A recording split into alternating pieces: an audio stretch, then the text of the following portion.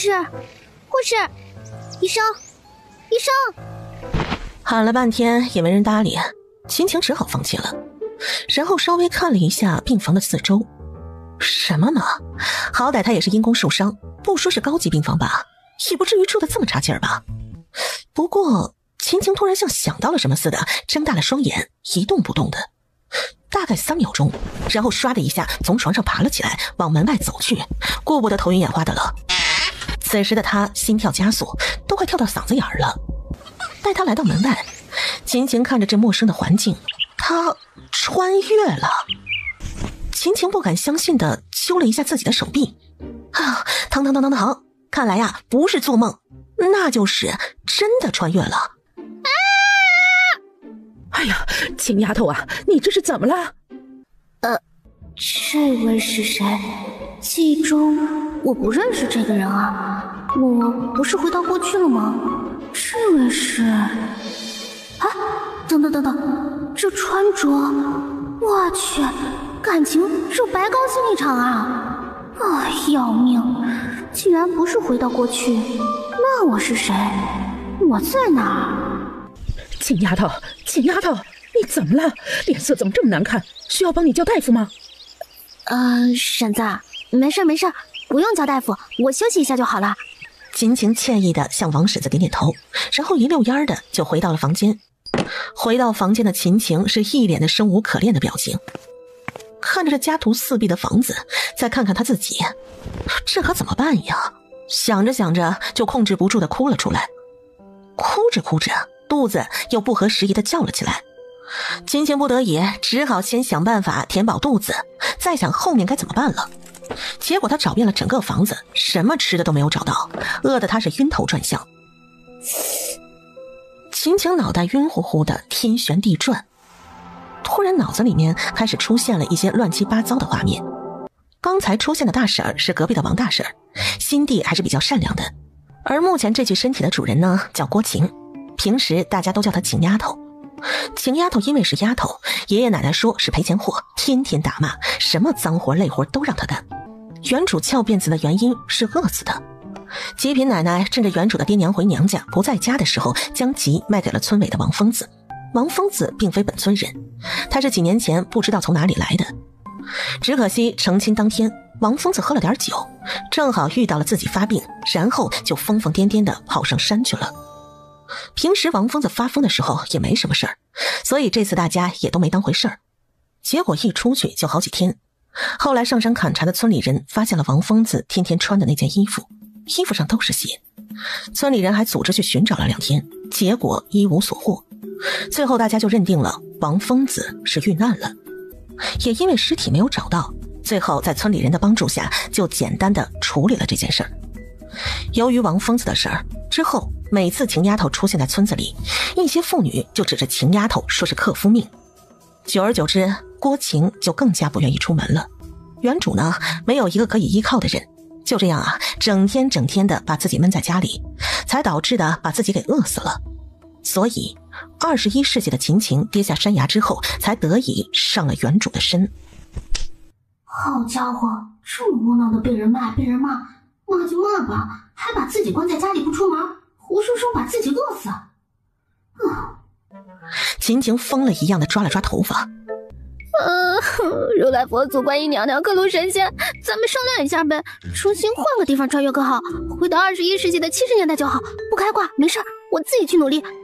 就想简单的买房，要实在不行，送我回去也行啊。说完，郭晴闭上眼睛，等待着重新穿越。睁开眼，郭晴看到的房子还在眼前，没有再次穿越，也没有回到自己原本的世界。认命吧，先找点吃的，把肚子填饱再说下一步。别刚还笑原主把自己饿死，等下自己穿过来还没有半天，也把自己饿死就悲剧了。然后起身往屋外走去，屋里是没有任何吃的的，只能看看外面能找到什么吃的了。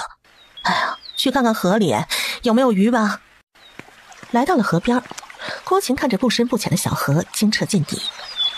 哟，年轻就是好啊，小瓜子脸，一双有着双眼皮儿也不算小的眼睛，除了黑点儿，头发枯黄的。感觉这原主长得也还不赖嘛，如果能再白点儿，应该也能称得上是个小美人儿。于是心里喜滋滋的看着河里游来游去的小鱼，只可惜啊，就是太小了，都不够塞牙缝的。郭晴挽起裤腿准备下河去，翻翻石头下面看看有没有货，结果一连翻了好几个石头，可把郭晴给激动坏了，好多的螃蟹，哎，这可是美味呀！看来这个地方的人啊，应该是不知道这是螃蟹能吃的，所以都泛滥了。没几分钟，郭晴就抓了10来只大螃蟹。看着桶里的螃蟹，郭晴的心情又好了不少，觉得够吃了，就准备回家。路上遇到了王婶子，下地回家。青丫头啊，你这是干嘛去了？啊，家里没吃的了，去河里抓了点螃蟹。螃蟹？王婶子一脸疑问，然后伸头往郭晴提着的桶里看去。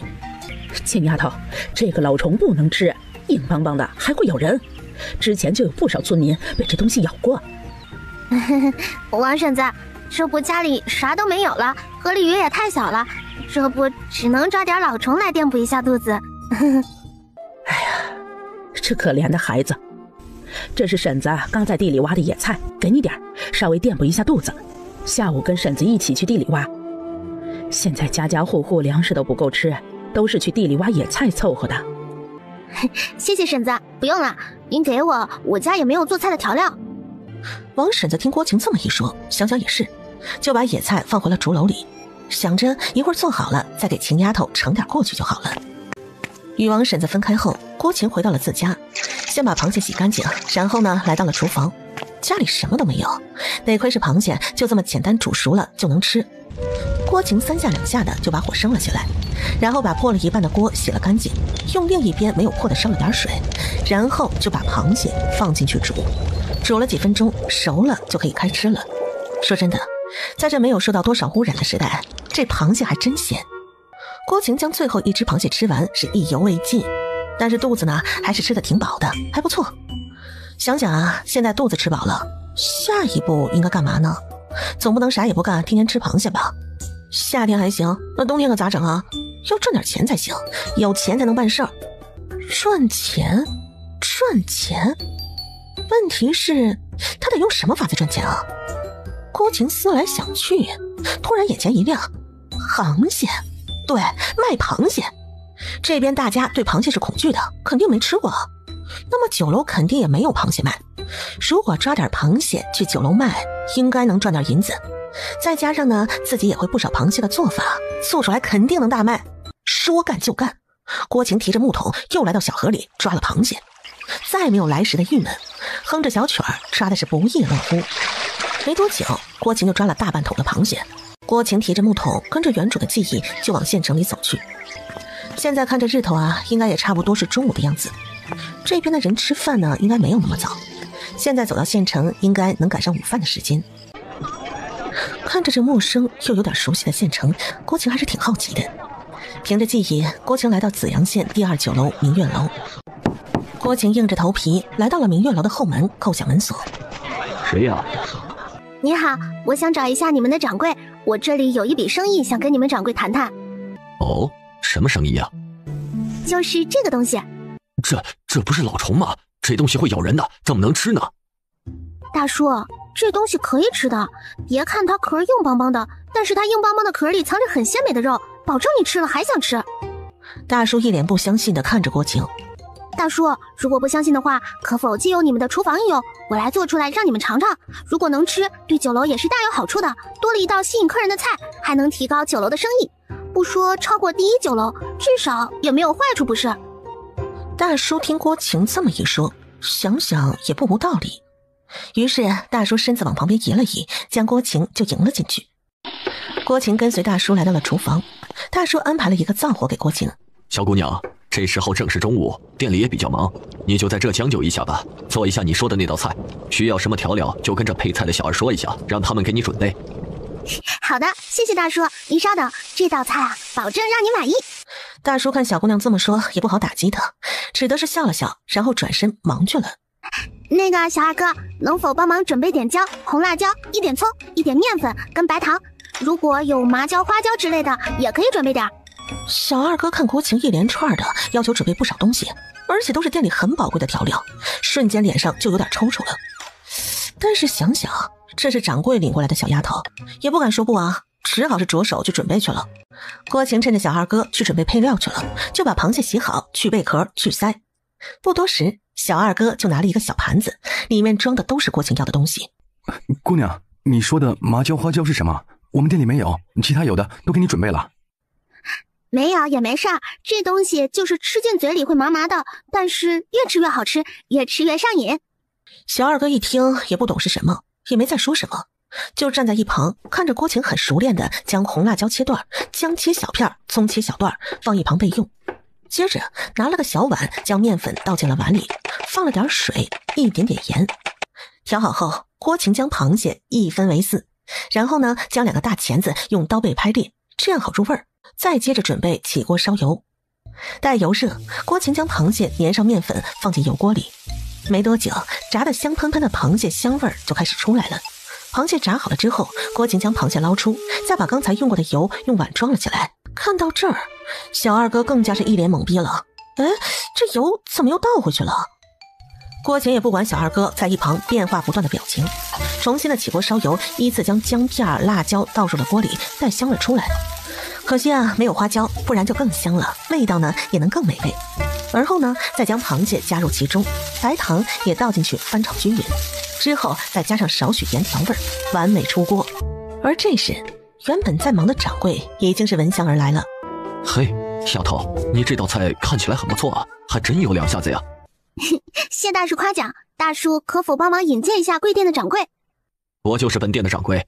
走吧，端上你做的菜，我们去包厢详谈吧。厨房不适合谈生意。来到2楼包间，郭晴将螃蟹放在了桌子上。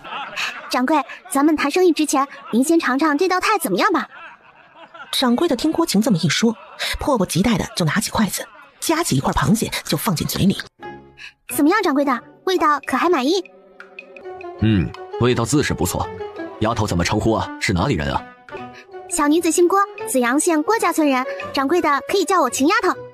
秦丫头，倒是看不出来，你这小小年纪做的这道菜却是不同凡响啊！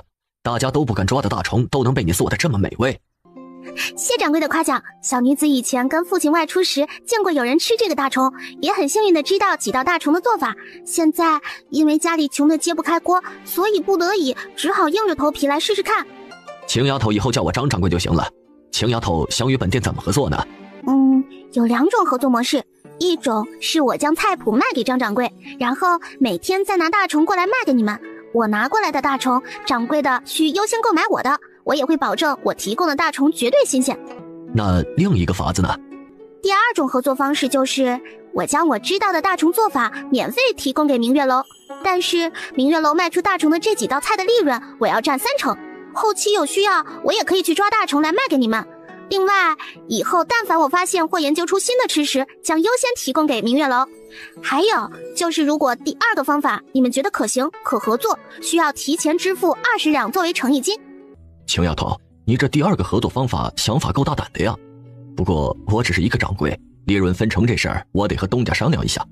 你也是运气好，正好这几天二东家也在紫阳县，你容我跟他商量一下，你在此稍等片刻。可以的。看着张掌柜离开包间，郭晴的心里有点七上八下的。时间1分1秒的过去，郭晴等的呀，心里是更加忐忑了。正当他准备起身走动走动的时候，张掌柜终于是满脸笑容的走了进来。秦丫头，不好意思啊，让你久等了。刚才二东家正好有事，所以耽搁了一下。没事儿，反正我也没什么事儿，等等也无妨。秦丫头，二东家说这3成利润可以，20两的诚意金也没有问题。可既然是诚意，你也得拿出你的诚意来呀。二东家说他也有3个条件，你能答应这3个条件，那我们就签契约。张掌柜先说来听听，哪3个条件？第一，秦丫头跟我们合作期间，不管是大虫的菜谱，还是后期你发现的新吃食，如果要出售的话，必须优先给我们明月楼。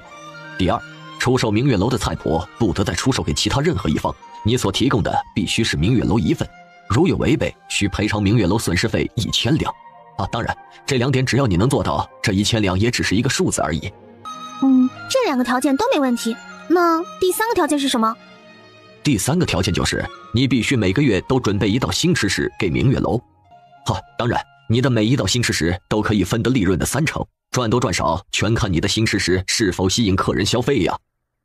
当郭晴听到每道新吃食都可以分30%利润时，心里是掩饰不住的欣喜。30%啊！如果新吃食够吸引客人，他每个月都能分不少银子。这钱也太好赚了吧！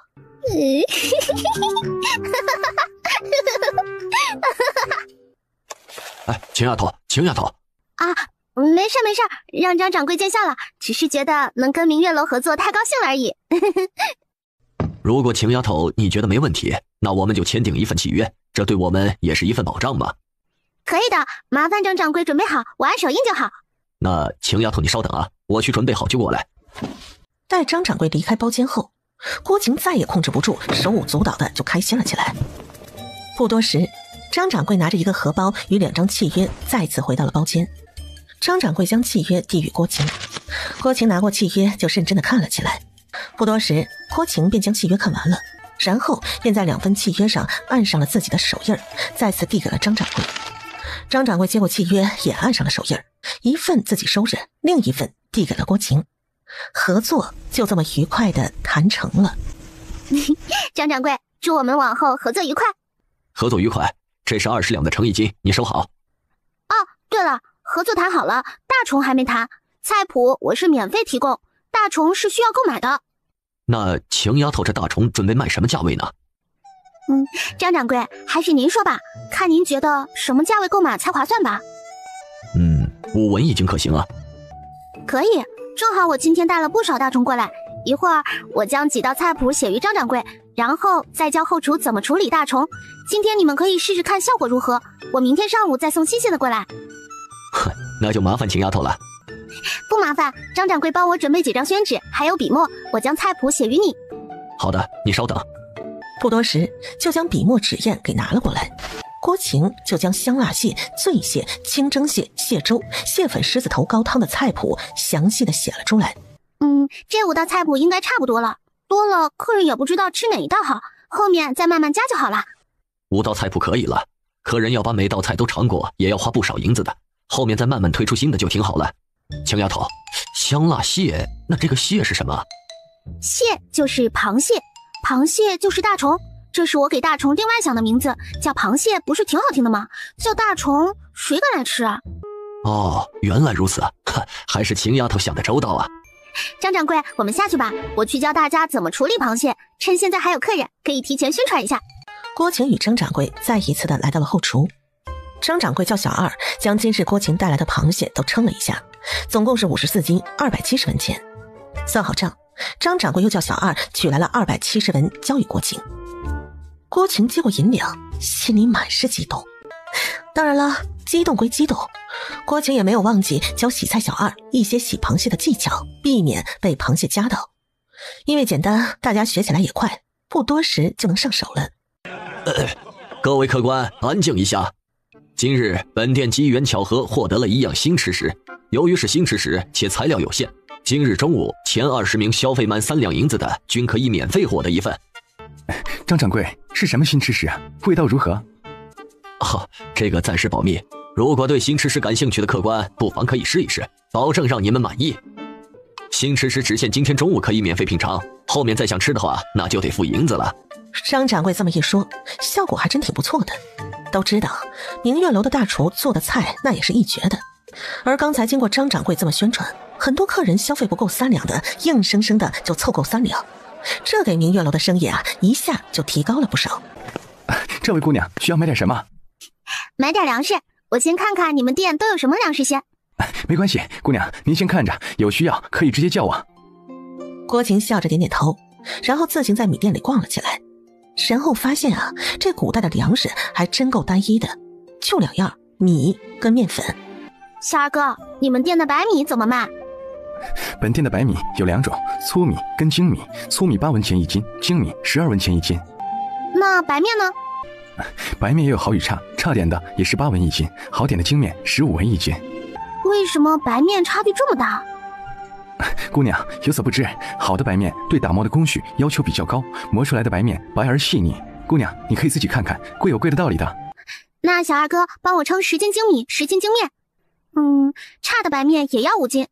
不多时，小二哥就将郭晴买的粮食称好，郭晴结好账便离开了米店。接下来就是买油盐酱醋之类的了。郭晴凭借着记忆又来到了粮油店。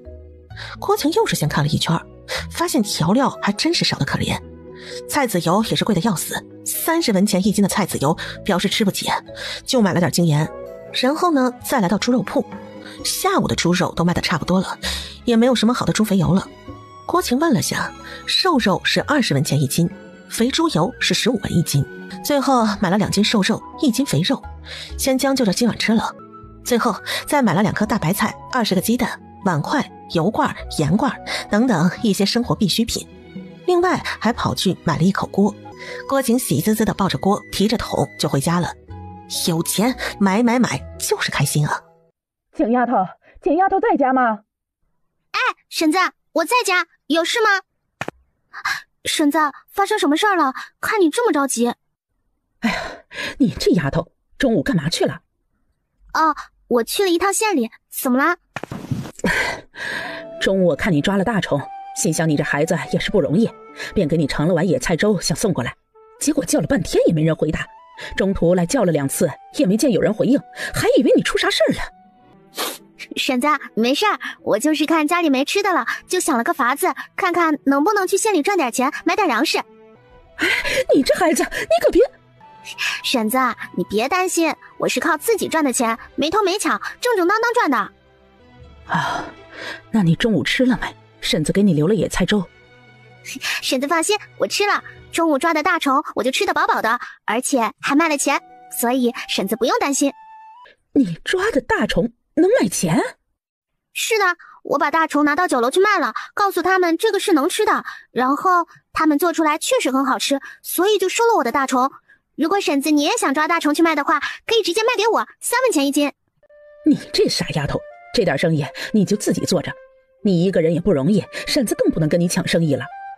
不过这事儿你自己心里也要有个数，村里人要是知道这大虫能卖钱，到时候啊，估计不少人会去买。婶子，这是我卖大虫赚的银子买的，买的又多，这点儿您拿回家吃。哎，傻孩子，这肉你留着自己吃，你看你瘦的，应该多吃点。婶子，我买了有多的，我一个人也吃不了多少，现在这天气吃不完，隔天就坏了，这不是浪费吗？而且以后我一个人住这儿，少不了需要您的照顾，所以您也别跟我客气。最后啊，2个人是推来推去，王婶子还是拗不过郭晴，只好将大白菜跟肉接了过来。哎呀，你这傻孩子，婶子也没个女儿，以后你一个人有什么事儿就喊婶子，不要不好意思。外面的人喜欢说，就让他们说去，你过好你自己的日子就行。婶子，我知道，你放心。行，你没事就好。这会儿还早，婶子还得再去地里干会儿活，就先忙去了。好的，婶子，那您先去忙。送走了王婶子，郭晴的家里又恢复了寂静。啊，没事儿，慢慢来吧。不能去北京城买房买，那加油赚钱，有钱了自己建个4合院也是很不错的，依山傍水多好。郭晴看着日头，估摸着这会儿应该是下午3、4点钟的样子吧。趁着现在还早，便将今天在县里买的棉花跟棉布拿了出来，先自己缝个薄点的被子。说干就干，只是苦了郭晴这心思，没干过缝纫活，可没干过，现在也得赶鸭子上阵啊。这不，缝着缝着就把手给扎了。郭晴看着冒出来的血，便习惯性的放嘴里吸，不多时再拿出来，乍一看，咦，这是什么呀？受伤的手指上伤口不见了，多了一朵玫瑰花。郭晴以为自己眼花了，便搓了搓，结果眼前一晃动，郭晴便进入了另外一个空间。还没反应过来的郭晴一脸懵逼的以为自己又穿越了。这刚适应新的环境，不会又穿越了吧？这是穿上瘾了呀。主人，您不是穿越了，只是到了另一个空间，这个空间你是可以进出自由的。哇，你真可爱，你叫什么名字呀？主人，我没有名字，你可以给我起个名字吗？萌小蛋，就叫你萌小蛋，你说好不好？萌小蛋，萌小蛋，我有名字了，我叫萌小蛋。主人，我叫蒙小蛋，你叫什么名字啊？主人，我叫郭晴，你要记住啦。蒙小蛋，这个空间是做什么的？主人，这个空间可厉害了，我们现在是在屋里，这个屋里有很多东西。说着，蒙小蛋便领着郭晴参观起他的空间来。房子总共有3层，上面2层，地下室1层。地下室郭晴估摸着应该有个300多平方吧。偌大一个地下室，只看到了2袋种子。来到地上1层的时候可把郭晴给乐坏了。油盐酱醋、肥皂、洗洁精、护肤品，这可都是他现在最需的生活必需品。另外还有一个药品柜，好多的生活常用药。蒙小蛋，你太棒了，我太爱你了。现在我最缺的就是这些东西。主人，你别激动，还有你更需要的在那边。蒙小蛋说着，便领着郭晴来到了一个角落，这里呢放着一个小书架。郭晴定睛一看，竟然是食谱。除了食谱，另外还有一套21世纪完整版的百科全书。开挂了，我郭晴的人生也开挂了。主人，你先别高兴得太早了，这里面的东西虽然都是你的，用之不尽，但是你得完成任务，提升我的等级才能开启这些柜子。2楼也需要升级之后才能开放的。做任务，提升等级？怎么做任务啊？主人，空间会自动感应需求，然后发布任务，你可以根据情况领取任务，在规定时间内完成任务，就可以获得相应的积分。积分可以让我提升等级，等级不一样，获得的东西也会不一样。那这些柜子全部打开需要多少积分啊？主人，具体多少分蒙小蛋也没计算过，不过每升1级我就会开启相应等级的储物柜。2楼需要到30级才能开启，后面等级越高，我的能力也会越强，还有不一样的技能。你这么厉害的吗？你都能获得些什么技能啊？还有，你最高可以升到多少级啊？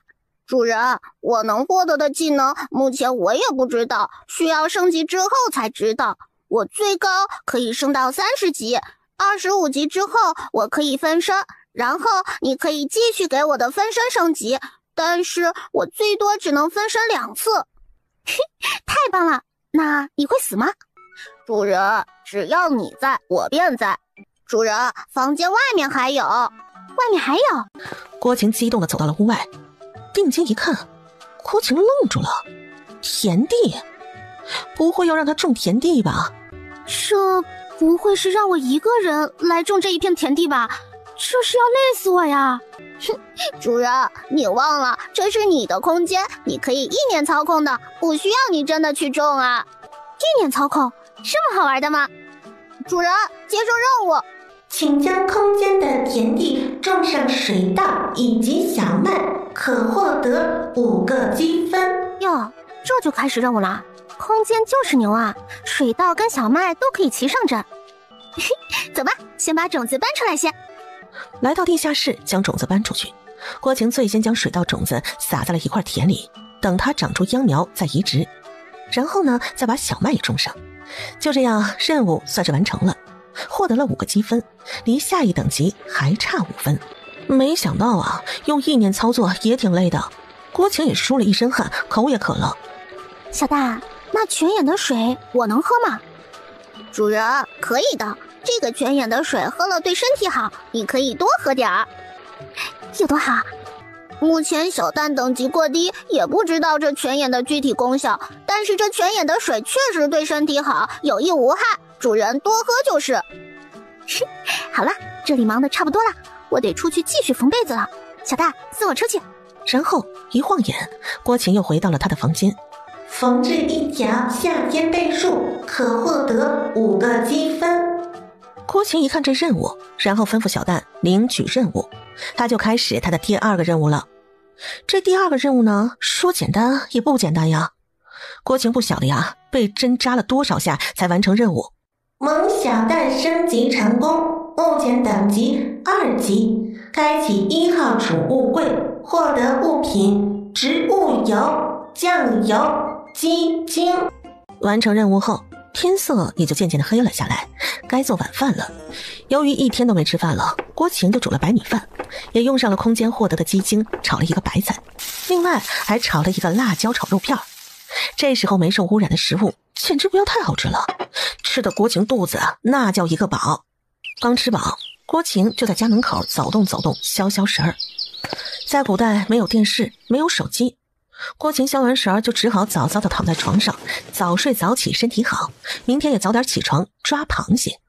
旭日一早，天刚微微亮，简单的吃完了早餐，郭晴便挑着2只桶往河里走去。待郭晴抓满2桶螃蟹的时候，天也完全亮了起来，轻车熟路的来到了明月楼。哎呀，晴丫头啊，昨天我们推出的香辣蟹实在是太火爆了，就目前都预定有40多份了。真的吗？那太好了，这样下去咱们1个月可以赚不少银子啊。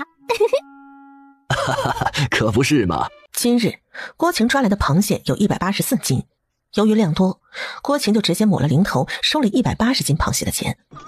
交完货，天色还早，郭晴又到猪肉铺买了几斤肥猪肉炸猪油吃。买的肥猪肉，郭晴直接找了个没人的地方就丢进了空间了，这样他乐得轻松。买好了猪油，又买了点别的菜。最后郭晴来到了铁货铺，让铁货铺的师傅打了2口锅，一口大点的，一口小点的。由于郭晴说的款式师傅没有打过，形容了半天师傅也没有搞明白，最后郭晴简单的画了2张图纸。师傅接过图纸，姑娘，这种锅本店从没有打过，也不知道能不能打好啊。不过我尽量做到您说的这款式，就是可能会比别的锅要贵点。那这2口锅要多少钱？3两银子。3两银子，郭晴心里直抽抽，这也太贵了点吧。但是想想不打不行啊，都是必须要用的。最后狠狠心，3两银子就3两银子吧。最后郭晴付了1两银子的定金，师傅让2天后再过来拿，然后郭晴便回去了。回到家，郭晴突然发现自己家大门怎么开着的？难道是遭贼了？小大，现在家里有多少人？主人5大1小。听完蒙小蛋的回答，郭晴顺手就在路边捡起一块石头防身用，然后轻手轻脚的进屋。你娘是不是太过分了？趁着我们不在家，就把我的亲丫头卖了。她还有没有良心？她还是不是人？既然那个家容不下我亲丫头，那我也没必要待在那个家里做牛做马。这是原主爹娘回来了。娘，你就别说气话了，一会儿小妹回来看到你这样，指不定又要难过了。主人，接任务，赶走大哥一家3口，奖励5个积分。娘，其实小妹这次也算是因祸得福。你看那王疯子一走，这房子还有房前这田地就都是小妹的了。你看小妹一个人住在大房子，也不知道会不会害怕。要不我跟他大哥搬过来陪他吧。呀，我的好大嫂，你想搬来住啊？晴丫头，到时候我跟你大哥搬过来陪你，然后帮你把破烂的地方修补修补，让小胖陪你睡，这样你晚上也不会害怕。大嫂，我都一个人住了好些天了，之前没见你这么关心我，这会儿怎么对我这么好，我都有点受宠若惊了。哎呀，大嫂，快起来快起来，你怎么坐这凳子上？这凳子那时候摆了王疯子那血淋淋的衣服的，王疯子生前最喜欢这凳子了。郭大嫂一听血淋淋，吓得一激灵，立马就站了起来，心里是冷汗直冒。大哥大嫂要搬来住也不是不可以，就是怕王疯子不同意。大嫂是知道的，王疯子生前都是一个人住习惯了，突然家里搬来一堆人，我怕他不高兴，晚上回来闹腾。他吧，别的什么本事都没有，就是疯起来六亲不认，到时候伤着吓着大哥大嫂还有小胖就不好了。特别是小胖人还小，我担心他到时候吓出个3长2短的，那我这做姑姑的不是好心办坏事了不是吗？对了，听说小孩小是可以看见我们大人看不见的东西的。小胖，你有没有看到你姑父？对了，听说小孩小是可以看见我们大人看不见的东西的。小胖，你有没有看到你姑父？你要看到他，帮我问问他，他还好吗？鬼啊，有鬼啊！爹娘，有鬼啊！我要回去，我不要待在这儿。郭大嫂也被吓得是直冒冷汗，真觉得有点瘆得慌。看到郭大嫂跟郭小胖子吓得是屁滚尿流，郭晴再也忍不住的就哈哈大笑了起来。任务完成。青丫头，是爹娘不好，不应该让你一个人在家的，娘应该带你一起走的，让你一个人受这么大委屈，都是娘不好，是娘没能保护好你。娘，我没事儿，我真的没事儿。看着抱在一起痛哭的媳妇儿跟女儿，郭父的心里也是气极了，这次绝不能就这么原谅了去。想着，郭父便往外快步走去，他得回去问问他的爹娘，为什么这么狠心将他的女儿给卖了。不多时，郭父就回到了家，气冲冲地冲进了他爹娘的房间，问道：爹娘，我要将秦丫头接回家住，她是我郭有为的女儿，不能让她一个人住在外面。你这个不孝子，你说什么？我要把秦丫头接回家。而刚从后面赶过来的郭晴一听到他爹这句话，心里暖暖的，这辈子有爱他的爹娘跟郭二哥足矣。不孝子，你敢把那个赔钱货那个寡妇接回来，我就打断你的腿。秦丫头的亲事我跟他爹都没同意，根本做不得数。她还是我郭美丽的女儿，不是什么寡妇。以后谁再说她是寡妇，别怪我不客气。你们一个两个的，这是要造反了不成？我要不同意，谁也别想让那个赔钱货回我郭家的大门，除非我死。爹娘，如果你们不让秦丫头回家，那我和美丽也搬出去住。哎呦喂，我的命怎么这么苦哦！一把屎一把尿养大的儿子，就是这么对娘的哟。乡亲们，你们来评评理，嫁出去的女儿泼出去的水，哪有往家里接的？看着这一幕，郭晴眼珠子都要惊出来了。我去，一哭二闹，下一步不会是要上吊吧？太吓人了。秦丫头大爹，你娘说的也没错啊，嫁出去的女儿泼出去的水，哪有再接回来的道理啊？你要搬出去跟你女儿住，你让你爹娘这么大年纪的怎么办？看他这么一说，围观的村民都觉得呀，说的有道理，都纷纷赞同的点了点头。我的命怎么这么苦啊！儿子大了不由娘，现在爹娘他都不要了。要早知道是这样的，当初生了他就应该丢粪桶里淹死，生的现在长大了，要来气死我这老婆子哦！越闹越起劲儿，村民也觉得嫁出去的女儿泼出去的水不能接回来。奶奶，叫你一声奶奶是看在我爹娘的面子上，按理你们说嫁出去的女儿泼出去的水，可我是被你卖了的，卖了你就不再是我奶奶，我跟你们就没有任何关系了。乡亲们，你们说是这个理儿吧？乡亲们想想，确实是这么个理儿，卖了就是没关系了。主人接任务，与极品爷奶撇清关系，摘掉寡妇克夫女帽子，可获得15积分。这15积分这么容易的吗？吵个架就行了。郭晴心里瞬间就乐开了花。再说放眼望去，整个村子估计也就我这亲爱的奶奶做得出卖孙女的事儿来，也是因为你趁我爹娘不在家把我卖了，导致我成为了寡妇。什么寡妇克夫女，这些头衔都是拜你所赐，谁都知道王疯子疯疯癫癫的，指不定就是哪天的事儿，跟我半毛钱关系都没有。可因为你，我却背上了这些头衔，我的名誉损失费，我的精神损失费，这些账我还没跟你算了。但现在看在我爹娘的份上，就不跟你计较了。这个家，说实在的，我还不稀罕回来，我一个人落得自在，再也不用整天累死累活，还没饭吃。村民们听得点头的点头，猛的猛。记住了，我既然是你卖出去的，以后我郭晴的事儿跟你们没有任何关系。这家你让我回，我也不会回。以后我是我，你是你，桥归桥，路归路。另外，我刚才也说得很清楚，王疯子的事儿跟我无关，所以以后不要让我再听到有人说我是寡妇是克夫女，要让我听到一次，我就把账记在你们的头上，让你们慢慢还。萌小蛋升级成功，目目前等级3级，开启2号储物柜，获得物品花椒、八角、桂皮、香叶。另因任务漂亮完成，奖励3斤优质五花肉，冰糖1斤。太嗨了，这就是开挂的人生啊！郭晴潇洒转身离去，留下王老太他们几个半天也没反应过来。最后村民们也都散去了。奶奶，这秦丫头还是我们认识的秦丫头吗？什么时候变得这么伶牙俐齿了？以前她哪里敢反抗您老人家呀？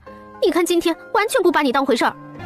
你管她变成什么样，她一个赔钱货，迟早都是别人家的，只要不接回来浪费我们家粮食就行了。你赶紧去做饭，上午干活回来都饿死了，这么一闹都饿得前胸贴后背了。郭大嫂讪讪的就去做饭去了。郭父拉着媳妇儿回了自己的房间，郭母还是担心自己的女儿。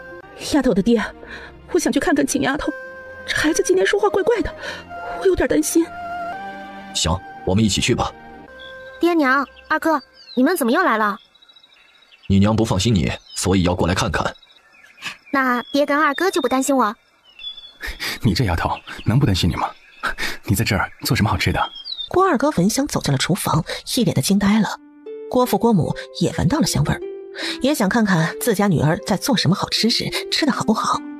爹娘，二哥，这个是我做的红烧肉。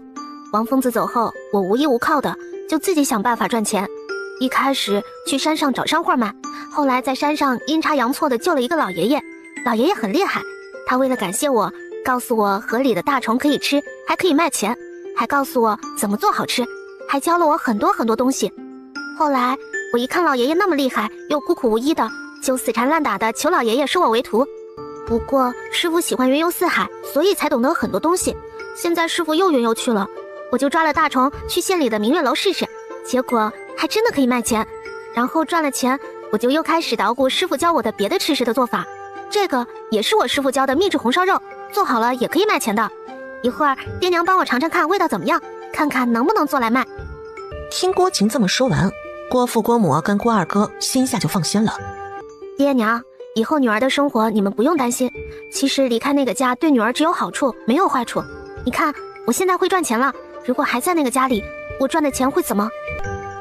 对，小妹说的对，现在这样对小妹未尝不是件好事。她自己赚钱自己花，你看还吃得起肉。如果小妹还在那个家，别说肉了，饭都吃不饱。可你小妹一个人，我们担心她的安危，怕别人惦记。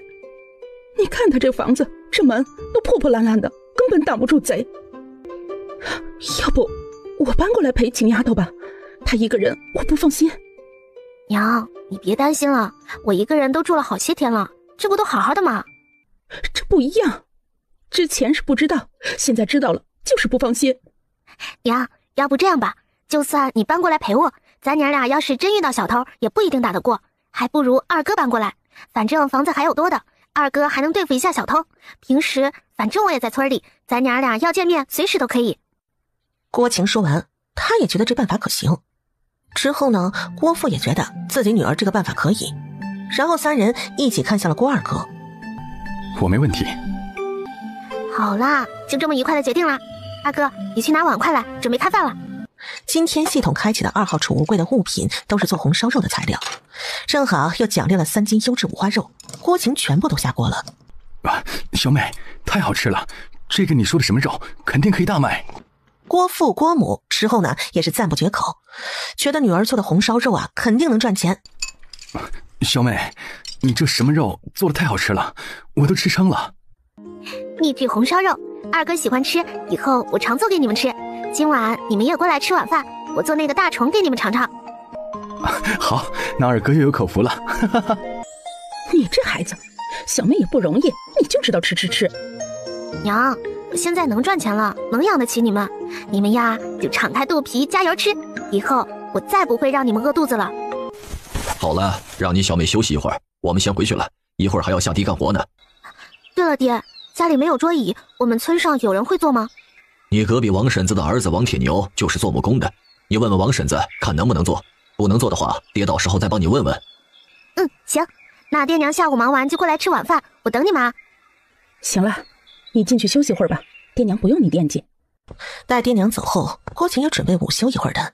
早上起得太早了，这会儿确实是困得不行了。主人，接任务，将空间水道移栽，可获得5积分。萌小蛋，系统怕是出问题了。昨天我才进空间播的种，这才1天都不到，就叫我去移栽，那可能吗？正常的都最起码半个月才可以移栽。主人，你自己进去看看不就知道了？行吧，进去看看就知道了。郭晴来到空间，发现小麦都已经出麦穗了，水稻秧也已经可以移栽了。要不要这么牛啊？这么种下去的话，那他还愁没粮食吃吗？到时候拿出来卖，可都是钱啊！想到这儿，郭晴又忍不住的咯咯直傻笑。萌小蛋在一旁看着主人傻笑，他也不懂，也只好跟着傻笑。萌小蛋，你笑什么？主人笑我就笑，主人开心我就开心。还真是个马屁蛋。然后心里喜滋滋的开始用意念移栽水稻，任务完成，获得5积分。对了，小蛋，这个空间的地只能种小麦和水稻吗？主人，什么都可以种植的。什么都可以种植？那种子呢？怎么只有水稻跟小麦？主人，种子需要您自己解决的，您可以从外面购买进来种植的。水稻跟小麦是系统赠送的。这样的吗？那系统能获得稀有种子吗？主人，可以获得稀有种子，有时候任务完成的好，系统会有奖励。所以主人，你要加油，好好做任务哦。听到了这些，郭晴心里真的是太激动了，她太喜欢这个空间了。郭晴移栽完水稻，又去喝了不少泉水，用泉水洗了把脸，神清气爽，瞌睡都没有了。既然没有瞌睡了，那就出去找王婶子问问桌椅的事儿，还要去找一些村长问问房契的事儿，这事儿要早点解决才好。婶子，婶子在家吗？谁呀？是我，晴丫头。是晴丫头啊？怎么了？有事吗？先进来说吧。婶子，铁牛哥不是木匠吗？我想让他帮我做一套桌椅，家里没个桌椅一点儿也不方便。婶子，这是我中午做的馒头，一不小心做多了，就给您拿过来2个尝尝。哎呀，你这孩子，做多了就自己慢慢吃，还惦记我跟你叔，真是有心了。那婶子也就不跟你客气了。那你还来的真是时候，铁牛明天正好休息，到时候他回来了，我帮你跟他说，让他给你做到好的。行，那先谢谢婶子了，到时候多少钱你们得跟我说，可不能叫铁牛哥吃了亏去。你这丫头，都是自家人，能吃什么亏？好啦，婶子，我还有事，就不跟你们聊了。村长叔在家吗？我是晴丫头。不多时，郭村长就将门打开，将郭晴迎了进去。村长叔、婶子都在啦。晴丫头来了。婶子，这是我中午做的馒头，一不小心做多了，就拿了点过来给你们尝尝。嗨，你这丫头来就来，还拿什么东西来呀？你是有什么事儿找你村长叔说吧？村长叔，我想问问你，王疯子，我相公家那个房子是属于我相公的吗？你这丫头问这种傻问题，那是你相公家的房子，不属于他，那还能是别人的吗？村长叔，你也知道，我们成亲那天，我相公犯病跑出去了，之后就他的事我也不清楚，他的房契什么的我也没看到。村长叔，你也别误会，我就是现在一个人，这房子我怕到时候生什么事端，到时候我连个落脚之地都没有。叔明白你的意思。说着，郭村长就往屋里走去，不多时，手上就多了几张纸，然后递给了郭晴。郭晴接过了郭村长递过来的纸，一脸好奇地看了下，房契、地契，上面还是他的名字。村长叔，这都是你相公买的，现在也就都交给你了。你们成亲前几天，你相公跑来找我，将你们门前的2亩田地也一并买了下来，还将这房契也交给了我，说如果哪天他不在了，就让我把这些都交给你。原本这2天我也是准备收完粮食就去找你一趟，这会儿你来了，也就省得我再跑了。给我？他成亲前来找的我，他不在了，不给你给谁呀？这傻丫头，傻不傻呀？郭晴虽然嘴里说着但是心里呢，还是觉得哪里不对劲儿。既然想不明白的事儿，那就不想了。郭晴拿着这房契、地契，心里也踏实多了。谢过郭村长之后，郭晴便回到了家里，将房契跟地契放进了空间。主人，有新任务，快领取新任务。还让不让人活？让不让人活？萌小蛋，你不知道我在睡觉吗？领啥任务就不能晚点吗？萌小蛋看主人生气了，立马闭嘴。他可不想被当成食物进了主人的肚子。小妹，我来了。郭晴闻声，慢悠悠的起床开门。二哥，你来啦。哟，小妹，你这是怎么了？没事儿，刚睡醒，做了会儿运动。二哥，爹娘怎么没过来？爹娘一会儿就过来，我先过来帮你干活。那行，那你正好陪我去河里抓螃蟹。螃蟹？哦，就是大虫。之前那老爷爷跟我说，这东西其实是叫螃蟹。郭二哥听了后点了点头，然后兄妹两人就提了一个桶往河边走去。因为两人一起抓，所以很快就抓了大半桶。二哥，好了，差不多了，咱们回家做饭吧。嗨，大老远就闻着香味了，做什么好吃的了？饭菜刚做好，郭父郭母就来了。爹娘，你们可算来了，我已经等不及了。小妹的手艺太厉害了，这大虫做出来的饭菜简直太香了，太好吃了。爹娘，洗洗手，我们开饭了。秦丫头，这大虫的肉好鲜嫩啊，味道真的是太好吃了。还有这粥也很鲜啊。没错，小妹，这个螃蟹在酒楼肯定卖得很好吧？螃蟹？这个大虫叫螃蟹吗？对，老爷爷说这个叫螃蟹。二哥说的没错，这个螃蟹在明月楼卖得很火，所以我每天都要抓不少螃蟹去卖，可以卖不少银子。那这个螃蟹卖的什么价格？我抓过去的新鲜螃蟹5文钱一斤，酒楼香辣蟹卖3两银子一份。这明月楼太黑心了，收你的螃蟹5文，卖却卖3两，这样你也太吃亏了。他们肯定是看你一个小姑娘，所以欺负你。不行，我明天跟你一起去找他们理论理论。二哥，你小声点，你别那么激动，听我把话说完。我抓去的螃蟹虽然他们是收5文一斤，但我也不亏啊。你们看，这螃蟹直接河里一抓就是1大桶，随手可得，自然不会太贵。猪肉人养的也不过才卖10文一斤，我这螃蟹都不用自己养，怎么算都不亏啊。而且我跟他们东家谈了合作，就算以后有人也抓螃蟹去卖，他们都必须优先购买我的。还有就是他们酒楼卖的所有螃蟹吃食，我是占有3成利润的。3成？哎呀，不过这事儿咱们一家人知道就行了，东来可不许到处说了去。娘，我知道的，你就放心吧。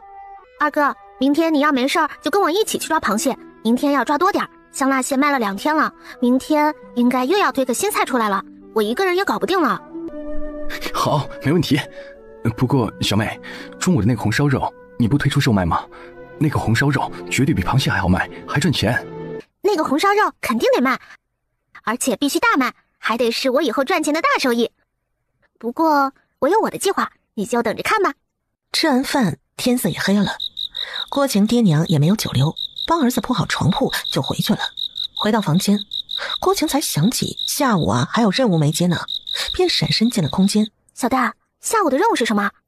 主人，下午的任务是让您将小麦收回仓库，不过现在又多了一个任务，把水稻也收进仓库，总共可以获得10个积分。原本主人下午要是把任务完成，还能有额外的奖励的，不过现在超时了，额外奖励取消了。额外奖励的是什么？黄豆种子。黄豆种子？黄豆，好东西啊！可惜了，唉。可惜也没用了，已经没有了。主人，下次再努力吧。看着眼前黄灿灿的粮食，郭晴看到的都是钱，正在满心欢喜的用意念收割小麦，再将小麦脱粒装袋，接着就是水稻。收割完之后又再种上，空间里的粮食呢都不需要太阳晒，就直接是干的了，简直是不要太省事儿。旭日一早，郭晴早早的起床做早饭，却发现郭二哥早就起床，人都不知道跑哪儿去了。郭晴就简单的煮了个鸡蛋瘦肉粥。他这个空间就是好，放空间的东西放进去是什么样的，拿出来就是什么样的。做好早饭，郭二哥提着2个大木桶，气喘吁吁的就回来了。小妹，你起来了？起来有一会儿了，看你没在家，我就先做早饭。你这是做什么去了？我起得早，看你睡得香，没舍得叫你，就先去抓2桶螃蟹回来。早上我就简单的煮了个鸡蛋瘦肉粥。二哥，你洗洗手，赶紧过来吃早饭吧。兄妹两个啊，快速吃完早饭。郭晴觉得螃蟹还是有点不够，于是又去抓了2桶。然后兄妹两人呢，一人挑了2桶往县里走去。小妹，你累吗？要不你歇会儿，我先把这2桶送过去，再来接你。二哥，我不累，以前比这累的活都干了，这点活不算什么。而且我这2桶没多少螃蟹，又不重。倒是你累不累？要不我们休息一会儿吧？我也不累，就不休息了，赶紧把螃蟹送过去，不然一会儿路上看到的人就多了。那行，我们加油，一会儿卖了螃蟹给二哥买好吃的。兄妹2个人呢，就这么一路说说笑笑，很快的就来到了明月楼。哎呦，秦丫头来了！现在咱们的香辣蟹已经传遍整个紫阳县了。真的吗？那说明咱们的香辣蟹很受欢迎。郭晴将螃蟹交给了一旁的小二哥去打秤，然后跟随张掌柜就上了2楼的包间。那是的，昨天到了晚上，还有很多顾客要点这道菜，结果你这送来的螃蟹不够卖，顾客都欲求不满，要求加量呢。今天我送来了不少，应该差不多。不过张掌柜，我们得做好心理准备，应该过不久别的酒楼也会推出香辣蟹。啊？那这怎么办啊？这是没办法的事，咱们的香辣蟹实际挺普通的，只是一开始大家没发现这个螃蟹能吃而已，现在发现了。这个螃蟹做法也不是很难，随便煮熟味道都不差。张掌柜，你看看这几样东西你可有见过？或者酒楼是否也有用这几样东西做菜？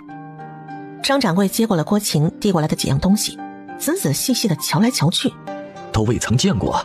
怎么这些东西也可以吃？张掌柜确定从来没有见过吃过？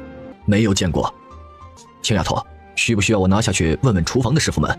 他们做菜对这些东西应该会比较清楚。那麻烦张掌柜一趟了。张掌柜便拿着几样东西往厨房走去。不多时，张掌柜又回到了2楼的包间。青丫头，后厨的师傅均未见过这些东西，就连我们酒楼做菜20多年的老师傅都没有见过这些呀。张掌柜，走，随我去一趟厨房。张掌柜一脸疑问地跟着郭晴又来到了厨房，闲着的师傅都跑过来看，都想看看秦丫头是怎么做菜的，跟着学学也不错。然后在所有师傅目瞪口呆的表情下，郭晴将上次写的5道螃蟹的做法全部都做了出来，其中香辣蟹新加入了花椒。请张掌柜过来品尝一下。接下来就是张掌柜接二连三的称赞，香辣蟹是最后一个吃。吃完后，张掌柜一脸疑问又一脸惊喜，这次的香辣蟹跟以往的不一样，吃进嘴里还是鲜辣，最后还有一种麻麻的感觉。嚯，青丫头，这香辣蟹你加了什么东西在里面啊？跟这几天我们做的完全不一样，但是这次的味道更加让人欲罢不能啊，好吃的我舌头都快跟着吞下去了。郭晴笑而不语，而是将花椒拿了出来。这是什么东西？这个叫花椒，是我偶然一次在山上遇到的。这个花椒是用来做配菜，特别适合跟辣菜一起，就会又辣又麻，会让人吃得欲罢不能。这么神奇？是的，没错。张掌柜，现在我们移步2楼，这里就交给他们吧。张掌柜，你觉得今天这个香辣蟹加入花椒的话，可还满意？非常满意。就是不知道秦丫头你这花椒可还有啊？准备怎么卖啊？花椒我这儿还有点，就是这东西得来不易，价钱自然不能太便宜。说着，郭晴比出了5根手指。50文1斤？可没想到郭晴摇了摇头。不是50文，难道是500文？5两。5两？心想啊，加了花椒的香辣蟹哪有可能卖得上8两银子呀？别说8两了，就算是5两也有难度啊。这样啊，他们酒楼就是在做亏本买卖了。因为他并不知道花椒1斤啊可以炒很多份的香辣蟹。张掌柜别担心，1斤花椒虽说需要5两银子，但是1斤花椒可以炒很多份香辣蟹的。像刚才您吃的那一份香辣蟹，我就才放了1小把。如果口味重一点，花椒就稍微放多一点；口味淡就少一点，或者吃不惯的可以不放。每个人口味不一样，并不是张掌柜以为的1斤花椒1份香辣蟹，那样的话，螃蟹估计都不能入口了。那秦丫头今天带了多少花椒过来啊？因为也不知道这个花椒具体情况，我也没带多的，也就5斤的样子。说着，郭晴便往自己的背篓里面，实际啊就是空间里面拿了1袋子花椒。张掌柜的接过花椒，满心的欢喜。郭晴告诉张掌柜啊，叮嘱厨房师傅每份香辣蟹所放花椒的量，然后便看着张掌柜喜滋滋的又下楼去了。小妹，你还是我小妹吗？怎么，我不是你小妹，那是谁啊？是小妹没错，眼睛、鼻子、嘴巴、身影，哪儿都还是小妹，可又不是小妹。小妹什么时候变得这么厉害了？会做生意，说得头头是道，会赚钱，一赚就是几十两。有些人在经历某些事的时候会长大的，会变的。小妹，对不起，二哥不是故意让你回想起那些不开心的事情的，都是二哥不好，你打二哥吧，打二哥出口气。好啦，二哥没事啦，等下让别人看到了，不是闹笑话了吗？不多时，张掌柜又兴匆匆地回到包间，手里还多了一个大荷包。秦丫头，这是花椒的钱，25两，这个是螃蟹的钱，螃蟹是270斤，一共是103两50文，你点一下数。麻烦张掌柜了，你清点好就行，我还是信得过你的。对了，张掌柜，今天开始，剩下4道螃蟹吃食全部一起推出。现在正好是吃螃蟹的季节，就算过段时间其他酒楼模仿出螃蟹吃食也没什么优势了，因为再过几个月，秋天一结束，到了冬天，螃蟹就没这么肥美了。现在我们能卖多少卖多少，就不一样推了。我们要在别人模仿出来之前先赚一笔，不然我们就太被动了。明年说不定各个酒楼都会推出螃蟹吃食，竞争大了就没什么优势了。所以明年我们酒楼的招牌菜就不一定是螃蟹了。哎，好。另外，张掌柜，麻烦你去找一块这么大的木板，还有同等大小的宣纸给我，还有笔墨。另外，再弄一小碗面糊糊。好。不多时，张掌柜便将郭晴需要的东西一并的拿了过来。郭晴接过了宣纸，便开始写了起来。他将今日推出的新品以及价格全部的写在了宣纸上，一目了然。张掌柜，以后凡是明月楼推出新吃食，便用这个方法，然后立在明月楼大门口，这样就不需要你每次都去宣传了。用这个东西，只要路过的人都能看到，对于感兴趣的人，自然就会慕名而来了。还是秦丫头聪明啊！老夫白白在酒楼经营了这么久，都不知道用这么简单的方法宣传啊！哈哈哈。我这也是笨法子而已。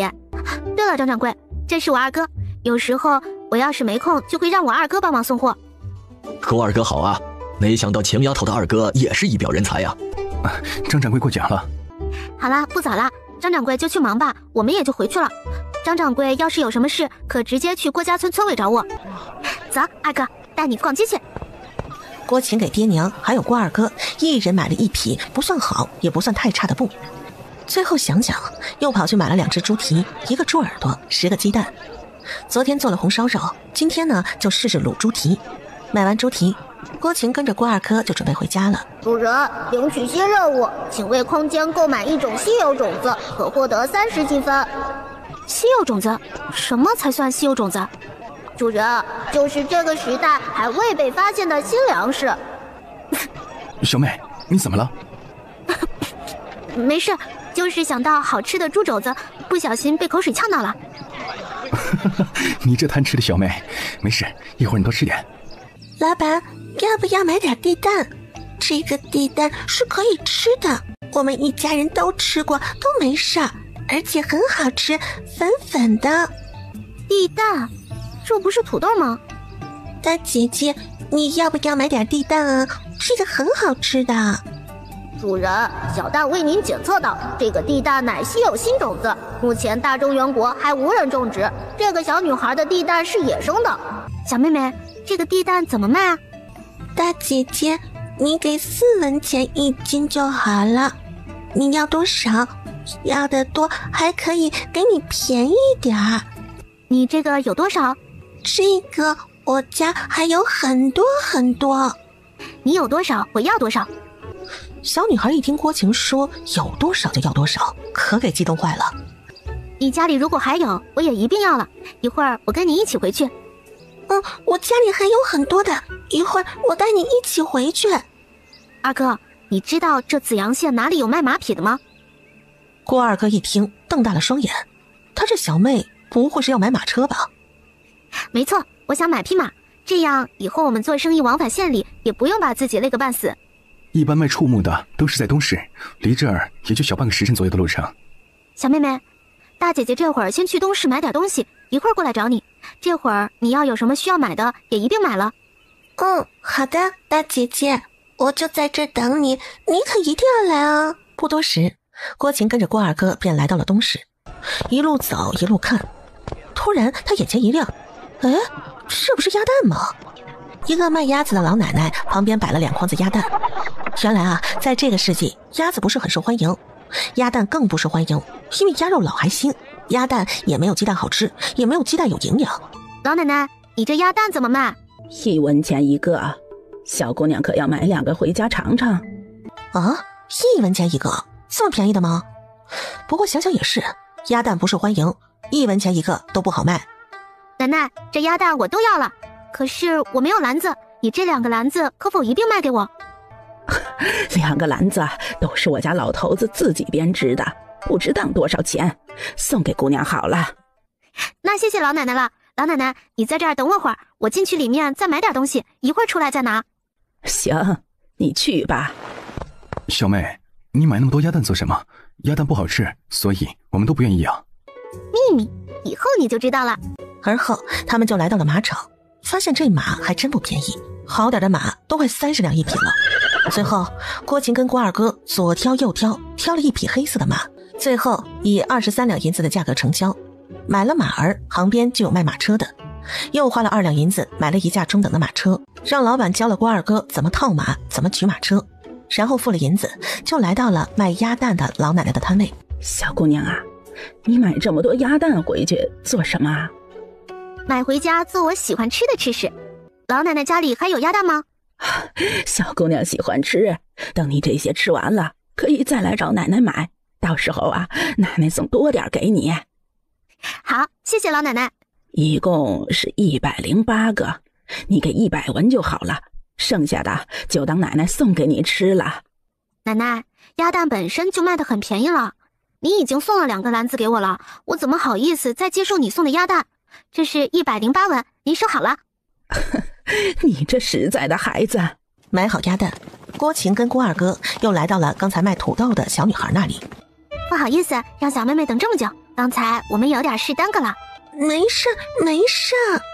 郭二哥帮小女孩把东西搬到马车上，郭晴呢将小女孩抱上了马车，然后根据小女孩给的地址来到了李家村。郭晴跟郭二哥来到了李村长家，李村长一家人正好下地回到了家。爷爷，我今天去卖地蛋，遇到了一个小姐姐，她说要买我们家地蛋。我们家的丫头真棒，那今天的地蛋是不是都卖完了呀？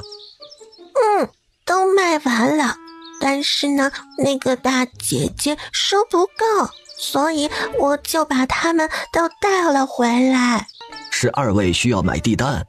是的，李村长，您家里还有多少？家里大概还有200多斤。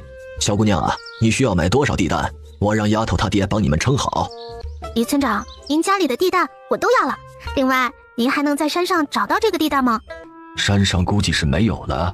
我们之前发现这个能吃的时候，就都挖回家了。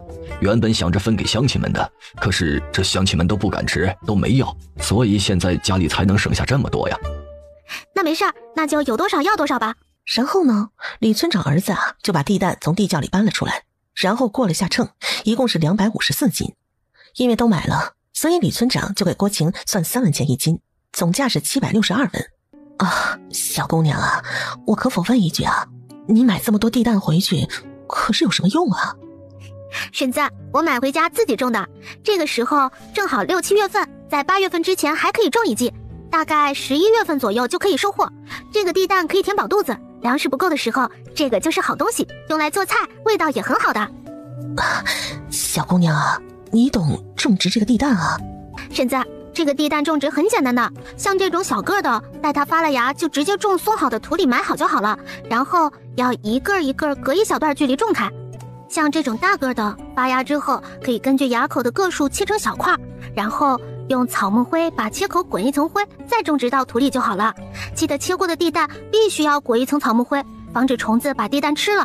如果施肥施得好，这个产量也比较高，1亩地产量差不多能达到3000斤左右，而且可以长很大一个的。哎呀，小姑娘啊，真是不好意思了。那我可不可以留下20斤自己种，剩下的再卖给你呀？婶子，当然可以。最后，郭晴用700文买走了剩下的234斤地蛋，任务完成，获得30积分。萌小蛋升级成功，目前等级4级。开启3号储物柜，获得各类普通药品。婶子，到时候收成如果高，你们家想卖的话可以卖给我，去郭家村村委找秦丫头就好了。村长媳妇儿一听还可以卖给他，立即高兴的点点头。随后村长儿子帮着把地蛋一起搬上了马车。郭晴离开李村长家刚走没多远，又遇到了卖鸭蛋的老奶奶。了解到老奶奶家还有不少的鸭蛋，郭晴心想，反正要准备做皮蛋来卖的，如果卖得好的话，手上这100来个根本就不够啊。最后郭晴一口气又买了300来个鸭蛋，把李奶奶家里这段时间积攒下来的鸭蛋都买了回来。李奶奶高兴的呀，还送了1只鸭子给郭晴。晴丫头啊，以后你要是还要鸭蛋，就来找我这老太婆。奶奶现在什么都没有，就鸭子鸭蛋最多。好的，李奶奶，以后买鸭蛋肯定来找你，你就放心吧。李奶奶，时间不早了，我们就先回去了。李奶奶、李爷爷，再见。然后跟着郭二哥就满载而归了。回到家的郭晴是累到虚脱，又渴得要命，拼命地灌了一大碗水才得以缓解。郭晴就把今天买回来的鸡蛋煮熟、剥壳、划刀，然后跟猪蹄、猪耳朵一起下锅卤了，慢慢煮，等到晚上吃也就入味了。猪蹄进了锅，郭晴一看时间还早，就想着去山上挖点黄土回来做皮蛋跟咸鸭蛋。郭晴背上背篓，拿了一把小锄头，根据原主记忆就往山上走去。不多会儿，郭晴便找到了他需要的黄土，然后挖了一背篓，土比较沉，这一背篓还挺重的，一次也背不了太多，家里那么多鸭蛋，估计还得再来一趟。在郭晴上山第2趟时，主人，前方草堆里有人受伤了。那你能否感知到这人危不危险？主人，小蛋等级不够，这个目前还不能感知到他的危险程度。不过这人受伤很重，身边还有2个奶娃娃，危险系数应该很低。以你的能力，你可以。以我的能力？我什么能力？我自己都不知道，你就知道？郭晴轻手轻脚的来到了草堆，再轻手轻脚的将草推开。原本因为草堆的移动，草堆里的人早就醒过来了，做好了战斗准备。在郭晴将最后一个草堆移开的时候，一柄长剑直刺向郭晴。你这人怎么这么不识好歹？我来救你，你就是这样对待我的？受伤的人一听这声音有点耳熟，立马就停下了攻击。说，你是谁？是谁派你来刺杀我的？哼，我刺杀你？你以为在拍电视剧呢？我干嘛要刺杀你？再说，你管我是谁？原本好心想救你，就你这态度，那你就自己好自为之吧。可刚一转身，受伤的人便倒了下去，昏迷不醒。王小大，他不会是死了吧？主人，他没死，只是受伤严重，昏迷了过去。王小大，下次你能不能提前告知一下是男是女？要早知道他是个男人，那我肯定不会救。好心救他，还想杀我，要不是我躲得快，今天就交代在这儿了。主人，为什么是男的你就不救？哼，说你是猪吧，可你是个蛋，笨得要死。我一女的救一男的回去，孤男寡女，就村里那些长舌妇，我以后还要不要做人？主人，你根本就不像是会在意村里那些长舌妇的人，你肯定是怕万一看他长得帅，他控制不住自己，将人家吃干抹净。孟小大，你有本事就出来，我保证不打死你。就他，凶神恶煞的要杀我的人，就算长得帅我也看不上，而且人家娃都有了，家里肯定有老婆，我会是那种破坏人家家庭的人吗？再说了，他哪里看出来长得帅了？而且在你心里，我是那种花痴吗？还吃干抹净他，我把你吃了还差不多。咦，还真长得挺不错的，不过怎么感觉有点眼熟啊？好像在哪里见过。应该说是原主应该见过这个人，但是没有交集，所以印象不深。算了，印象不深就不深吧，又不是什么坏人，救就救了吧，好人做到底。郭晴将人扛回家，就放在了床上，然后呢，又赶紧将2个奶娃娃跟背篓从空间移了出来，然后呢，又从空间拿了一颗止痛药喂给男人吃了。为了止痛药，郭晴又倒了一盆干净的灵泉水，将男人的伤口清理干净，又抹上了消炎镇痛、快速恢复的药，将伤口都一一的包扎好，又将房间打扫干净。晴丫头在家吗？我跟你铁牛哥帮你送桌椅过来了。郭晴笑嘻嘻的将门打开。婶子，辛苦你跟铁牛哥了，你们坐下来休息会儿，我去拿银钱。这桌子一共多少钱？晴丫头，不知道多少钱，这木料都是山上现有的，反正你铁牛哥今天休息，也就顺手帮忙的事儿。婶子，这可不行。虽然说木料是山上现有的，但是也得辛苦铁牛哥去山上砍回来呀，辛苦费总得要的。那，你便给个10文钱的辛苦费就好了。郭晴回到房间，从空间里取出了20文，然后呢，再盛一碗他做的卤肉，让婶子拿回家尝尝味道。婶子，给，这个是我今天下午自己在家闲来无事做的卤菜，反正做的也多，给你盛了点，你拿回家帮我尝尝味道，看看有没有需要改进的，我到时候准备做来卖卖看。亲丫头现在呀是越来越能干了，这卤肉闻着这么香，不用婶子尝味道，肯定是没问题的。婶子，看着是一回事儿，吃是一回事儿，你就帮帮忙尝一下味道。行，婶子就厚着脸皮又吃你一顿肉，但是这个银钱你就得收回去了。婶子，桌椅是铁牛哥做的，卤肉是我让你帮忙尝的，一码归一码，婶子要是不收下，那就让铁牛哥把这桌椅都搬回去吧。哎呀，行，你这丫头，婶子说不过你，那就收下吧，下次可不能再这样的。婶子，下次再说，这次你要不收，下次我都不好意思麻烦你们了。殊不知啊，刚才的对话都落入了屋里受伤男人的耳朵里。待王婶子他们走后，他便起床走了出来。哟，这么快就醒来了？然后走进男人，简单的看了看他的伤口，恢复的挺快的，看来是死不了了。你是谁？为什么会和他长得一模一样？你把他怎么样了？我是谁？我都还没问你是谁，你倒先问起我来了。还有什么他，什么一模一样？你脑子烧糊涂了吧？伸手摸了摸他的额头，又摸了摸自己的额头。没烧啊。你不认识我？大哥，我应该认识你吗？你不认识我？说，你到底是谁？是谁派你来接近我的？我是谁？你管我是谁？我为什么要认识你啊？既然不认识你，那我又怎么可能来接近你？你是猪脑子吗？这么简单的问题都想不明白。今天本姑奶奶脑子进水了才救了你，救了你，你不感谢我也就算了，还好意思来质问我是谁？姑奶奶，我告诉你，本姑奶奶行不更名，坐不改姓，郭晴是也。你说谎，你根本就不是他，他没胆量这么说话。怎么不是他？他又是谁？你不是。小妹，我回来了，今天运气不错，可以加个餐。进错门了，这不是小妹家。不对呀，可小妹活生生的站在那里，那旁边的那男的是谁？是谁？然后郭二哥反应过来，小桶一扔，拿起一旁的锄头就把郭晴护在了身后。小妹，你别怕，二哥保护你。二哥别担心，他一身伤还没那本事伤害我。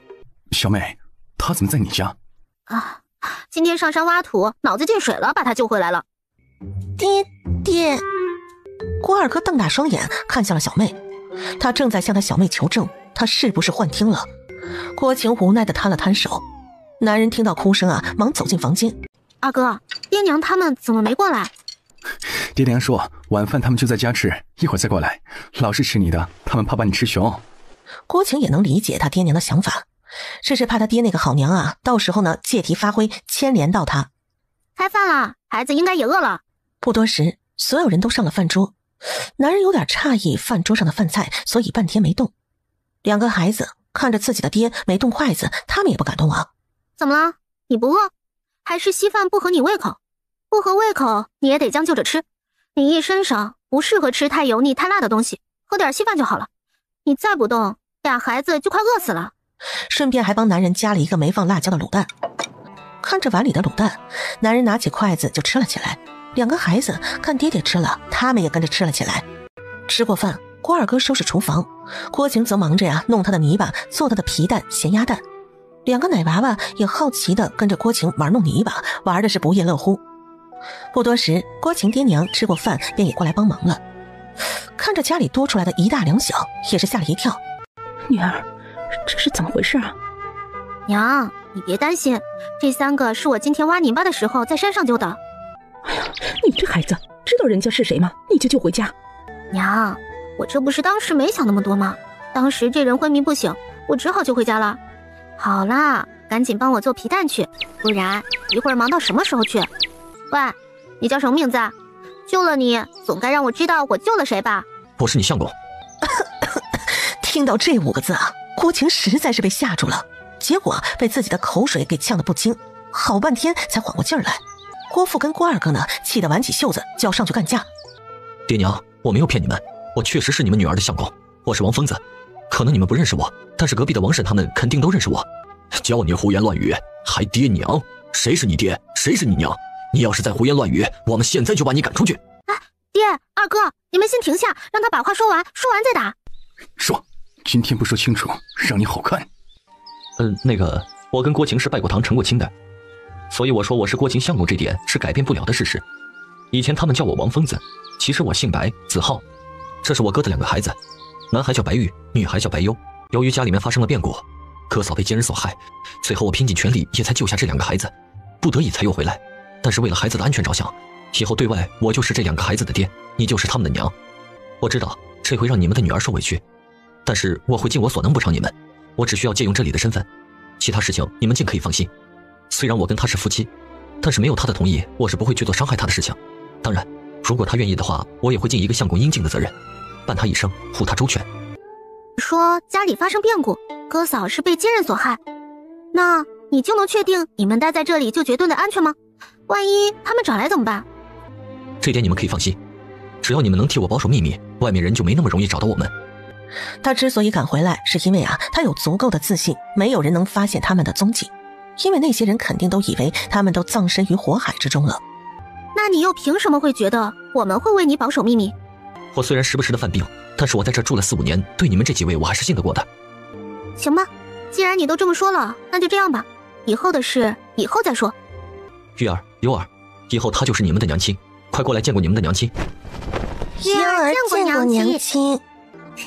玉儿、幽儿真乖。见过外公外婆、二舅。幽儿见过外公外婆、二舅。乖乖乖，玉儿、幽儿都乖。外婆的好外孙孙，以后有外婆爱你们，不会让坏人伤害你们的。郭晴一脸黑线，她这母亲这是母爱泛滥，抢走她的台词去了。娘，行了，差不多就得了，赶紧的帮忙，一会儿天都亮了。还有你，以后要吃要喝的，家里的活也得帮忙干，赶紧的过来搭把手。然后一家人其乐融融的就把400多个鸭蛋都加工完了，装了满满2大米缸。白浩睡下，郭晴快速闪进了空间。今天空间发布了好几个任务，他都来不及做。郭晴将小麦、稻谷都收进了仓库，又重新种植上去。土豆呢，也长出高高的苗了。这空间粮食成熟的速度真的是快得惊人。做完任务，萌小蛋又成功升级了，目前等级是5级，开启4号储物箱，获得物品、奶粉、白糖，另外奖励1枚萌小蛋新技能丸。提升技能之后，萌小蛋可自行完成任务。不过萌小蛋收割的话，积分就相对低一些，2分一个任务。第二天一早，郭晴早早起床做早餐。由于昨天空间奖励的白糖跟奶粉，所以今天早上呢，郭晴准备做牛奶馒头。赔钱货，你个不孝的东西，给我出来！郭晴听到这声音，淡定的掏了掏耳朵，慢悠悠的拍了拍手上的面粉，从厨房走了出来。跟在王老太后面的还有一堆极品，其中一个贼眉鼠眼的小胖子，眼睛正滴溜溜的转。然后小胖子就拉着他的好奶奶低声的说着什么。赔钱货，你奶奶我饿了，赶紧弄点吃的给我。哼，笑话，我凭什么要给你拿吃的？啊，你这孩子，你奶奶一大早过来看你，你怎么能这么说了？就是一个早饭而已，你奶奶饿了你就给她吃就好了，又不是给别人。哟，真是不好意思我记得我好像没有奶奶吧？你这个不孝的东西，你奶奶我活生生的站在你面前，你竟然诅咒我！乡亲们呐，你们来评评理吧，这个不孝的东西诅咒我死啊！昨晚他二哥大半夜回家住，他爹娘大包小包的带一大堆东西回家，我还纳闷他哪来的钱买马车买东西孝敬他爹娘，结果就听他二哥说他家来了个男人，不需要他陪了就回家住了，我担心了一晚上呢。他这刚死了相公，家里就来了个男人，我这把老骨头担心他做出伤风败俗的事情来，好心好意一大早过来看看他，叮嘱他，他不给早饭吃也就算了，还诅咒我。这秦丫头平时看着挺老实的孩子，怎么能做出这种事情来呢？哎呀，这孩子啊也是个不容易的，为了生活做这种事儿，不也是没有办法吗？怎么样？你们说完了吗？说完了，总该轮到我来说几句了吧？我有钱想怎么孝敬我爹娘那是我的事，咋的？你这是眼红了？还想我来孝敬你？可我又凭什么孝敬你啊？你已经越过我爹娘2两银子就把我卖了，我已经跟你没有任何关系了，有好东西好像也跟你没关系吧？难道还用我再提醒你吗？再说了，你说昨晚听我二哥回家说我家来了个男人，是的，没错，我男人回来了，我的男人回家，我家里有个男人，难道有问题吗？王老太一听郭晴直接将她的心事给说了出来，手气得直发抖，指着郭晴你了半天，也没有说出句完整的话来。奶奶别紧张，她男人已经死了，那肯定是她的借口。你这不孝子，我那哪里是卖了你？那2两银子我不过是替你爹娘收的彩礼而已，怎么能说是我卖了你呢？如果不是我让你嫁给那王疯子，你能过得现在这般好？你有好东西，你不孝敬我，你就是不孝子，是要被戳脊梁骨的。还有，大白天的竟然睁着眼睛说瞎话，你男人在你成亲那天就被你就死了，他怎么可能回来？我怎么就不能回来了？一群人待看清白浩的面容后，吓得是倒退3步。老人家你倒是说说，我凭什么就不能回自己家了？还有，当初我记得你卖晴儿的时候，我们好像还签了契约的吧？怎么，这都需要我提醒你？还是说你想毁约呢？你要是赔得起违约金的话，想毁约我也没有意见。还有，晴儿现在过得好与坏，好像也跟你没关系吧？那都是晴儿自己的本事赚的钱，与你又何干？毁约？谁说我要毁约了？哎，奶奶，我就说了，晴丫头根本不需要你担心，你非不信，非要一大早过来受这气。看吧，好心当成驴肝肺了吧？哎，大嫂这话说的，好像是我把你们怎么样了似的。从你们进来开始，就一直是你们在挑事儿，也不分青红皂白的往我头上扣屎盆子，拉着乡亲们当枪使，对我人身攻击。哼，还好不是所有的乡亲们都能被你们利用，不然这会儿我早就被你们的口水淹死了。你们说这是在关心我，谁信啊？有谁见过故意在人前面给人难看的关心吗？有见过指着我鼻子骂我赔进货的关心吗？反正我是没见过这样的关心，也承受不起这样的关心。不过倒是有点像打着关心的幌子来我这儿捞好处的样子。哎，我说你这个老不休的啊，合着都是在利用我们欺负晴丫头是吧？看着晴丫头现在日子过得好了，眼红了，把我们当枪使，看我不撕烂你的嘴！看来这动手的婶子啊，也不是个省油的灯。也是，该让王老太啊吃点亏，收敛收敛了。行了，差不多就得了，散了吧，都回家吃早饭干活了。也正因为啊这一大早的这一出戏，半天功夫，整个郭家村的人都知道王疯子回来了，还带了2个孩子回来。娘亲，你有没有闻到什么味道？听到幽儿的提醒，郭晴这才想起来厨房还在锅里的馒头。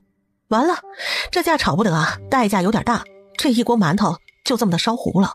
郭晴看着锅里一坨坨的黑馒头，是心疼不已。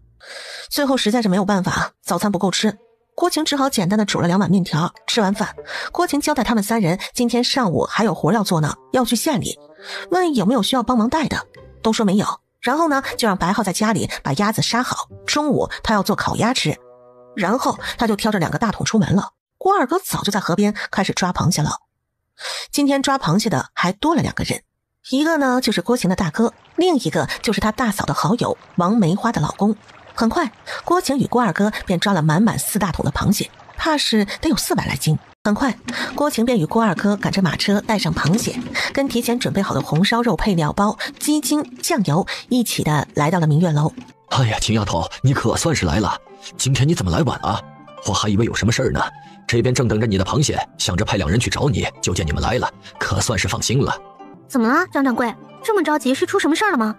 好，没有，就是昨天把剩下的几道螃蟹吃食都推出去之后，来吃新吃食的客人都是络绎不绝。这到了下午的时候，螃蟹就不够了，然后有很多的客人提前预定了。今天看你一直还没来，担心没有螃蟹卖呀。原来如此，那我今天带来不少螃蟹，完全不担心卖不完了。这次带过来的螃蟹确实是不少，总共有425斤。那就是2两零125文。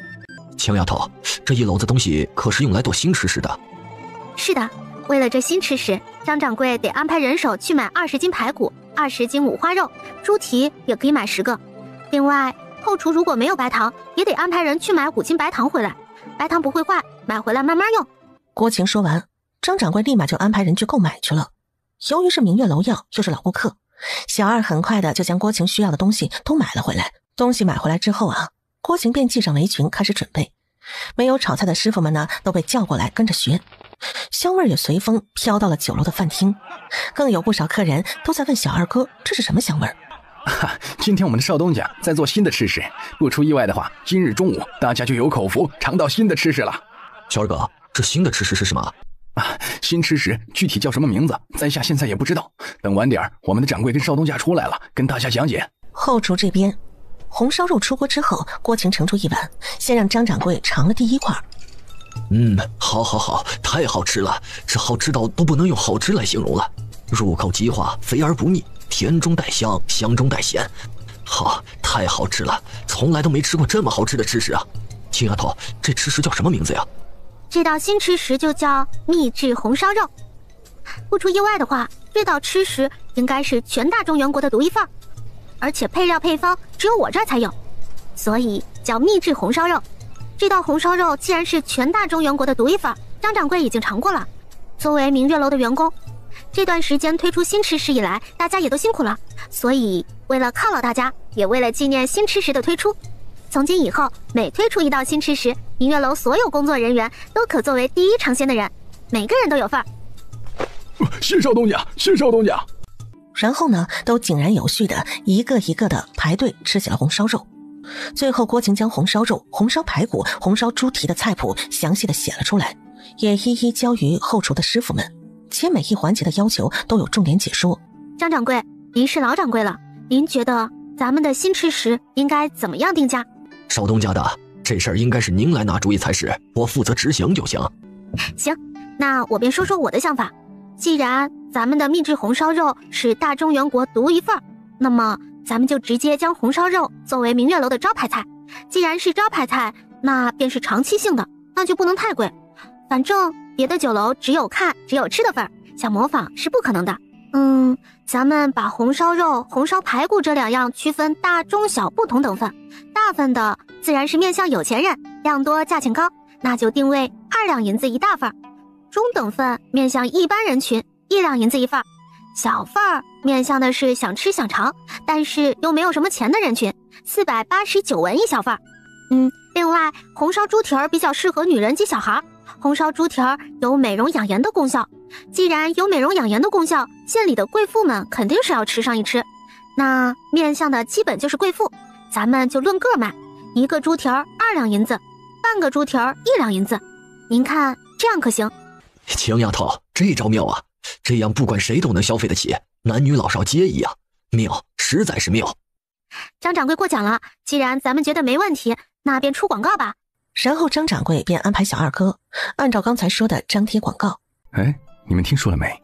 明月楼最近来了个少东家，接二连三推出了不少新吃食，今天又推出一个什么秘制红烧肉、红烧排骨、红烧猪蹄，听说吃了能让人飘飘欲仙，味道极美。真的假的？有这么神？是真是假，咱们也去试试不就知道了。反正这红烧肉不限制，谁都可以消费。走，一起去试试，赶紧的，不然晚了就没位置了，又得排半天队。快，走，赶紧去占位置去。岂有此理！给我去查查这个新冒出来的少东家到底是何许人物，现在竟然敢明着跟我们抢生意。是。而郭晴这边呢，浑然不知自己已经被人惦记了。张掌柜，红烧肉咱们已经开始大卖了，现在谈谈我那配料的价格吧。配料包我都直接按比例配置好了的，我也不狮子大张口。配料包2两银子一包，一包能做20斤的量。另外还有这2样东西，也是我自己研制出来的调料，这个叫鸡精，一大包差不多可以用1天明月楼的菜量，所有的菜都可以撒上一点调味，2两银子一包。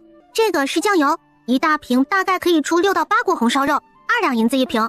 怎么样，这价格很公道吧？这价格挺合理，行，就这么定了。青丫头，你今天带了多少过来？点一下数。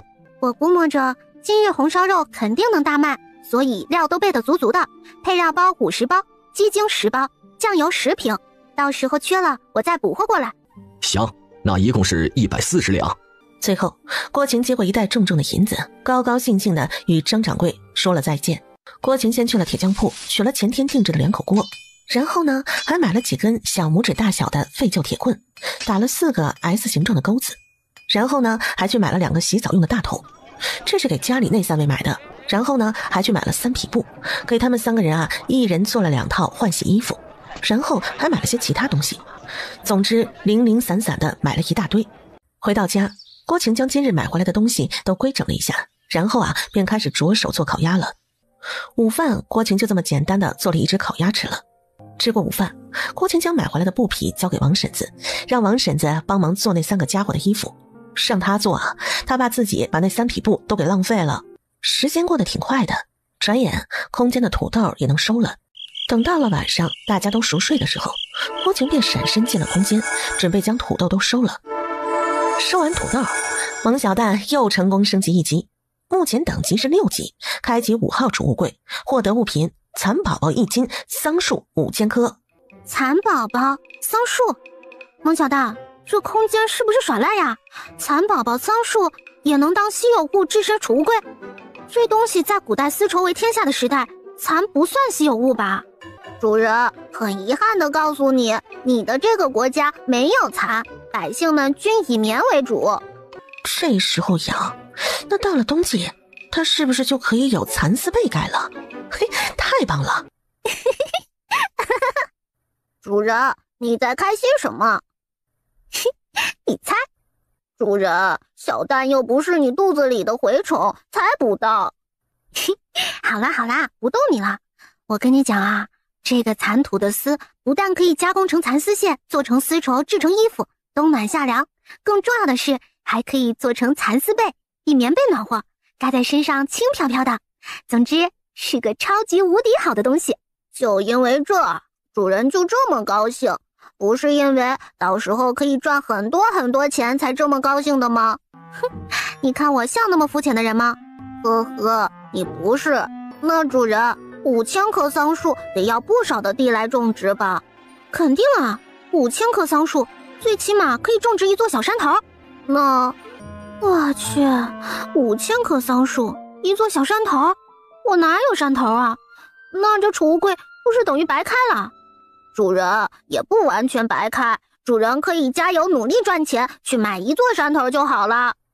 啊，萌小蛋，你说的倒轻巧，1座山头，你知道得多少银子吗？主人，以前你不会赚钱买山，肯定买不起，但是现在你不一样了，你有生意，还有独一无二的调料，买1座山还是不在话下的。萌小蛋说的没错啊，只要努力，现在他赚银子啊还是不在话下的。第二天天亮，郭晴想起了买山的事儿，马不停蹄地跑去了村长家，询问村长，他家屋后面那座小山头可有主人？如果要买的话，大概需要多少银子？村长告诉他，那个小山头呢，目前没有主人，因为是山地，不太适合种粮食，所以一般啊不会有人去买1座山头的。如果要买的话，应该不会很贵，他得去县里知县府那里问问才清楚。正好今天上午，郭村长需要去县里办事儿，然后呢，郭晴就将这件事儿交给了郭村长，还邀请郭村长坐他的马车一同前往县里。郭晴将郭村长送到了紫阳县，就各自办事儿去了。晴丫头，今天可有带调料包来啊？带了，今天调料包带了100份，鸡精5包，酱油20瓶，足够用个3、4天了。以后我就每隔3天送1次货就好了。好。张掌柜叫人与郭二哥一起将螃蟹调料从马车上搬下来，然后过秤的过秤，点数的点数。最后螃蟹呢是420斤，调料与螃蟹总计是252两零100文。现在郭晴手里差不多有500两了，总算是小有积蓄了。张掌柜笑嘻嘻的将银子双手递与郭晴。张掌柜，可否拿账本给我看看？啊？张掌柜别误会，我不是要查账，我是有事跟你说，需要借用账本的模板，你可以拿一本没写过的账本给我就好了。哦，好的，我马上去拿。这没多久啊，张掌柜的便拿来了一个空的账本册。郭晴接过账本册看了一下，跟他所需要的会员册大小差不多，纸张厚度也还可以，张掌柜，你们这个账本是直接购买的，还是找人按你们要求定制的？我们明月楼在大中原国有不少的分店，因为账目比较多，所以都是直接找人制定的，都是统一的记账方式，方便我们大东家查阅。那如果我给你一个样板给你，你能让他们按照这账本大小纸张定制吗？啊，可以的。不知道晴丫头想要什么样的账本呢？这个是封面，这个是背面，这个是里面的页面要求。张掌柜接过纸张，有点看不懂，这不像是账本册啊。这个是我准备用作为我们明月楼的会员册，会员就是来明月楼光顾的客人，凡是在明月楼消费的客人都可以自愿填写一份会员资料，消费满1两银子可获得1个积分，2两银子就获得2个积分，然后每10个积分便可以抵扣1两银子。哦，原来如此。不过既然这样的话，为何不直接打9折呢？何必弄得这么复杂呢？如果直接打9折是很方便，但是明月楼不可能天天9折吧？时间久了，这个9折也没什么吸引力了。但是用这个会员积分方式可以稳定客人，促进消费。举个简单的例子，张掌柜，如果这会儿你是明月楼的客人，在本店消费了3两银子，如果直接9折，才少了300文。当然了，也许有的人觉得少300文也挺多的，但是相比较1两银子，哪个更有吸引力？而且直接9折的话，结账后就跟明月楼没有关系了。但是如果是用这会员制度，你在本店这次消费了3两银子，有了3个积分，下次你是不是还会选择再来明月楼，而不是去别的酒楼？多光顾2次就凑够了10个积分，抵扣了1两银子，你会不会很开心？而这时你已经在明月楼消费了好几次，是不是对明月楼印象深刻了？跟亲朋好友介绍好酒楼的时候，是不是会直接介绍明月楼？同样是9折，一个是消费了1次，一个是消费多次，你觉得哪个会更好？好，这个方法真是妙哉，好主意啊！既能够稳定客人，又能够刺激客人消费，让客人对明月楼的印象更深刻，一举多得呀！另外，每个会员生辰当天到本店光顾的话，可直接8折，消费一样可以积分。还有每个月的最后一天设定为会员日，会员日当天消费双倍积分。好，那我就按照你说的安排下去。辛苦张掌柜了。嗨，不辛苦不辛苦，应该的。哦，对了，秦丫头，店里的花椒不多了，你明天得准备一些过来。哦，还有这调料包你也得抓紧时间多准备一些。这几天啊，陆续会有别的分店安排过来的厨师师傅过来学习新知识，学完之后，这调料包肯定要顺带一起带回去的，所以这是大分量的，你要提前抓紧准备好啊。好的，没问题。离开了明月楼，郭晴带着郭二哥又开始逛街起来。小妹，你来这做什么？一会儿你就知道了。来到府衙，郭晴找到了牙行的牙子。没错，他准备买个铺子，然后呢，交给他二哥打理，用来卖粮食。你好，牙子大哥，我想买个好点的铺子，你这儿可有好的介绍？姑娘，想买哪里的铺子呀？西市可有大点的铺子？那姑娘你来的可真是时候，这不，刚有人想卖掉手里的几个铺子，都在西市，我带你先过去看看是否合适。不多时，郭晴、郭二哥便跟随牙子来到了西市的铺面。牙子大哥，这个铺子对方准备卖多少银子？姑娘如果诚心要，我这边也不抬价了，卖家开价220两。220两，这么贵？姑娘，这地段这价格不贵了。我们看看别的地方吧。最后啊，郭晴众人连续走了4个铺子，其中3个郭晴都不太满意，另外一个啊还是挺满意的，可就是价格谈不下来。最后啊，郭晴塞了一个小荷包，让牙子帮忙留意着。牙子收了荷包，高兴地答应着。郭晴是觉得呀，今天看中的那个铺面应该是能有机会的，这个价格会买的人不多，到时候呢，他们急着走的时候，肯定就会降价的。郭晴在马车里正这么想着。二哥，怎么了？二哥没吱声。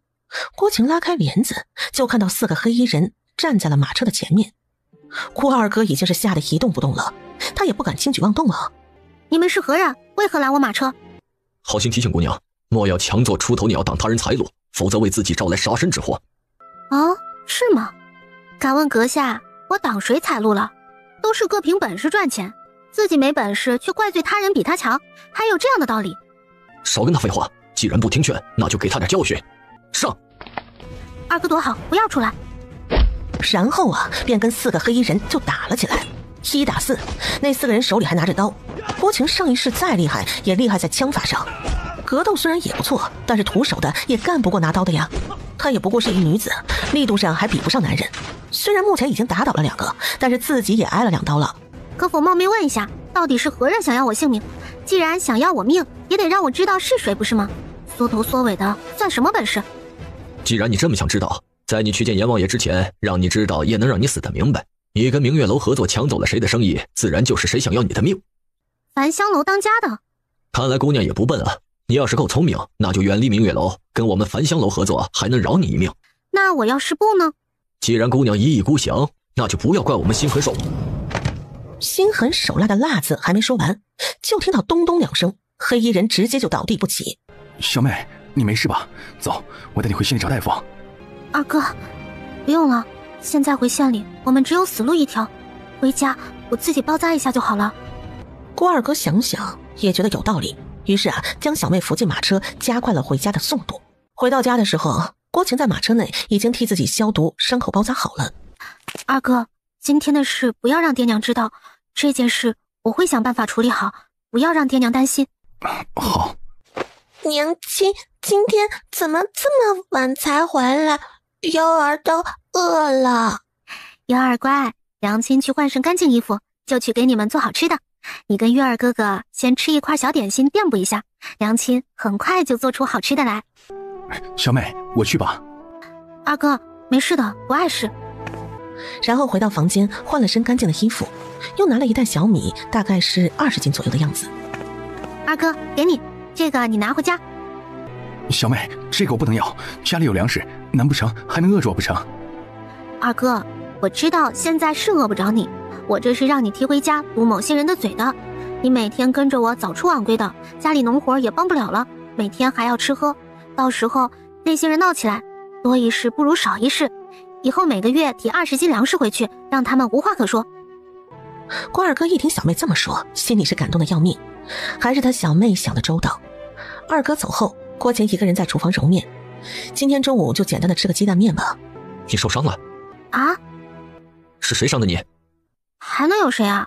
我跟明月楼合作，挡了樊香楼的财，所以今天他们就派了人想要给我点教训。然后你不从，跟他们打了起来。你怎么知道？你是猪吗？明知道打不过就不知道先服软吗？今天要不是命大，你就交代给那群杀人不眨眼的人了。你怎么知道那群人杀人不眨眼？因为你得罪的不是一般的人。伤哪儿了？郭晴这脑回路都还没反应过来呢。我问你伤哪儿了？手臂跟腹部。上药了没？上了。然后就看着白浩转身离去的背影。奇怪今天这白浩是怎么回事啊？郭晴一边好奇一边做饭，然后就简单的煎了几个荷包蛋，然后煮了点面条，香喷喷的。开饭啦！吃完饭，白浩带着2个孩子在消食，郭晴在厨房里又开始鼓捣吃的了。他准备炸薯条，趁着这会儿有空做点薯条给孩子们解解馋。先把土豆削皮切条，用水泡一会儿，清洗干净，然后晾干水分，等孩子们午睡起来了再做。做完这些，郭晴自己也跑回房间睡了个午觉。这一觉就睡到了下午3点多。等郭晴醒来的时候，郭晴竟然看到门口的地里有3个大男人。定睛一看，一个是他大哥，一个是他二哥，竟然还有白浩也在帮忙挖地。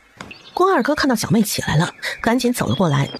小妹，今天中午我回家之后，大哥然后下午就非要跟我一起来帮你干活，说2个人干得快，你知道的，我说话也不好使。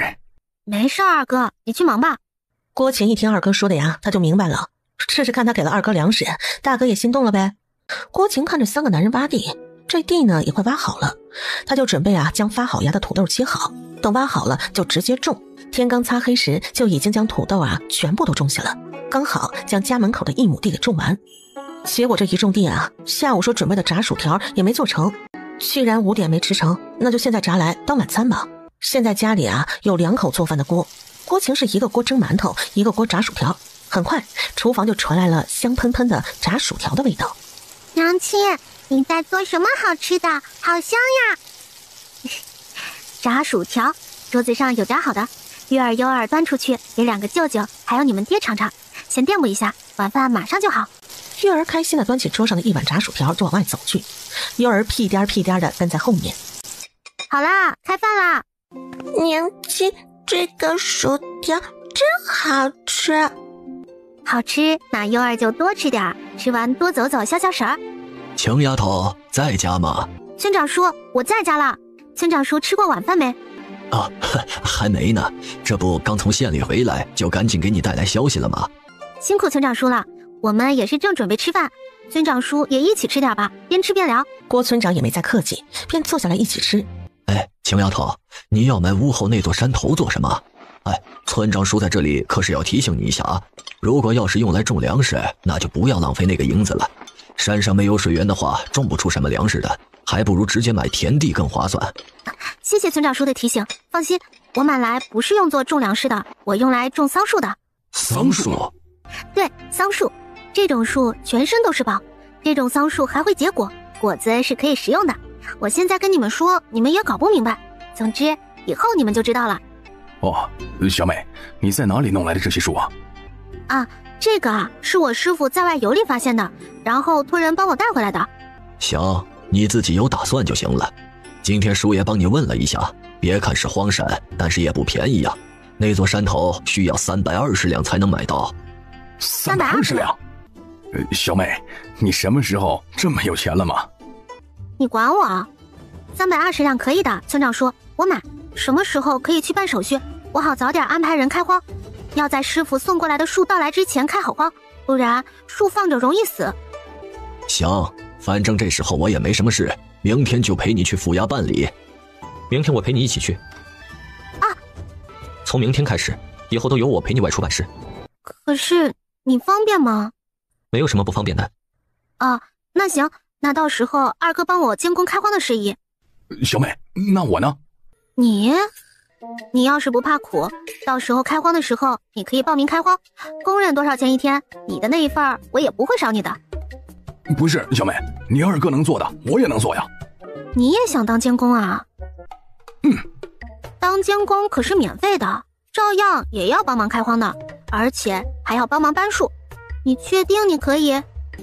还要搬树，那就算了，我怕到时候把树弄坏了，可就不好了。那就麻烦村长叔明天再陪我去一趟府衙了。嘿，傻丫头，跟村长叔还用得着这么客气吗？一点小事而已。那个，你确定你陪我去送货没问题吗？你放心吧，我以前的身份没几个人见过我的真面目，不会有什么事的。哦，你自己有把握就好，可不能因为我这个挂牌夫人暴露身份就不好了。怎么，你这是对挂牌夫人这个身份不满，想要转正？哼，想要转正的话，你就直说，为夫定能满足你。不瞒你个大头鬼，做你的春秋大梦去。第二天一大早，白浩便陪同郭晴一起去送货去了，与郭村长一同的坐在了外面。到了紫阳县，郭晴先将货送到了明月楼。明月楼的张掌柜看到赶马车的白浩，愣了一下，随即又装作无事人一样跟郭晴对账。这次呢，郭晴带了200斤花椒，6篓子调料包，一共是6000包，1000瓶酱油，200包鸡精，差不多10家分店15天的料。另外呢，螃蟹是410斤。晴丫头，今天一共是15402两零50文，你对一下账单，是否有误？不用我看，张掌柜算账我自是信得过的。张掌柜，今天可是有什么喜事发生，笑得这么开心啊？嗨，哪里，就是因为现在的明月楼生意日进斗金，所以才这么开心的呀。而这功劳是离不开晴丫头啊。是吗？离开明月楼，郭晴带上郭村长来到了府衙，将屋后的山头买了下来。回到家，郭晴就一头钻进了厨房，她准备做一顿丰盛的午饭庆祝一下。一个红烧排骨，一个红烧肉，一个香辣蟹，一个清炒土豆丝，配上白米饭。郭晴呢，将爹娘、郭二哥还有郭村长、郭村长媳妇儿、郭婶子也一起叫来吃了。饭后，郭晴就准备说说她的打算。郭婶子，如今我山头买下来了，你对郭家村也比较熟悉，所以我想请你帮我个忙。你看看哪些人家做工靠谱，不偷奸耍滑，肯吃苦的，愿意来帮我家做工的，不包饭，1天20文，男女都行，只要能好好做事儿。你看看有哪些人愿意来，有合适的帮我多招点，招到的人您给我二哥安排，山头开荒的事我就交给二哥了。行，一会儿啊我就去安排，快的话明天就可以动工了。那就辛苦郭婶子了。婶子，这个是中午单独盛出来的一份红烧肉，你端回家给孩子们馋馋嘴。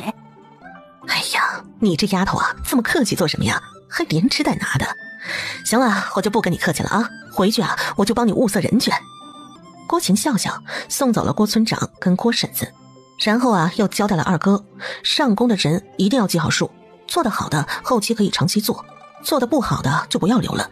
1天20文，有的是人来做。当天下午啊，郭婶子就帮忙招了20多个劳力汉子，其中还包括郭大哥，还有4、5个做事靠谱的婶子，把做工的要求都跟他们说清楚，按天计算，做完结算，做得好的可能被留下来做长期工。大家一听到这个都激动不已，1天20文，1个月就是600文的进项。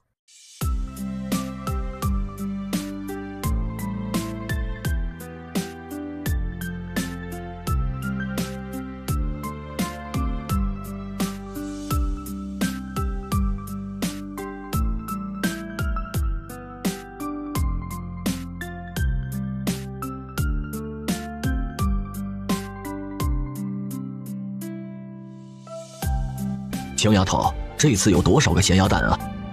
这次咸鸭蛋只有400多个，不过还有一样新吃食，叫皮蛋，也是鸭蛋做的。目前鸭蛋供应不上，不过再有个3、4天的样子，就可以陆续有咸鸭蛋跟皮蛋可以卖了。最近基本上每天都有做，所以后面每天都有成熟的咸鸭蛋跟皮蛋。不过这次的皮蛋不多，暂时不建议对外直接出售。张掌柜可让后厨做成一道叫做皮蛋瘦肉粥的早点，供应给吃早餐的客人们。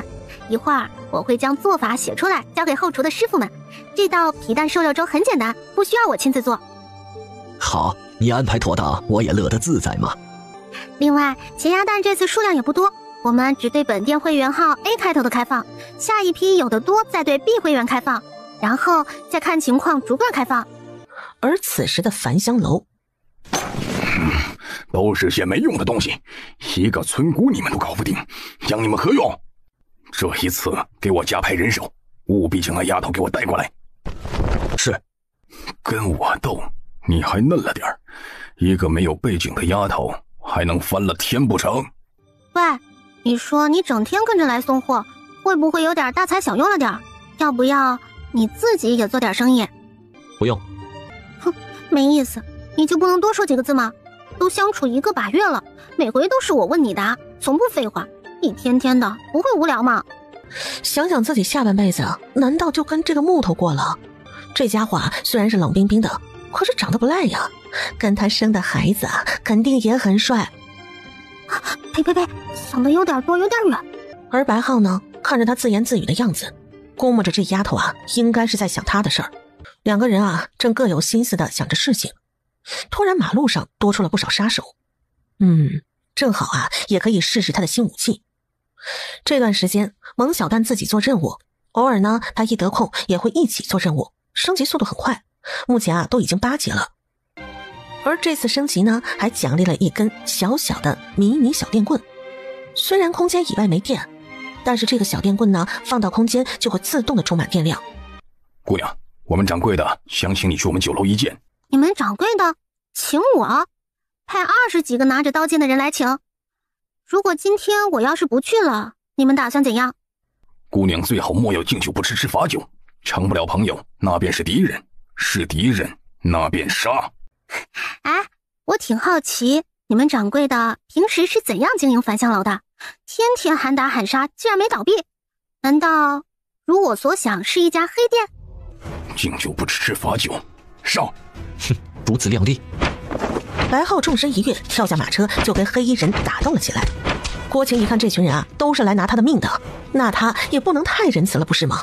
于是就将小电棍的电力直接调到了3级，然后就积极的加入了打斗中。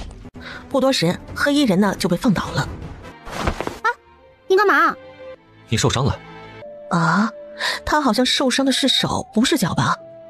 白浩将他抱进马车内，轻轻的放下。药拿来。然后呢，郭晴就借用袖口打掩护，直接从空间里拿出了一瓶金疮药。哼，这帮人自上次出现后都时隔1个月了，还以为他们是放弃了，没想到这会儿又来了，还来这么多人，这是不达目的不罢休的节奏啊！看来以后还是要小心点为妙，要是有把手枪就好了。手枪？啊，我说的是弹弓，弓枪，你听错了，对，弓枪，要是有把弓枪就好了。白浩也不揭穿他，心想的是呀，这丫头是该有个属于自己的武器才好。你会做弓弩吗？白浩一脸疑问。就是我刚才说的弓枪，你不知道，没见过。只见白浩摇了摇头，看来这一世啊，这个东西还没出现呢。那弓箭呢？这个知道，但是这个东西比较适用于狩猎，这种近身打斗不适合用。我知道近身打斗不适合，不过既然你知道弓箭，那就对弓枪不难理解，就是类似于改良后的弓箭的一种武器。我自有办法，到时候需要你找个靠谱的人帮我做出来就行了。好了，回家吧。一群饭桶啊！20多个人都解决不了2个人，养你们是干什么吃的？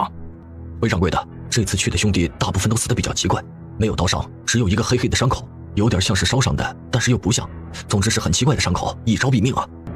给我查，仔仔细细的查，查不到原因就提头回来见我。是。难道调查的人出了问题？不是说这丫头就是一个地地道道的农村丫头吗？可这丫头就目前这状态看起来，就不像是一个农村丫头这么简单。一个农村丫头，别说会做生意，会武功就更不可能了。这就有意思了。那个，我受伤的是手，不是脚，我可以自己走的。哦。白浩听郭晴这么一说，便将她放了下来。小妹，你们回来了。亲丫头，你受伤了？你怎么受伤了？娘，没事儿，就是今天送货过去不小心被划了一下，已经处理过了，没多大事儿。吃过午饭，郭晴就来到了残园，看了下桑树。突然他突发奇想，对了呀，空间的农作物喝的是空间的水，生长的速度那么快，如果桑树也喝空间的水，是不是也会生长得很快啊？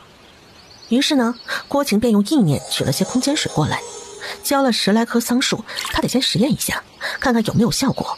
如果有效果的话呢，他再大批量的浇灌。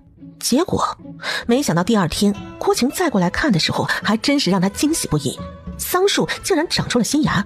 虽然呢只是刚冒出了点尖尖，但是也很让郭晴惊喜不已了。郭晴兴高采烈地将剩余的桑树都浇了一遍空间的水，这一忙就是1下午。结果由于操劳过度，待忙完抬头的时候，眼前是一片的发黑。还好白浩一把将他扶住。你怎么在这儿？什么时候来的？刚来，看你1下午都没回家，这天都黑了，孩子们找你，你没事吧？走吧，回家吧。2人回到家，便看到了一个打扮清秀的男子站在家门口，正欲敲门。杨松，爷，这位是夫人。迎松听到自家爷这么介绍这位姑娘，眼珠子都快瞪出来了，但还是很礼貌的弯腰行礼，叫了一声夫人。进来吧。都处理好了吗？爷，那些尾巴都处理干净了，放心吧，魅影他们也都全身而退，都隐藏在这周围，皇长孙他们在这里也绝对安全。从今往后，这里没有王爷，没有将军，也没有皇长孙。是，迎松明白。开饭了。上桌吃饭吧，现在这个家里没这么多讲究。夫人，这是个什么菜呀？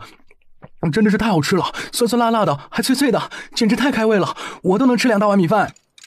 这个叫酸辣土豆丝，喜欢吃你就多吃点，管够，不用着急，小心噎着。吃你的饭，哪来这么多废话？郭晴心里就想这是怎么了？吃枪药了？刚才不还好好的吗？然后就用眼神问了问迎松，迎松却后知后觉的耸耸肩，表示不知道，然后又大口大口的吃起饭来。迎松，吃完了赶紧收拾碗筷去，记得洗干净点。迎松一脸疑问的看着自家爷，又看了看郭晴，这是怎么了？怎么有意见？门口那块地看到没？那里长了不少的草，那就去把草拔干净，免得吃了肥，草比土豆长得还高。那里面种的可是你爱吃的土豆，正好你刚才吃的太多了，需要运动一下。没意见，没意见，我这就收拾碗筷去。郭晴看着2个大男人是你一言我一语的，也懒得参与。迎松洗碗他也可以偷懒一下，今天下午可把他给累坏了。现在他只想好好的洗个澡睡个觉。第2天一早，郭晴又早早的去送货去了。今天呢，他得跟张掌柜谈谈，后面可否安排人上门取货。迎松却称啊，有事儿要离开一会儿啊，去明月楼找自家爷。几位客官，里面请。樊掌柜可在？在的。请问几位找樊掌柜有何事啊？去将你们樊掌柜叫来，我们有桩买卖想跟他谈谈。迎松说完就直接进了包厢。小二哥赶紧去找樊掌柜，谈生意的事儿他可不敢耽搁。这樊掌柜一听说有人找他谈生意，他也高兴不已。你这个老不休的，还想动我家夫人？我家夫人是随便能让人动的吗？也不照照镜子，自己几斤几两。待樊掌柜反应过来啊，这帮人不是来谈生意的，而是来找他麻烦之后，便扯着嗓子喊救命。樊掌柜这么一喊啊，他身边的不少暗卫立马就出现在了包间，跟迎松他们的人啊刚好对等。两帮人一见面啊，一句废话都没有，就直接干了起来。人数上虽然是对等，但迎松这边呢，明显是占了上风。不多时啊，樊掌柜的人都被干趴了下来。记住了，以后别再想着打我家夫人的主意。我家夫人你惹不起，她研究出来的吃食，想卖给谁就卖给谁。你前后几次让人伤了我家夫人，今天只是给你点教训，要你一只手就好了。再有下次，我就不敢保证你还能不能见到明天的太阳。迎松拍拍手，又满意的点点头，随后啊，带着魅影一众人头也不回的就走了。迎松来到了明月楼，郭晴他们呢正好办完事儿，三人呢便一起去买了点迎松平时用的生活用品跟青菜。买完东西啊，三人便直接回到了郭家村。下午时分，张掌柜接到伢子递给郭晴的消息，也不敢怠慢，知道是买铺子，晚了呢可能就没了，于是啊，便安排店小二赶紧来给郭晴递消息。很快郭晴便赶去了县府衙，花了150两将之前看中的那个铺子给买了下来。现在铺子也有了，该安排二哥去收点粮食山货回来卖了。收粮食也不过是个幌子而已。正好今天下午就是他一个人过来的，他就顺带将铺子呢打扫干净，从空间搬了不少白米跟白面。看着满满当当的仓库，郭晴的心情啊好得不得了，又多了个进账的买卖，能不高兴吗？这不一高兴啊，就干脆直接找到了铁牛哥，让他帮忙定做几个货架子。小妹，今天是有什么喜事吗？做这么多好吃的。二哥猜对了，还真有喜事发生。先吃饭，边吃边跟你们说，一会儿菜凉了就不好吃了。今天我们以茶代酒，庆祝我终于有了自己的铺面，我准备开店了。太好了，小妹，恭喜你！你不是在跟明月楼合作吗？怎么想起自己开铺子？怎么赚的钱还不够你花呀？你不懂，跟明月楼合作是合作关系，我自己买的铺子却是我自己的，意义不一样。赚的钱要养这么一大家子，你说够不够花？那你准备卖什么？粮食。卖粮食？你确定？确定啊，卖粮食。你有粮食的渠道吗？你懂这里面的深浅吗？你放心，我有渠道，因为我有个神偷师傅，不需要我操心那么多，只需要管理好店铺里面的事宜就好了。至于同行的竞争，那就到时候兵来将挡，水来土掩。二哥，以后这个粮食店就交给你管理了，平时二哥有空的时候可以去收点生货杂粮什么的，放店里一起卖卖就好了。让我管理？是的，你不去管理谁管理啊？我平时这儿忙忙那儿忙忙，一天就过去了，哪里有空守在店里？请别人我又不放心。那店名叫什么？想好了，就叫良心铺子。既然是粮食店，就应该让别人一看就知道是卖粮食的，而且粮食都是辛苦种出来的，所以用的粮食的粮，辛苦的辛，而且谐音良心。我是个有良心的老板。良心铺子。想着就将手中的茶一饮而尽。恭喜夫人。谢谢。亲丫头，看着你越来越好，爹娘为你高兴。一家人吃的是茶足饭饱，又是一夜的好眠。时间就这么一天一天的过去了，转眼蚕宝宝也长大了，都陆续的开始节俭了。这段时间蚕呢被照顾得很好，节俭也快，差不多1个月之后，所有的蚕宝宝都节俭了。郭晴给工人放了几天假，后面呢等蚕节俭都结束了之后，来继续帮工收获蚕茧。晚上吃饭的时候，郭晴提议，明年呢优儿育儿都2岁多了，要不要送私塾念书啊？白浩称这事儿他自有打算，明天会找个先生回家教。一听说白浩要找个先生回家教育儿，郭晴又抬头看了看他这破房子，怎么了？没什么，就是觉得这破房子年后真的要抓紧时间动工才行，到时候哪里够住啊？你要建房子？你这不是废话吗？你看看我们家几个房间，有多少人住？明年你说要来个先生，还有月儿、优儿都长大了，咋的？你还要让他们跟我们睡一起吗？我说的我们不是我们，是你，就是我，就是跟我分开的。我不是说我们俩也睡一起。哎呀，不说了，吃饭，明年建新房子。而迎松呢，已经是憋笑憋得一脸通红了。而白浩心里啊也挺高兴的，他高兴的呢是他说我们睡一起，嘿，有点少儿不宜的画面感。不过白浩突然又像想到了什么似的，脸色又暗了下来。喂，你没事吧？我不叫魏，我有名字，要么叫浩，要么叫相公，2选1。选浩。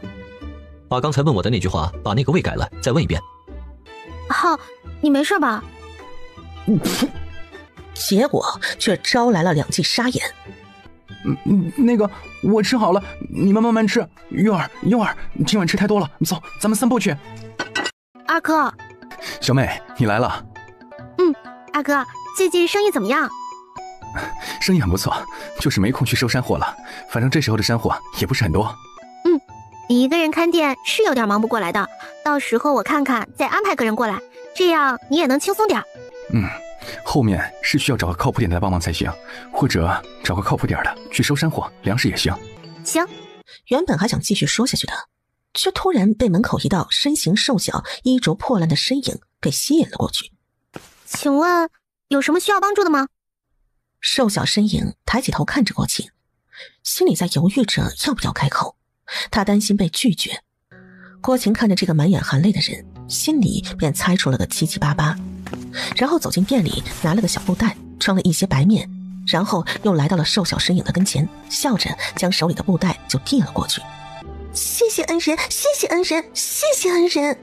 小姑娘不必如此，不过就是一点点白面而已，困难只是一时的，只要好好努力，一切都会好起来的。谢谢恩人，如果以后有用得着我的地方，您尽管开口。好。小姑娘再次谢过郭晴之后，便转身离开了。二哥，今天来了不少粮食，在马车上，你去搬一下。郭二哥将马车上的粮食都搬运进了仓库之后，郭晴便交代了郭二哥几句，便上街买需要的东西去了。将今天需要购买的宣纸买好之后，就直接回家了。秦丫头，今天又要自己去送货去啊？现在蚕都节俭了，可以暂时休息2天。今天去县里买点东西，就顺便把货送过去了。你这孩子就是闲不住，天天忙完外面还要忙家里，干嘛不买个丫鬟或者煮饭婆子回来？你也不用整天忙里忙外呀。王婶子说的，我也想过，不过就目前家里的房间不够住，买回来也是个麻烦。这建房子的事儿，最起码得年后才行。王婶子，我看不需要去买什么煮饭婆子，买什么丫鬟了，我眼前就有个现成的。谁呀？远在天边，近在眼前，就是我亲爱的王婶子，怎么样？我？对呀，王婶子，反正铁牛哥1个月才回来那么1-2次，就你跟王叔2人吃饭，干脆每天来帮我做饭，然后跟王叔2人一起都过来我这儿吃。我做饭倒是可以，就是怕做的没你好吃。再说了，也不用跟你王叔一起，我们自己做饭也方便的。吃饭人多热闹啊，不过就是多加2双筷子而已，就这么愉快的决定了。走，就从今天中午开始了。郭婶子也留下一起吃个便饭再回家。亲丫头啊，我啊就不留下来凑热闹了，家里啊都还等着我回家做饭呢。今天中午吃的呢也比较简单，就一个葱油拌面加一个荷包蛋。原本郭晴就已经打算好了的，郭晴便跟王婶子简单聊了一下工钱的事儿，每天就做中晚2顿饭，1个月半两银子。这是什么？你打开看看就知道了。郭晴将里3层外3层的包布打开，然后惊喜地发现，这是他之前照着百科全书里画出来的便携式弓枪。好，谢谢你，我还以为做不出来了，没想到做得这么完美，我太喜欢了。而白浩呢，却因为郭晴突如其来的拥抱愣住了。走，我带你去试试这弓枪的厉害。白浩被郭晴就这么一路牵着上了山。怎么了？我脸上有什么东西吗？没有，走，我们往里面走点，外面没什么野物。突然，草丛里突然传来了扑棱扑棱扇动翅膀的声音，接着就看到一只野鸡就飞了出来。郭晴立马拿起弓枪，对准飞动的野鸡就是一枪过去，箭无虚发，一枪就中。白浩也感到非常意外，这个丫头啊，越来越是个谜了。就在白浩胡思乱想之际，郭晴又射杀了一只野鸡。这时候啊，山上野物是真的太多了，看着一堆野鸡还有几只野兔，郭晴自己都有点汗颜了。好像有点没控制住，抓的有点多哈。走吧，时候不早了，先回家吧。于是郭晴便收起了弓枪，与白浩一起将野鸡野兔都搬回家了。回到家，玉儿优儿已经午睡起来了。爹娘坏蛋，去抓野兔也不带上玉儿。玉儿别生气了，娘也是临时决定的。那时候你跟优儿都午睡了，娘就没叫你们。下次娘一定带上我们可爱的玉儿一起去。娘还有优儿也要去。好，还有我们可爱的优儿也一起。玉儿优儿都去，咱们都去。两个孩子一听郭晴答应了，立马欢呼了起来。郭晴看着一堆野物，6只野鸡，4只兔子，其中有2只啊，郭晴当时只是射中了小腿。他是故意的，他想把这2只留给玉儿跟幼儿2个养着。剩下2只兔子呢，郭晴晚上啊准备用来做成红烧兔肉。另外还有6只野鸡，郭晴留下来1只用来炖土豆，给郭父郭母那一大家子送了3只过去，郭村长家2只。这次送野鸡附带土豆，郭晴也是为了提前宣传一下土豆的，这样啊，明年他想让村民种植土豆也能多一个人帮忙说服村民啊。而且啊，正好送野鸡，郭晴趁机呢就跟郭村长提了一下购买荒地或者是荒山的事儿，随便什么地都行，只要能种土豆就行了。另外啊，还让郭婶子帮忙找15个做工心细的工人，只要女的，男的就不用了。郭村长一听说郭晴又要买地了，最好呢是一座山更好，这样方便管理。郭村长直接就告知郭晴，残园旁边的2座山地都没有主人，不过呢比之前残园的山地要大一点，让晴丫头有时间自己去看看，选好了他就带她去县府衙办理地契就好了。村长说不用去看了，既然2座山地都没主人，我也省得后期又跑来跑去，直接2座山地都买了吧，我也方便管理。今年买了，开了荒，说不定还能赶上种一季冬小麦。行，那明天咱们就走一趟县衙门。第2天，郭晴便跟着郭村长一起来到了县府衙，将残园旁边的2座山头都买了下来。山头买回来了，又要开始准备请人开荒了。第2天，郭婶子帮忙叫的工人都准时的来了残园。郭晴呢就跟工人提前都说好了，工人分拣蚕茧的时候呢是20文一天，后面蚕茧加工需要耐心细心，做得好的到时候会加到30文一天，做得不好的就换人了，1月1结，最后做完的时候做了多少天就算多少天。工人都很乐意啊，因为差不多啊能有1两银子1个月了。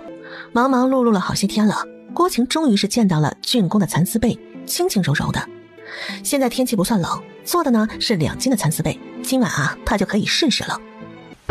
啊，晴丫头啊，这么轻飘飘的被子能保暖吗？郭婶子，你别小看这一张轻飘飘的蚕丝被，蚕丝被从养蚕到初剪再到加工，你们都是见证者，耗时耗力，如果不保暖，我会这么做吗？在座的每个婶子想想也都赞同的点了点头。晴丫头啊，像这么好的被子是不是卖得很贵呀？蚕丝制品我是准备走高端路线的，卖给有钱人，所以相对会比较贵，不过只要各位婶子好好做，也是有机会买得起的。大家听郭晴这么一说也大致懂了，这肯定是不便宜了，不过啊这也没关系，只要有事做有工钱拿也是不错的。不过啊就是总有那么些眼红的人。卖这么贵，给我们的工钱就开这么低。婶子怎么了？有什么意见可以大声说出来，我不喜欢有人在下面嘀嘀咕咕。你蚕丝被卖那么贵，给我们的工钱才这么点，钱都你一个人赚去了，凭什么？凭什么？婶子是觉得我把蚕丝被卖那么贵，给你们工钱低，你觉得不公平是吧？凭什么是吧？没错。婶子，你说觉得不公平，凭什么？那你自己怎么不去做这蚕丝生意？就算这生意给你做，你做得来吗？你懂怎么养蚕吗？你懂怎么制作蚕丝制品吗？你有足够的资金做前期的投入吗？买山地，买桑树，买蚕，建蚕园，前后后这7座大残垣房不是天上掉下来的吧？还有买这些加工工具，包括请你们做工的工钱，1个月几10两，哪一样不是我自己前期垫的银子？这前后上万两的投入，哪一样不需要钱去推动？现在蚕丝被是制作出来了，可还是没有正式对外销售，我还需要寻找销售渠道，卖得出去我还有机会回本，如果卖不出去，我前期的投入就全部打水漂了。这上万两的投入也是我的心血，我的钱也不是大风刮来的，我需要承担的这些风险你们知道吗？你们只管每月拿固定收入，而我不管赚不赚，你们的工钱我1分不会少你们的。这样婶子可还觉得不公平？这样婶子觉得是凭什么？当然，婶子如果要是还觉得不公平，觉得30文1天太少了，我并不强求你留下，你随时可以走的。你的工钱我1分也不会少你的。对不起啊，秦丫头，婶子不懂，目光短浅了，你别当回事儿。婶子就是一时糊涂才说的这些胡话的，你可千万别放心上。婶子明白就好，我也是第一次做生意，有什么不对的，婶子们可以指出来。工钱方面，只要你们好好干，我也不会亏待大家的。如果蚕丝被能大卖，我给大家发奖金。一听说发奖金，大家都欢呼不已。哎呦，好了好了，想要奖金啊，大家就好好干，争取在天冷之前多赶制一些蚕丝被出来，别到时候不够卖了，搞得手忙脚乱的。而站在某个角落的某个人却看得入了迷。一开始啊，还以为这丫头会被那婶子刁难住，没想到这丫头如今这嘴上功夫啊，说起大道理来是毫不逊色，一通一通的，都没有办法让人反驳。某人的嘴角也跟着上扬，然后悄悄退场。其实啊，现在蚕丝被已经成功了，郭晴要想办法找到销售渠道才行。最好的是能有皇城那边的渠道，明月楼那么多分店，大东家应该身份不简单。改天啊，问问张掌柜看看有没有渠道。还说改天呢，结果第2天啊，郭晴就迫不及待地拿了一张蚕丝被去找张掌柜去了。白浩知道他要去找张掌柜谈事儿，是有关于蚕丝被的事儿，便也跟着一起去了。不过在到明月楼进包厢的时候，白浩却称去买点东西要先行离开一会儿。白浩离开后，张掌柜也称有事，让郭晴稍等一会儿。两人呢就这么前后脚的离开。郭晴也没有多想，自己直接就进入包间等候。大东家，你这是有什么事情需要安排给我吗？今天夫人来找你是因为蚕丝被的事，她在找销售渠道，到时候你直接答应便是，让她直接将蚕丝被交给你即可。夫人，蚕丝被，晴儿她的新生意。而白浩这家伙呢，又恢复了以往那惜字如金的模样了，多一个字都没有。得亏这张掌柜啊，跟白浩这么多年了解这家伙了，简单一捋就明白了。怎么，张掌柜有疑问？哦，没有，只是这蚕丝被是什么东西啊？是夫人的新生意，被子，到时候你就知道了。等他把货交给你，你交给景云，让他卖到皇城去。那要是二东家问起，不要让他知道我在这儿，其他的你看着办。还有，暂时不要让夫人知道我和明月楼的关系。另外，叫人帮忙去买份点都铺的点心。是。张掌柜应下，转身就退了出去。不多时，又来到了郭晴的包厢。晴丫头，不好意思啊，让你久等了。不爱，反正今日没什么可忙的，正好可以好好品品咱们酒楼的茶。晴丫头，今天可是又有什么好吃食了？新吃食没有，不过新生意倒是有一桩，就是不知道张掌柜感不感兴趣。哦，晴丫头说说看是什么新生意啊？郭晴指了指桌上的包裹，然后打开来，示意张掌柜上前一看。这个是蚕丝被，保暖效果胜过棉被，而且轻柔，盖在身上没有压迫感，大大提高了睡眠质量。那晴丫头打算怎么卖呢？这个蚕丝被也分重量大小，为了方便，我均以重量为准，10两银子1斤。你手上的蚕丝被是2斤的，售价20两，上面有一张标签，标签上有重量及大小的，另外还有4、5、6、7、8斤的，不过也可以自己决定重量，怕冷的你可以做10斤的都没问题。总之1斤蚕丝10两银子即可。好，这种蚕丝被你有多少都交给我处理吧。目前没有，还在赶制当中。今年第1年养的蚕数量不多，最多能做出600到700张的蚕丝被不等。因为每张重量不一样，目前具体的没法估算，只能有个大概的量。而且目前人手也不多，还不够熟练，差不多需要20天左右才能做完。到时候天气开始转冷，正好是个好时机。好，行，争取能够加快速度，到时候运输途中也需要时间啊。可以问一下，张掌柜准备运哪里销售吗？晴丫头，你觉得哪个地方的有钱人最多呢？皇城。张掌柜是呵呵一笑，表示默认。今天带过来的蚕丝被啊，被郭晴作为答谢送给了张掌柜。张掌柜啊，更是笑得合不拢嘴了。对不起，我不是故意的，我就是看你忙不过来了，想帮忙的。好了，你不用一个劲儿的道歉，知道你不是故意的。你要是实在想帮忙，帮我招呼客人就好了。二哥，这是……小妹，你来了，妹夫也来了。恩人，大恩人，求求您收留我吧！我会帮忙看店，招呼客人。姑娘有什么事，咱们站着好好说，别动不动就下跪。郭二哥见状，将小妹啊就拉至一边。这姑娘就是那天你送米面给她的那位，之前家里有个病重的爷爷，这姑娘也是个孝顺的，为了给爷爷治病，到处想办法做小工。别看她瘦瘦小小的，实际上比你还大2岁呢，那是因为饿的，怪可怜的。然后呢？那天你送米面给他，他回去让他爷爷好好吃了一顿，然后他爷爷就走了。现在他这个世上没有亲人了，想到那天对他的恩情，他就跑了过来找你报恩来了。郭晴听完啊，算是明白了过来。你叫什么名字？今年多大了？我叫王丫丫，今年17岁了。那你识数吗？识。小时候我爷爷教过我识数也会算数。好，那你可以留下来试试。第1个月给你800文，1个月之后做得好，你便留下，工钱就涨到1两银子1个月。以后做得越好，工钱自然越高。如果做得不好，你懂的。谢谢恩人，谢谢恩人。记住，以后不许动不动就下跪。还有，我比你小，你也不用一口一个恩人恩人的叫，直接跟我二哥一起叫我小妹就好了。另外，我既然比你小，那我就叫你丫丫姐吧。不，这个使不得，你怎么能叫我姐姐呢？怎么使不得啊？你比我大，你这也不是卖身给我了，我叫你丫丫姐很正常吧？你是东家，你怎么能这么叫我？我受不起的。那就叫你丫丫，这样总可以吧？可以，谢谢小妹。走，你身上这衣服不太适合接待客人，我带你去买一套干净的衣服，这样看起来也精神。王丫丫原本想拒绝的，想想小妹也说的没有错，最后啊，只好点点头，跟着郭晴逛街去了。郭晴将白浩扔在了铺子，说2个姑娘逛街，一个大男人跟着像什么呀？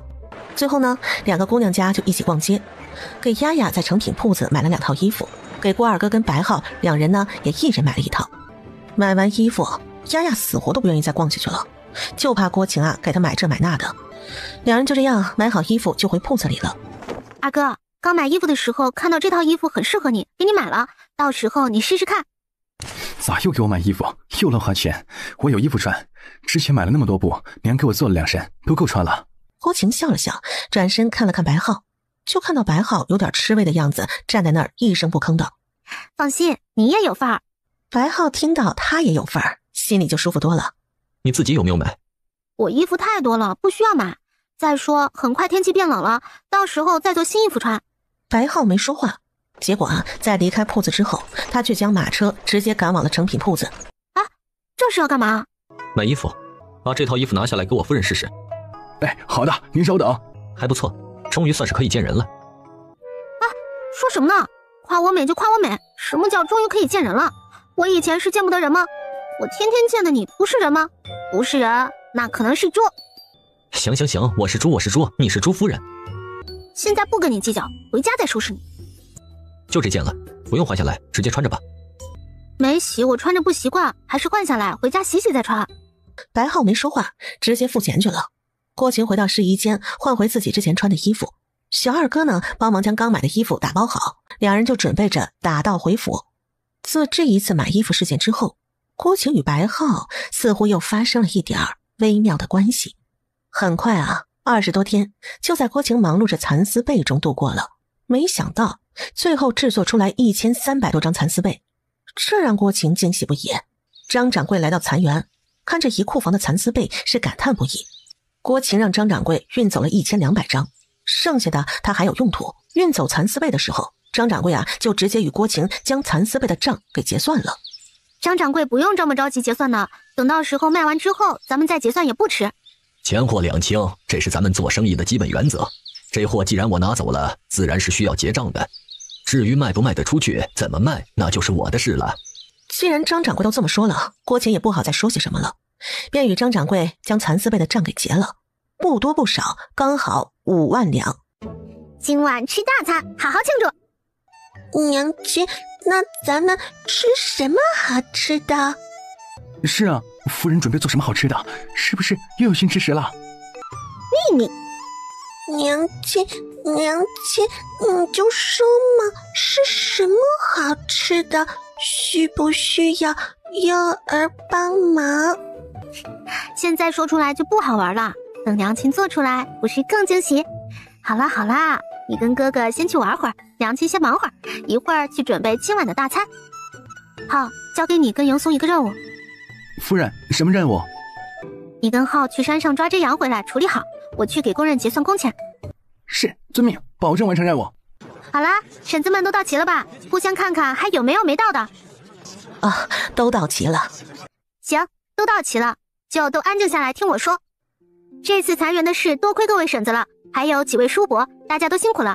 我说过，只要大家好好做事，并不会亏待大家。这次蚕丝被能赶在天冷之前都制作出来，也多亏了婶子们日夜操劳。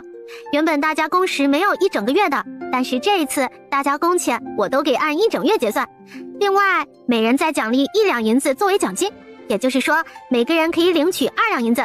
现在大家都排好队，不用着急，一个一个按手印领取就好了，一个都不会少，所以都不要着急啊。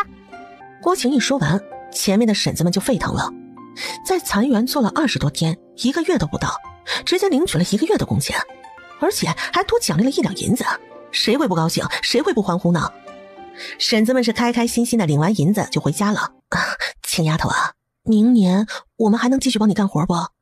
肯定能啊，你们都是我第一批培养出来的，明年裁员还需要不少人手，你们到时候就是师傅级别了，可别给我掉链子呀。嗨，你就放心吧，都是干活的好手，肯定能帮你把蚕园啊打理得井井有条的。哎，对了，明年什么时候开工，早点通知我们啊。现在天冷了，蚕宝宝没那么快出来，明年开春天气转暖了，就差不多要着手准备了，到时候我会提前通知你们的。啊，行，那你先忙啊。郭婶子说完就转身离开了。结完工钱，郭晴就开始着手准备今晚的美食调料。之前他就抽空制作了点啤酒跟甜米酒，但是不多，因为是第一次做，只是参考空间里的百科全书里的方法做的，所以啊也不敢做太多了，先试试水，成功了下次就多做点。正准备着，白浩他们就回来了，结果回来的还多了一只野猪。郭晴让他们赶紧将羊宰杀好去皮，郭晴负责腌，野猪呢就先放着，晚点有空再弄。忙忙碌碌的天就黑下来了，郭晴腌的羊肉啊也可以上架开始烤了。不多时，烤羊肉的香味儿就弥漫了半个郭家村。哇，好香啊！2只小馋猫，饿了就先吃个烤土豆垫补一下，羊肉还要再等等。娘，这个土豆还可以烤来吃，真好吃。土豆吃法很多，以后娘慢慢做给你们吃。只可惜没有地瓜，地瓜烤出来更好吃，更甜更香。娘，什么是地瓜？地瓜也是跟土豆一样长在地里面的。地瓜红色的皮熟了之后是粉粉的，黄色的皮熟了之后是甜甜的。娘，那咱们家有吗？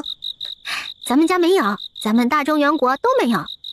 那咱们大中原国都没有，那娘你是怎么知道这红薯的？娘亲的师傅啊，不知道在山上哪里弄到的，所以娘亲吃过呀。后来叫师傅去找这个红薯，发现没有了。以后要是有找到，娘留给月儿、优儿，让你们都尝尝。娘亲最好了。好啦，烤全羊可以了，咱们开吃吧。这次烤全羊啊，大家都是酒足饭饱。白浩呢，便先让他们先上床睡觉去了。其实啊，郭晴的酒量也不行，几杯啤酒下肚之后，也有点醉了。走起路来啊，都有点东倒西歪的，说话也语无伦次了。郭晴看着眼前帅气的白浩，醉眼朦胧地盯着他傻笑。你笑什么？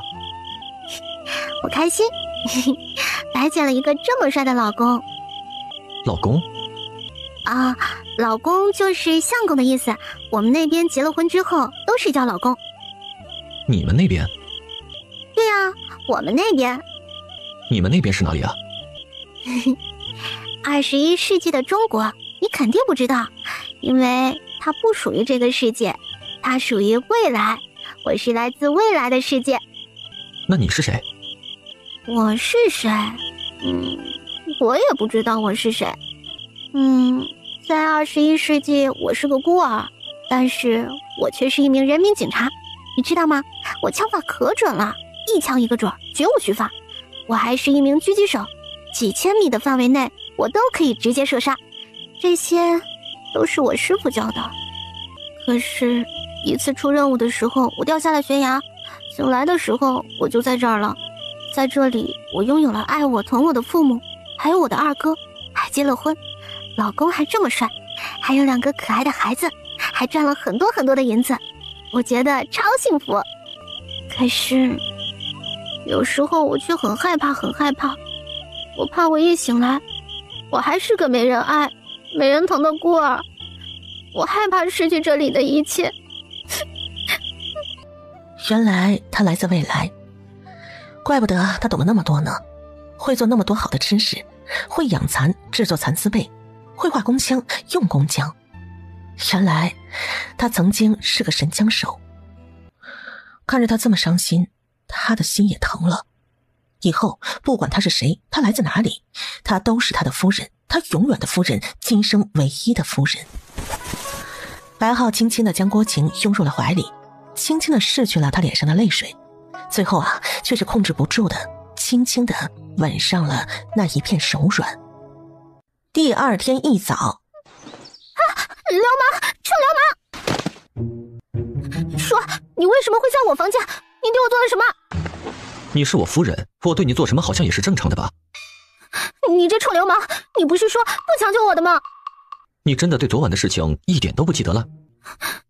昨晚我喝的有点多，一开始我好像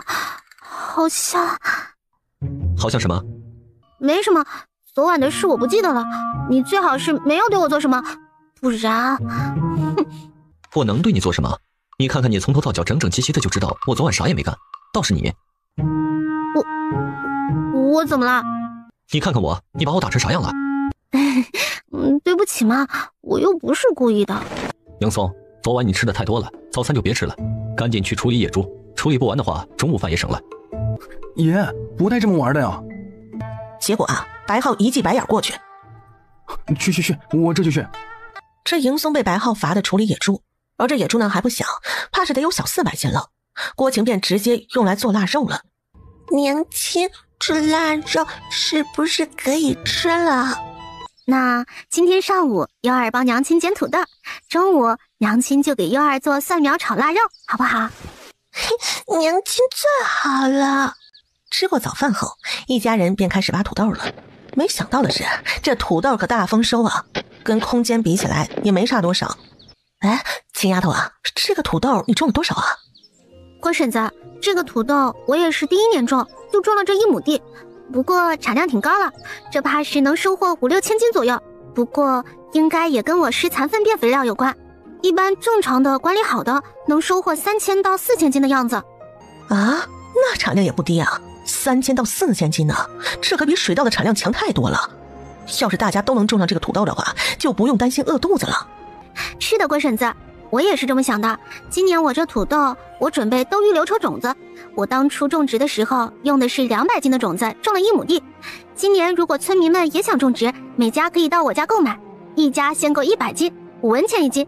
到时候收获的时候也能有1、2千斤左右了，就可以种更多的地了。真的吗？是的，婶子，这土豆正常的1年可以种2季。1年可以种2季呢？是的，土豆跟水稻不一样的，而且在土地里生长果实比在空气中生长有优势，所以可以种2季，1年3月左右种，7月左右收，8月左右种，11月左右收。那就太好了。我先替大家先谢谢你了啊。心情好了起来，干活就更有劲儿了。咸鸭蛋、皮蛋制作完之后，又帮郭晴一起收获土豆。一上午过去了，土豆呢还没有完全挖完，剩下的留着下午来挖吧。郭婶子回到家，高兴的就把这件事儿跟他家老头郭村长说来听了。好，这可真是天大的好消息啊！秦丫头真是我们郭家村的福星啊！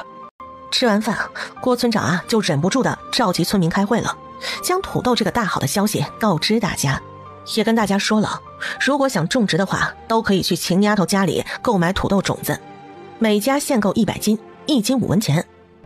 郭村长，你说的可是真的？当然是真的了，难不成我还能骗你们不成啊？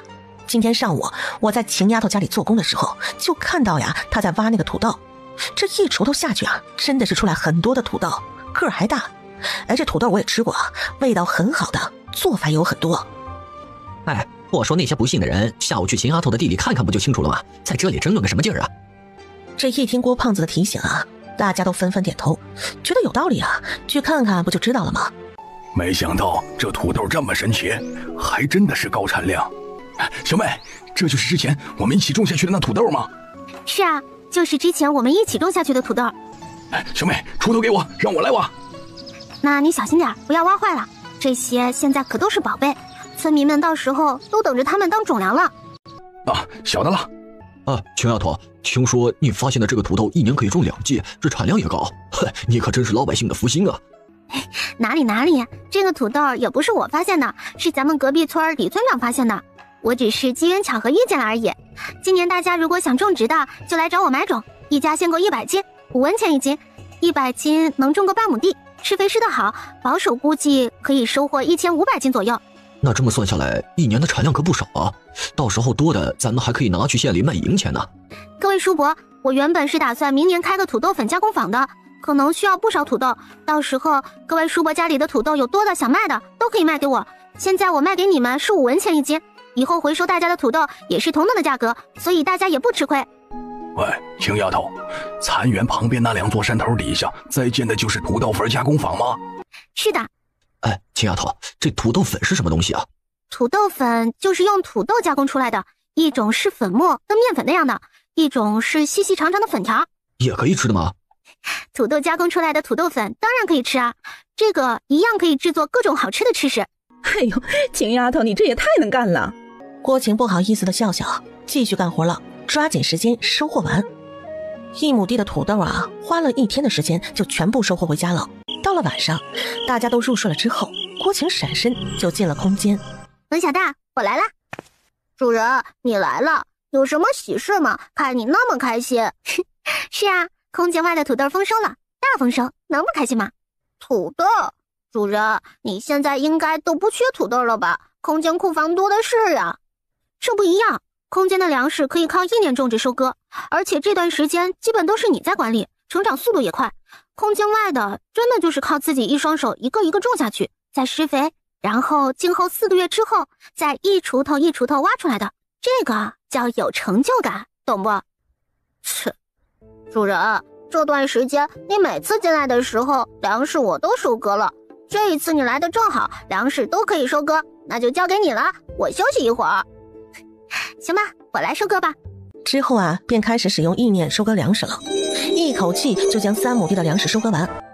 萌小蛋升级成功，目前等级10级，开启9号储物柜，获得物品萌小蛋新技能提升完1枚，提升技能之后可自由出入空间，但此次提升萌小蛋需休眠7天进行技能提升。哦耶，我又可以提升技能了。萌小蛋，你这都10级了，那你什么时候升到9级的？主人，还10级，如果你要是帮忙多做做任务，我可能都不止10级了。你想想，自从你忙着蚕丝被的事情，你每次进空间待的时间都不超过小半炷香。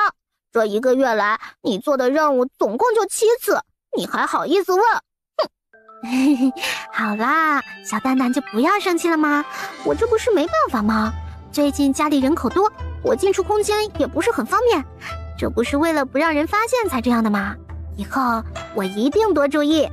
好吧，这次就原谅你了。你自己去查看8号储物柜物品吧，你应该会很喜欢的。我就先去休眠提升级技能去了。我休眠的时候，你记得进来做任务啊。另外，不要来打扰我，会影响我提升速度的。去吧去吧，赶紧去好好休眠，我等你啊。记得做任务啊。行了，我知道了，你就放心去提升技能吧，像个啰嗦老太婆似的。这萌小蛋一走，郭晴瞬间就觉得清静了。然后呢，来到1楼查看8号储物柜。8号储物柜的物品：洗洁精、肥皂、面膜、护肤品。看到这些物品，郭晴是激动不已。面膜、护肤品，这可都是好东西啊！这一世啊，有钱都买不到这些东西。这傻笑完之后啊，便直接在空间用肥皂洗了个澡，还敷了个面膜，涂了心爱的护肤品。第二天，没想到啊，就下起了大雨。这11月的天，一下雨便开始转凉了。没暖气，没空调，连个炭火也没有，也不晓得这个冬天会不会把我冻死。木炭这种东西啊，在这一世卖的还挺贵的，而且贵不说，还很难买得到，得有关系才行。所以呢，基本都是有钱人家才舍得买来取暖。下次让张掌柜弄点木炭回来吧。白浩这么一提醒，郭晴也觉得呀，这个主意不错。张掌柜一酒楼的掌柜，接触各种生意人就不说了，后面的大东家啊，应该也能弄到木炭，只能等天晴了再去找张掌柜说这件事儿了。结果这雨一下就下了4天，待到天晴之后，郭晴呢便一人拉上腊肉跟调料前往明月楼去了。张掌柜，这几天生意可好？店里的生意一向都很好，只是之前这蚕丝被……蚕丝被怎么了？我们上楼说吧。张掌柜有什么话不妨直说吧，蚕丝被怎么样了？这个，我将蚕丝被交于明月楼的二东家，他是皇城中人。现如今蚕丝被在皇城大卖，且售价50两一斤。50两一斤？是的，50两一斤。即便价格如此昂贵，可这成蝶蚕丝铺开业3天，蚕丝被就被抢购一空了。3天就抢完了？是啊，3天不到就抢完了。很多没买到的客人都在问什么时候再有货呢。这二东家也不知道什么时候才能有货，便称可以提前预定，到货后通知大家来取，可以根据自己的重量要求预定。这个是二东家托人带过来的预订单，一共是2300张的蚕丝被，重量不等。郭晴接过册子，打开呢，大概看了一眼。好家伙，这才多久啊，订单就这么多了。这要是再等一段时间的话，那不得1整年的订单都不用愁了。想到这儿，郭晴又想到了银子，看到好多好多的银子啊。结果呢，他这边想到银子了，张掌柜那边也想到了银子，便又从袖口里掏出了一叠银票，递给了郭晴。这个是二东家让我转交给你的，说是卖蚕丝被的。卖蚕丝被的银子不是已经给了吗？二东家说蚕丝被是你发现的，而且也是你制作出来的，他只不过是处理运输了一下而已。以后运往皇城的蚕丝制品五五分成，不能让你吃亏了去啊。这银子我不能要，当初说好我收10两银子一斤，至于卖多少那都是你们的事。这个二东家说了，这银子你要是不收下，以后就不好意思再跟你合作了。行吧，那你替我谢谢你们二东家，有机会请他上门做客，做好吃食招待他。好，没问题。另外今天你带来的那个菜是什么菜啊？闻着挺香的。那个是我最近做的一种新菜，叫腊肉。今天带过来的是野猪肉熏的，味道不比家猪的差。食谱刚才我已经给到厨房师傅们了，至于价格你看着自行决定就好。我提供的材料也不贵，1两银子1斤的腊肉。不过这么个腊肉目前不多，今天带过来的也就200斤左右，下次的腊肉要等半个月之后。这个腊肉做起来也比较费时费事，但是吃起来却很香。行，那我赶紧下去吩咐一下，今天便可以推出腊肉这个新菜。对了，张掌柜，我差点把今天过来找你的正事给忘了，你有没有渠道买得到木炭？你要买木炭？是的，我买。我这不是太怕冷了，想买点木炭取暖。行，那我帮你问问。2个人呢便下楼去了，来到1楼，正好就遇见陆知县之子陆文轩过来预定位置。中午啊，与同窗一起谈些事情。而正好呢，他的同窗好友家啊，便是制作木炭的。陆公子好啊，陆公子可否借一步说话？张掌柜。说着，2人便来到了站在一旁的郭晴身边。陆公子好，小女子郭晴冒昧打扰了。秦姑娘。陆公子，这位是我们酒楼的少东家，少东家有事想请陆公子帮个忙。我一直以为明月楼的新少东家是位男子，没曾想到却是位姑娘。早就听说了明月楼近几月来推出的新吃食均与新来的少东家有关，今日有幸一见，真是三生有幸。哪里，陆公子见笑了，不过就是一些家常菜而已。能做出这么美味的家常菜，那也是非常优秀的。陆公子过奖了，今日找陆公子，想请陆公子帮个忙。小女子想要购买一些木炭，听闻陆公子有渠道买得到。秦姑娘需要购买多少？不知可否问一下，今年的木炭价格如何？今年的木炭价格与去年的一般无二，次等木炭是20文一斤，这种木炭不建议秦姑娘购买，烧起来满屋子的烟。普通木炭呢，50文一斤，会有些许呛鼻。金丝木炭100文一斤，金丝木炭耐烧无异味，一般家里条件比较好的都会选择金丝木炭。啊，这时候的木炭这么贵的吗？郭他上一世的时候啊，木炭才几毛钱一斤，哎呀，这简直就没法比啊！1000斤金丝木炭可以弄得到吗？1000斤没问题，秦姑娘什么时候要，我叫人送过来。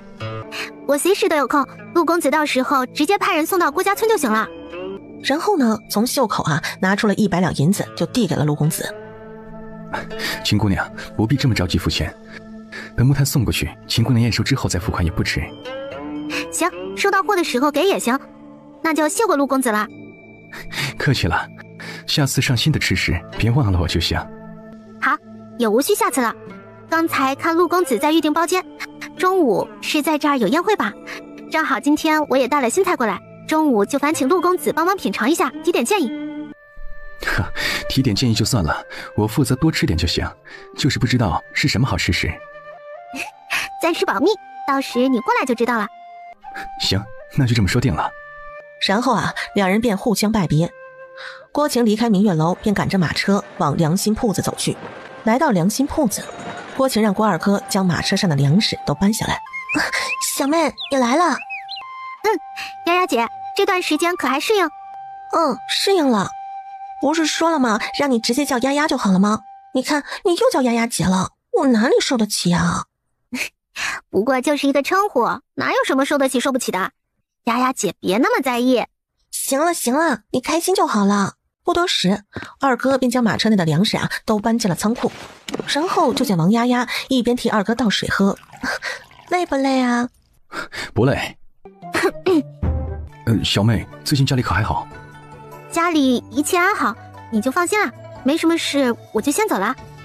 啊，小妹慢走。你们俩好好的，有什么事回家找我。先来到了铁匠铺，让铁匠打一口锅。老板，这样式的锅你一般多久可以搞定啊？这种锅比较奇特，你3天之后来拿吧。郭晴又让老板打了500个一头大一头小的 S 型的大钩子，他用来熏腊肉的时候挂腊肉用的。这边搞定了之后，郭晴又跑去市场买了2头宰杀好的猪，直接啊猪下水也都要了。买完这些东西啊，郭晴便回家了。然后一下午呢，就处理他买回来的猪肉、猪下水。因为买的多，王婶子、郭婶子、郭母都被郭晴叫来帮忙一起了。陆公子，请喝茶。今天真是辛苦你了，麻烦你还特地跑一趟。不辛苦也不麻烦，本来也是要来感谢你那天赠送的新菜蒜苗炒腊肉，味道是真心的好，到现在我都还感觉意犹未尽，太香太好吃了。既然陆公子喜欢吃，那今天中午就留下来吃个便饭，正好家里还有点腊肉。没有了，家里腊肉吃完了。家里不是还有吗？什么时候吃完了？吃完了，刚吃完的。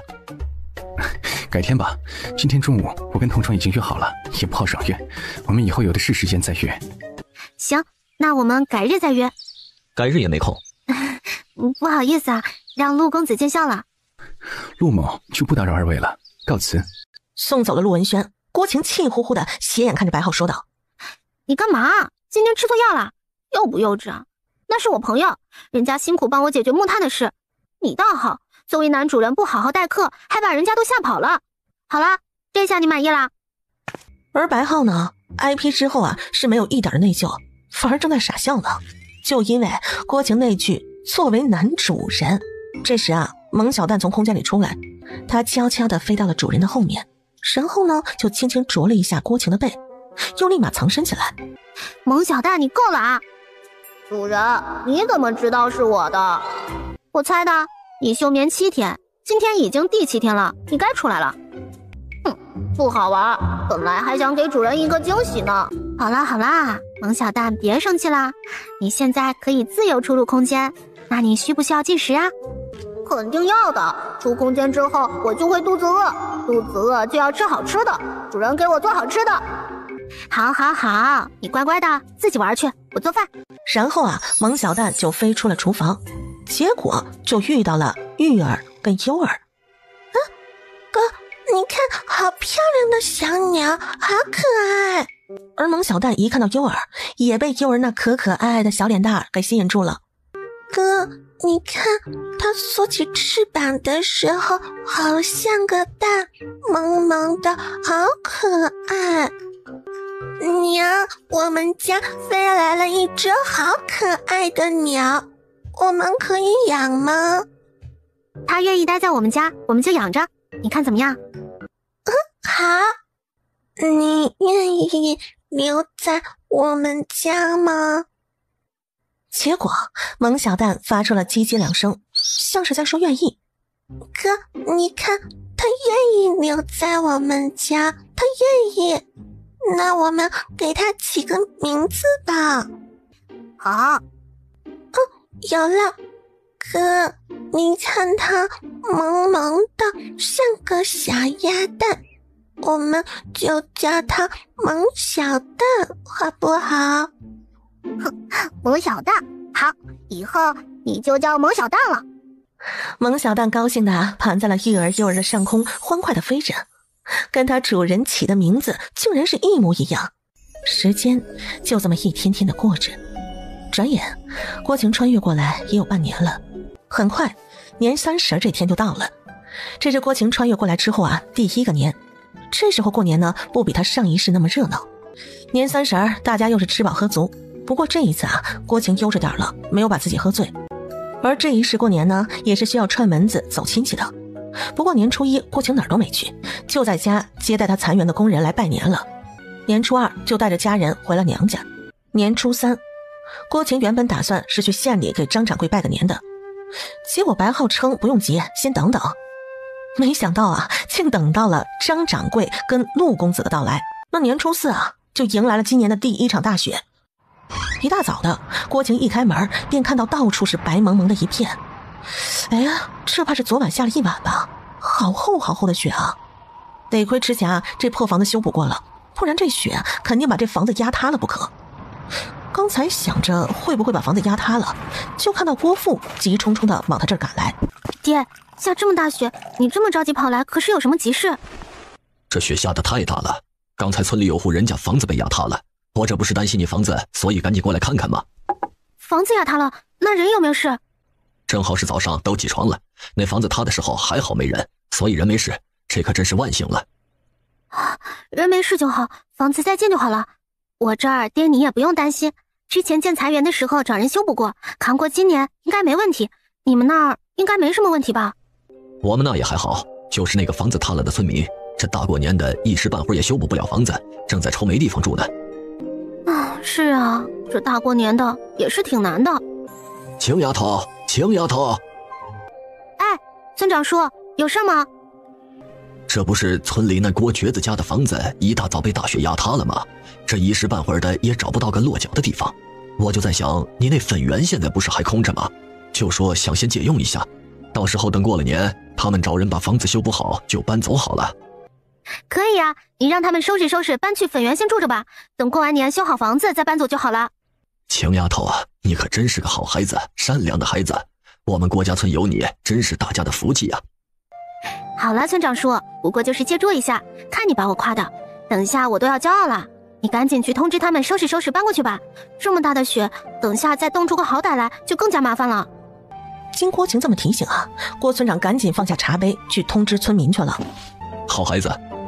爹，你也赶紧回去吧，外面冷，没啥事儿别老往外跑，我这边你不用担心，不是还有你女婿在吗？那就放心吧。行，没事就好，那我就回去了，你有什么事就喊我。好，不用惦记这里，回到家记得烧着炭火，别冻着自己。咱们家现在条件好了，你就不要委屈自己，知道不？家里炭火还有吧？有，还多着呢。这天气这么冷，你就放心吧，炭火都烧着呢。我走了，你也别出来送了，外面太冷了。郭晴看着老父亲的背影，真好，这就是父爱。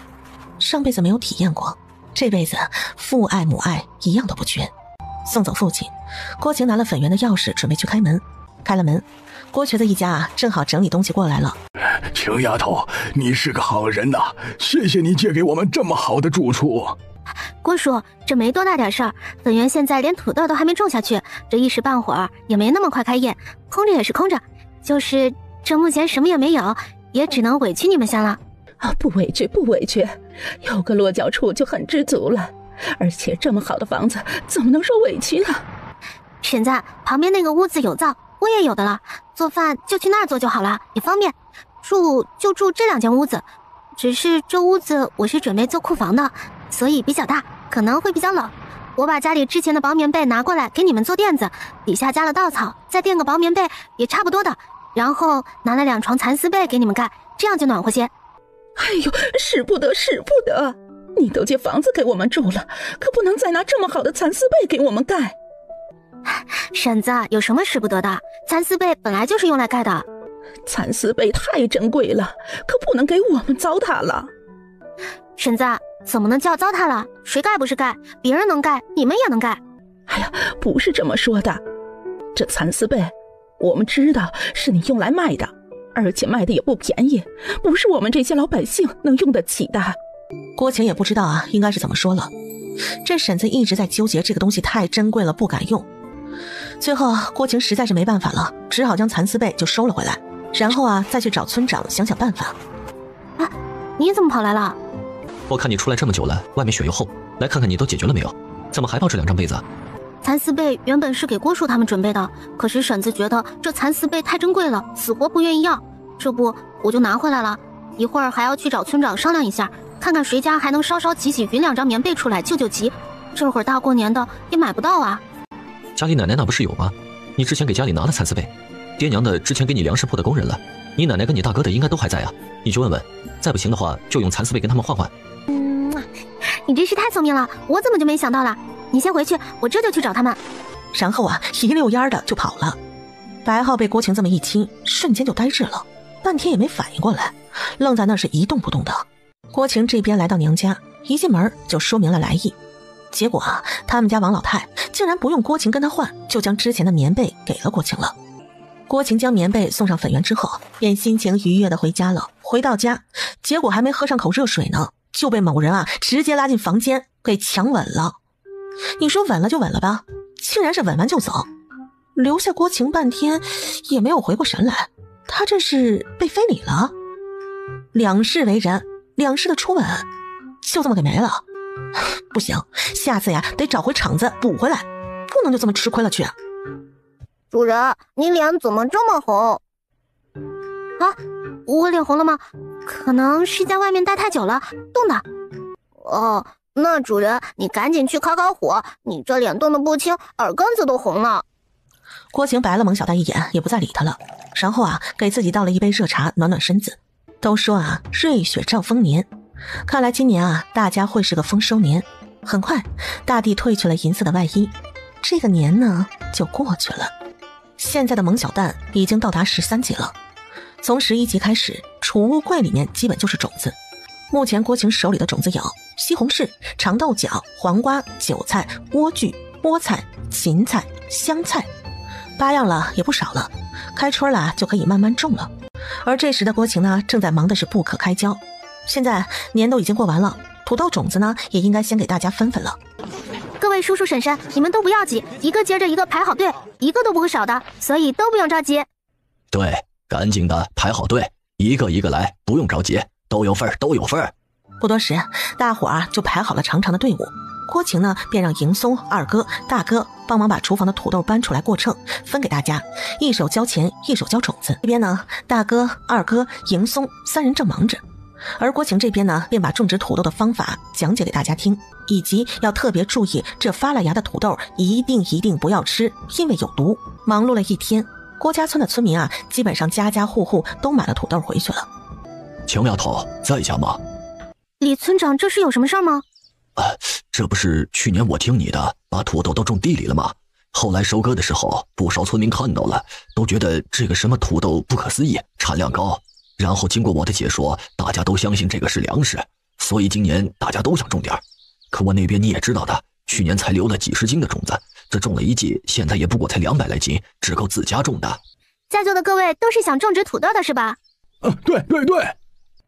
行，不过我这种子也不多了，今天刚给我自己村分走了不少，他们一家是100斤，5文钱一斤。你们如果也想要也一样的价，但是最多一家也是100斤，具体要多少你们自己决定，我叫我大哥二哥帮大家称好就行。我买5文钱一斤我也要100斤。我大伯的女儿就是家在你们郭家村，过年回去我可是听她说了，说吃过这个土豆的人都说这个土豆好吃的不得了，而且产量也高，1亩地施肥施好了就可以收割3000斤左右，这可比小麦水稻的产量高多了，5文钱一斤值了。其余的村民一听说这个土豆的产量这么高，就开始纷纷的议论起来了。讨论了一会儿，大家呢便开始争先恐后的说要买。最后啊，郭晴让他们都排好队，一个一个来，不好好排队的话就不卖给他们了。大家啊也就乖乖的排好队。郭二哥这边打秤，郭晴这边呢继续又把刚才叮嘱郭家村村民的话又叮嘱给李家村的村民听。他就是担心啊他们不懂，吃了发了芽的土豆，吃的少了还好，吃的多就麻烦了。这次还好，李家村来购买土豆的人呢不是很多，也就来了10来户吧。一些钱不够的就买的50斤，钱够的就买的100斤。小妹，你这土豆都卖给村民了，你自己够种吗？山上粉圆库房还有不少，没事，有多少咱们种多少就行了。这边土豆的种子啊刚分出去几天，天气也就暖和了起来，建房子的人也就来了。而王婶子呢知道郭晴家要建房子，为了方便就把铁牛哥的房间跟另一间草房给收拾了出来，给郭晴暂时住一段时间是没有问题的。结果啊这房子一建就是3个多月，这房子建的久啊也不耽误郭晴赚钱忙碌。反正房子的事啊交给白浩跟迎松了，他呢就负责外出赚钱养家。2月底的时候，郭晴将准备好的水稻也提前育好了苗。到了3月，冬天一过，春天来临，万物复苏，是个赚钱的好季节。而郭晴的蚕园粉园也都开始忙碌了起来。村长叔在家不？青丫头啊，你怎么来了？郭婶子将郭晴就迎了进去。郭婶子，我来找村长叔有点事儿。这郭婶子一看就知道啊，这肯定又是有什么好事要发生了，忙进屋啊就将里面的老头子给唤了出来。秦丫头，有什么事吗？村长叔，今天下午有空不？现在土豆都种下去了，有空。有空，那就麻烦村长叔帮忙召集一下村民，我有好事找大家。什么好事啊？先保密，等大家来了我再说。能赚钱的好事儿，所以要麻烦你帮忙召集一下村民，没空来的到时候互相传达一下就好了。行，那你在家里等一下。郭村长说完就外出召集村民去了。不多时，村民们便络绎不绝的来了。好啦，大家都到齐了吧？没到的就互相传达吧，就不浪费大家时间了。大家对这3样东西应该不陌生吧？这不是树叶根刚长出来的竹子吗？郭晴被村民说的是一噎。好吧，香椿是树叶没错，春笋是竹子也没有问题啊。这个树叶身上有大把，有一股臭臭的味道。好了，我来说说吧。这个是叫香椿芽，长在树上的，是春天里的一道蔬菜，与鸡蛋同炒，味道还是很不错的，大家不妨可以试试。这个是蕨菜，从地里长出来的。这个是春笋，长大了才叫竹子。现在这个样子的叫春笋，因为只在春天生长。这3样都是春天里最美的味道，而现在啊，正是这3样春天的味道大片生长的时候，也是我们采摘的好时候。大家也都知道，我跟明月楼有合作，所以现在有个赚钱的好机会给到大家，帮忙山上寻找春天的味道。嚯，底下村民们一下子又热闹起来了，又是个赚钱的机会了。大家安静一点，听晴丫头把话说完，大家不要浪费时间，早说完早进山，早赚钱。这3样春天的味道，大家都可以上山采摘回来卖给我，但是一定要注意安全，结伴上山，深山就不要进，别为了这点银子把自己小命丢了。采摘的时候时不时抬头看看，不要走着走着就走远了。大家能不能做到？能做到，我就再说下一步。青丫头，你就放心吧，这一点啊，大家都还是知道的。这么多年，大家都不敢往深山去，都知道那里面危险重重。好，大家能做到就好。那我就继续说一下采摘要求。然后啊，郭晴就把3样春天的味道都摆在大家眼前，就说道：太小的不要，因为没有肉；太老的也不要，因为咬不动。另外大家要注意，有些树上长的并不是香椿芽，所以大家在采摘的时候闻一下味道就可以辨别了，不要采摘错了。蕨菜有2种颜色，一种这样的青色的，一种带点紫红色的，采摘这2种就好了。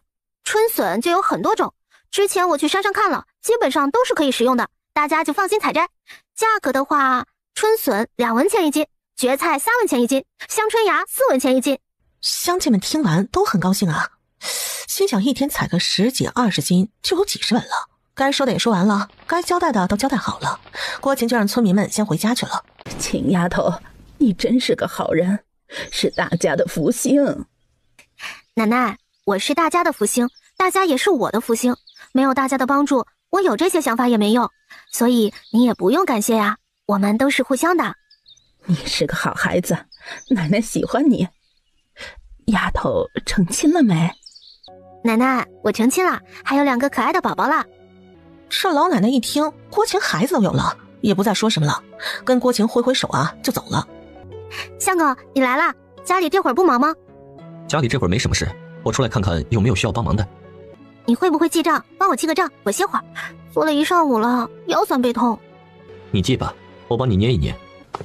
秦丫头，秦丫头，娘，你这是怎么了？结果啊，郭母一见到女儿，就忍不住的哇的一声就大哭了起来。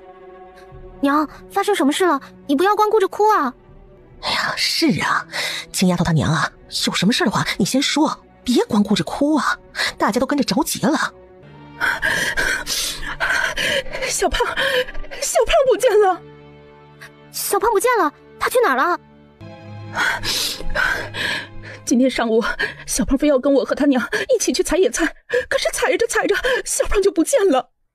我跟他娘在山上找了半天都没找到，这都快中午了，我就赶紧下来找你们帮忙一起找找。这会儿他娘都还在山上找了。在哪里走丢的？赶紧带我们去！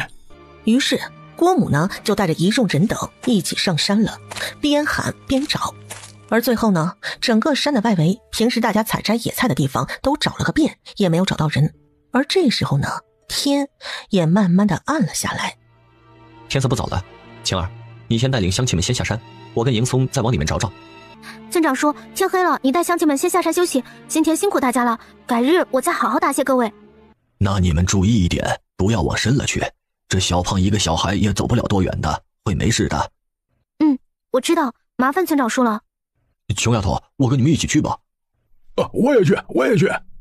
剩下的村民都接二连三的说道：谢谢大家的好意，只是这深山大家都知道有多危险，并不是人多力量大就行的，所以为了大家的安全着想，大家还是早些回去休息。今天大家也忙了一天了，辛苦大家了，改日我定好好答谢大家。听郭晴这么一说，大家呀也就不再说什么了，便跟着郭村长一起下山了。娘，大嫂，你们也都回去。娘不走，娘跟你一起去。我也不走，小胖还没找到，我的小胖还没找到。娘，你不能跟着去，太危险了。不行，娘一定要去，你都能去，娘为什么不能去？娘，我跟你。原来啊，是白浩懒得跟他们废话浪费时间了，直接一人一掌拍晕了过去，然后啊就把郭母跟大嫂交给婶子们扶回家了。大家都走了之后啊，郭晴、白浩、迎松3人便往深山走去。这边走呢，郭晴就边喊，走着走着，迎松又不见了。浩，迎松不见了。放心吧，他没事，我们3个这么找也不是办法，我让他往其他地方找去了。他一个人没事吗？没事，他一个人更自在，你应该多担心担心你自己。担心我自己？我有什么好担心的？血黑风高，一男一女。你敢啊！在这深山老林，你要是敢乱来，我就把你就地解决了，为了真正的狼。怎么，你把我解决了，你好另谋家婿是吧？哎，还真有此意。哪知这话一出啊，就直接被白浩堵住了嘴。郭晴直接就傻眼了，眼睛睁得大大的。不多时，白浩就放开了郭晴。你郭晴生是我白浩的人，死也是我白浩的魂，找别人，你就别做梦了。你耍流氓不算。什么耍流氓不算？你的意思是刚才那个吻太短了，没了下文，所以不算吗？哈，没关系，为夫不介意重新再来一次。流氓，臭流氓，赶紧找人！然后郭晴就继续边走边喊了起来。这一夜啊，真是一点都不顺。好，你有没有发现什么不对啊？有什么不对？我们后面有尾巴。尾巴？就是有人跟踪我们。郭晴见白浩没了下文，就知道这家伙靠不住，只能靠自己了。于是他眼珠子一转，就想了个办法。然后啊，在白浩耳边轻声地说着什么。临了，白浩轻轻地说了句留活口，两人就消失不见了。跟踪在后面的尾巴呀，发现目标不见了，赶紧往前小跑了几步，来到了郭晴他们刚才站的地方。这找了一圈，竟然没发现人。空气中啊，突然就传来了危险的气息。这尾巴的身手也不赖，直接就躲了过去。说，你是谁？跟踪我们有何目的？刚才那3箭是你放的？废话，不是我难道是你啊？说跟踪我们有何目的？而这个时候呢，白浩也现身出来了。将军，人已经找到了。好，有没有受伤？没什么大碍，就是有一点小刮伤。不过这小孩脾气挺倔，不让我们帮他处理伤口。无碍，这位是你们夫人。而郭晴啊，还在尾巴叫白浩将军的话里面卡碟呢。属下苍龙见过将军夫人。年礼，起来吧。敢问夫人，您手上的是什么剑？你对这个感兴趣？是的，将军夫人。这个叫弓枪，有机会我教你。谢将军夫人厚爱，属下只是好奇而已。行吧，那你什么时候想学，可以来找我教你。走吧，郭小胖已经找到了，天色也不早了，赶紧回家，免得大家担心。经白浩这么一提醒，郭晴才想起来，刚才苍龙说了人已经找到了。随后啊，3人便往山外走。这走着走着，苍龙又不见了。过了不一会儿，迎松抱着郭小胖又出现了。哥哥，你怎么才来接我呀？我都被吓死了，我找不到奶奶，找不到娘了。姑姑，你带我回家，我要回家。好了，没事了啊，姑姑在，姑姑带你回家，咱们回家。然后啊，牵着郭小胖的手就往家里走去。第二天，郭晴竟然奇怪的没起床，幼儿赶紧回房看看娘是不是起床了。结果娘还躺在被窝里呢，而且看起来还很难受的样子。幼儿赶紧跑出来找爹，爹，娘好像生病了。幼儿拉着白浩的手赶紧往房间里跑，一看啊，这丫头果然是生病了，应该是昨晚在山上着凉了，一摸额头烧得还不轻。白浩立马找来毛巾，打了一盆温水，赶紧给郭晴贴额头上来降温。没多久，郭晴竟然开始说起了胡话。师父，你不要走，不要丢下我。师父，我就你一个亲人，你不能丢下我。师父。郭晴的手呢，也开始胡乱的寻找着什么。白浩见状，立马将郭晴的手就给握住了。师父，你知道吗？我成亲了，嫁给了一个古代的大帅哥，他好像还是个什么将军。师父，你会祝福我的，对吗？那你喜欢他吗？喜欢。我喜欢他，他对我很好。我不知道他喜不喜欢我。然后郭晴便安静了下来。傻瓜，我也喜欢你。最后白浩忍不住的俯身亲了亲郭晴冰冷的双唇。郭晴就感觉到啊，嘴唇瞬间的温度，吧唧了吧唧2下，然后转身就进入了梦乡。而这一觉就睡到了下午。郭晴醒来的时候呢，就感觉头昏脑胀的，然后啊，用意念从空间取了些消炎止疼治感冒的药出来，然后呢就吃了下去，肚子又饿得咕咕叫了，跑去厨房想找点吃的，发现呢锅里还有粥，还热乎着，于是啊便咕咚咕咚的喝了2大碗。吃了些东西，力气也就恢复了些，看着天色还早，便往粉园走去。大嫂，你也在啊？听你大哥说你生病了，本园这边忙得不可开交，我想着在家也无事，就过来帮把手。你好些没？嗓子咋哑成这样？要不要看看大夫？无碍，已经吃过药了，过2天就好了。没事就好，不舒服就去看看大夫。好些美，还有没有哪里不舒服呀？这里有我们，你就不用担心了。好多了，我就过来看看。郭晴这一生病啊，在家里就休息了好几天。小妹，你这是刚从粉园回来吗？是啊，在家憋得慌，去转了一圈。大嫂有什么事儿吗？这几天不是该你生病了吗？家里的母鸡下了蛋，我给你拿了点过来，给你补补身子。大嫂你太客气了，家里什么都有，这点鸡蛋你就拿回家给小胖吃吧，小孩子要多吃点长身体。你就拿着吧，家里还有，少不了他一口吃的。大嫂还有什么事儿吗？也没什么事儿，就是大嫂觉得呀，以前犯浑做了太多对不起你的事儿，希望啊你不要记怪大嫂才好。大嫂，以前的事儿都过去了，我都忘了，最重要的是现在是以后。大嫂，你那个好姐妹王梅花不是个好的，以后尽量离她远点，不然到时候你自己都被她卖了。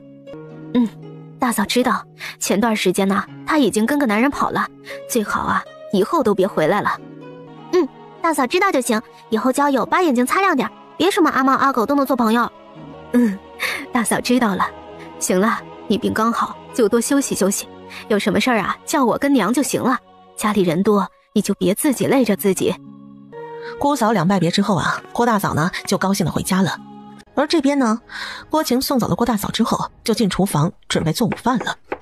正做着饭呢，蒙小蛋就飞进来，在郭晴耳边说道：主人，我感知到周边多了10几个陌生的面孔。陌生的面孔？那你能感知到危险的气息吗？没有危险的气息，但是这些人步伐轻盈，不像是村民，应该是习武之人。听蒙小蛋这么一说，郭晴应该能猜到是怎么回事了。晚点啊，问问白浩就知道了。没有危险的气息，应该问题不大，你多关注着点。有什么问题立马跟我说。好的。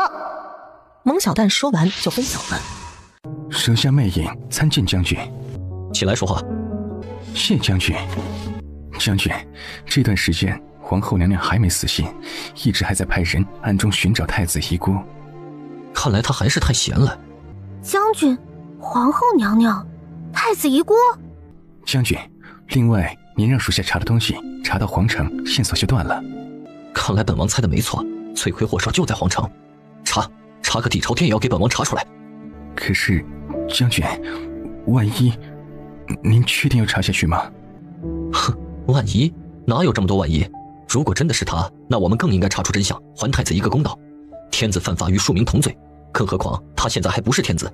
就算是天子，我要报的仇也照样报，谁拦得住？是将军。说完，魅影就消失不见了。站在门外的郭晴还是一脸懵逼的状态。听完了没啊？刚刚吃的有点多，散散步，消化消化。有什么想问的就赶紧问，趁我现在还想回答。你是将军？是。那你是王爷？是。那你到底是将军还是王爷？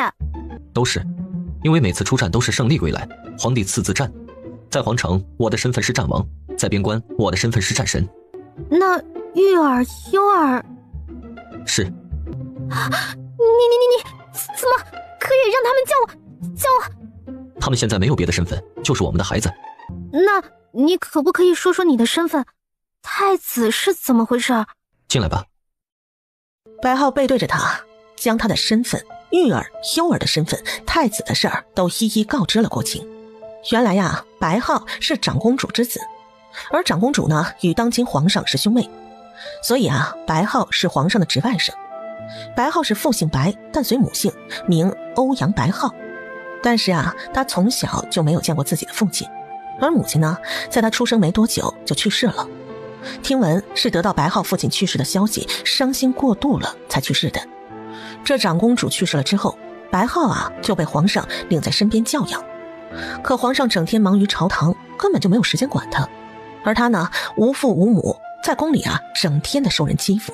后来啊，被贵妃娘娘，也就是太子生母给瞧见了，便救下了他。所以，你身上之前的毒……是的，肯定与这些人脱不了干系。那玉儿跟幽儿，太子身边的亲信都被慢慢的陷害之后，太子手上没有实权，为了稳固身份，便迎娶了蒙将军之女。也是因为蒙将军，太子太平了几年。可是好景不长，蒙将军毕竟常年征战，身体大不如前，在太子妃诞下玉儿、幽儿同年便离世了。离世之前，蒙将军担心他走后那些人会对太子一脉下手，便说服了太子和太子妃，将玉儿、幽儿偷偷送走。所以玉儿、幽儿不知道自己的身份，见爹娘的次数屈指可数，再加上年纪小，估计是已经忘记了爹娘的模样。与你成婚当天正是太子被害之时，所以我才不告而别。可是还是晚了一步，营救太子失败了。太子临走前告知了我玉儿、幽儿的下落，还好这次没有错过，我比那些人早了一步，我救下了玉儿和幽儿，也正面遇到了那些人，我的人护着我冲出了重围。我带着玉儿和幽儿，身上又是一身伤，还身中剧毒，无处可去，所以我又回到了郭家村。剩下的事你便知道了。每个人都有自己的命数，你无需自责。既然你相信他，要为他平反，那就大胆的去做，不能让凶手逍遥法外。如果那些人高高在上，你也会支持我为太子平反吗？你刚才不是说了吗？天子犯法与庶民同罪，更何况他如今还不是天子，像这种谋害他人满门的人，肯定也不是什么好人，那又如何为天下百姓谋福？所以这种人不适合上那个位置，不是吗？白浩感动地将郭晴紧紧地抱在怀里，可心情却是无比的复杂。他担心会给他带来危险，他不舍他受到任何的伤害。好，你信我吗？事到如今了，你觉得我信你吗？那你从你的亲信中挑选20个信得过的人给我，记住，一定要特别信得过的，因为这件事不得出任何意外。好。另外，上次我给你的宫墙枪图纸，你还保留了没？保留了。好，那你照图纸再想办法做20把出来给我。听到郭晴这句话，白浩瞬间就明白了，他这是要为他培养一支神枪手队。白浩直接感动的抱着郭晴就狠狠的亲了上去，久久舍不得放开，直到郭晴被吻得喘不过气来，才依依不舍的放开。你干嘛？谋害夫人啊？不是，是感动。感动你个头，这就把你感动了？要是帮你训练出来了，你不得以身相许啊？不用等以后，现在我就可以以身相许。大白天的，正经点儿。那你的意思是晚上可以不正经喽？错，什么时候都应该正经。我们现在的目标是为太子洗刷冤屈，而不是儿女情长。那等到那天，你还愿意跟我儿女情长吗？我是你夫人，难道我可以跟别人儿女情长吗？不可以，你是我的。好啦，我休息好多天了，一堆事儿等我处理了，忙去了。说完啊，郭晴逃也似的就跑没了影儿，逃离了恶狼的魔爪。郭晴呢，便来到了残园，好久都没到残园来看看了。现在的残园呢，每天都在运作。蚕丝被啊，最一开始的2000多张订单已经送货过去了，现在呢，正在赶制剩下的3万多张。而如今残园的工钱呢，涨到2两银子1个月了，这大伙干起活来啊，就更起劲儿了。哎，秦丫头啊，你来了，哎，身体好些了没啊？谢谢婶子关心，也无大碍。今天上来看看大家，辛苦大家了。哪有什么辛苦不辛苦，有钱赚，怎么都不辛苦啊。再怎么样，大家记得劳逸结合，做5天必须休息1天。熊丫头，这是俺娘之前上山拔笋的时候找到的蘑菇，没毒的。哎，这个给你，拿回家吃。哎，这不是鸡枞菇吗？这可是好东西啊！哼，这可是好东西，你替我谢谢婶子啊。哎，你喜欢就好。很喜欢，谢谢啊。说着啊，郭晴便与郭胖子拜别。很快，新房也建好了。郭晴一家啊，天还没亮就开始搬东西、画火盆、点鞭炮。中午的时候，张掌柜与陆公子早早的就来到了郭家村。熊丫头，你这院子建得真气派呀！皇城的王府大院也不过如此。郭晴听完，然后啊，就把目光看向了白浩。当初他就觉得把这件事交给他准没错，而郭晴这眼神啊，张掌柜也瞬间就明白过来了。哦，原来是他们家大东家的杰作。而这次过来的，除了张掌柜跟陆公子，还多了2位陌生的面孔。一位啊是陆公子的妹妹陆成，而另一位啊就是明月楼的二东家。这二东家一来啊，就一直盯着郭晴傻笑，看得郭晴就有些反感。哎，这二东家不会是个登徒子吧？当着他相公的面就这么盯着他傻笑。而更奇怪的是，他家相公竟然没有发飙，还任由这家伙一直盯着他看。看够了没？没看够。哼，要不是因为看在之前啊替他卖蚕丝被的份上，郭晴真想两拳过去让他成为国宝动物。啊，等等，二东家也是皇城中人，难道他跟他家白浩是认识的？然后郭晴就疑惑地看向了白浩。晚点再跟你说，咱们今天乔迁之喜，先接待客人。哎呀，既然白浩都这么说了，郭晴也不好再说什么了呀，便安排张掌柜与陆公子兄妹啊上座之后，便去接待其他宾客去了。这很快呢，所有宾客都到齐了，所以也就可以开席上菜了。菜一上桌，大家都忍不住的争先恐后的呀直接开吃了。而因为每一道菜呢分量都大，最后还剩下了不少。这饭桌上剩下的饭菜，郭晴也让乡亲们啊能打包的就打包回家晚上吃吧。这让村民们更是高兴不已了。这时候啊，大家也不争抢了，都很有默契的你一半他一半的分掉。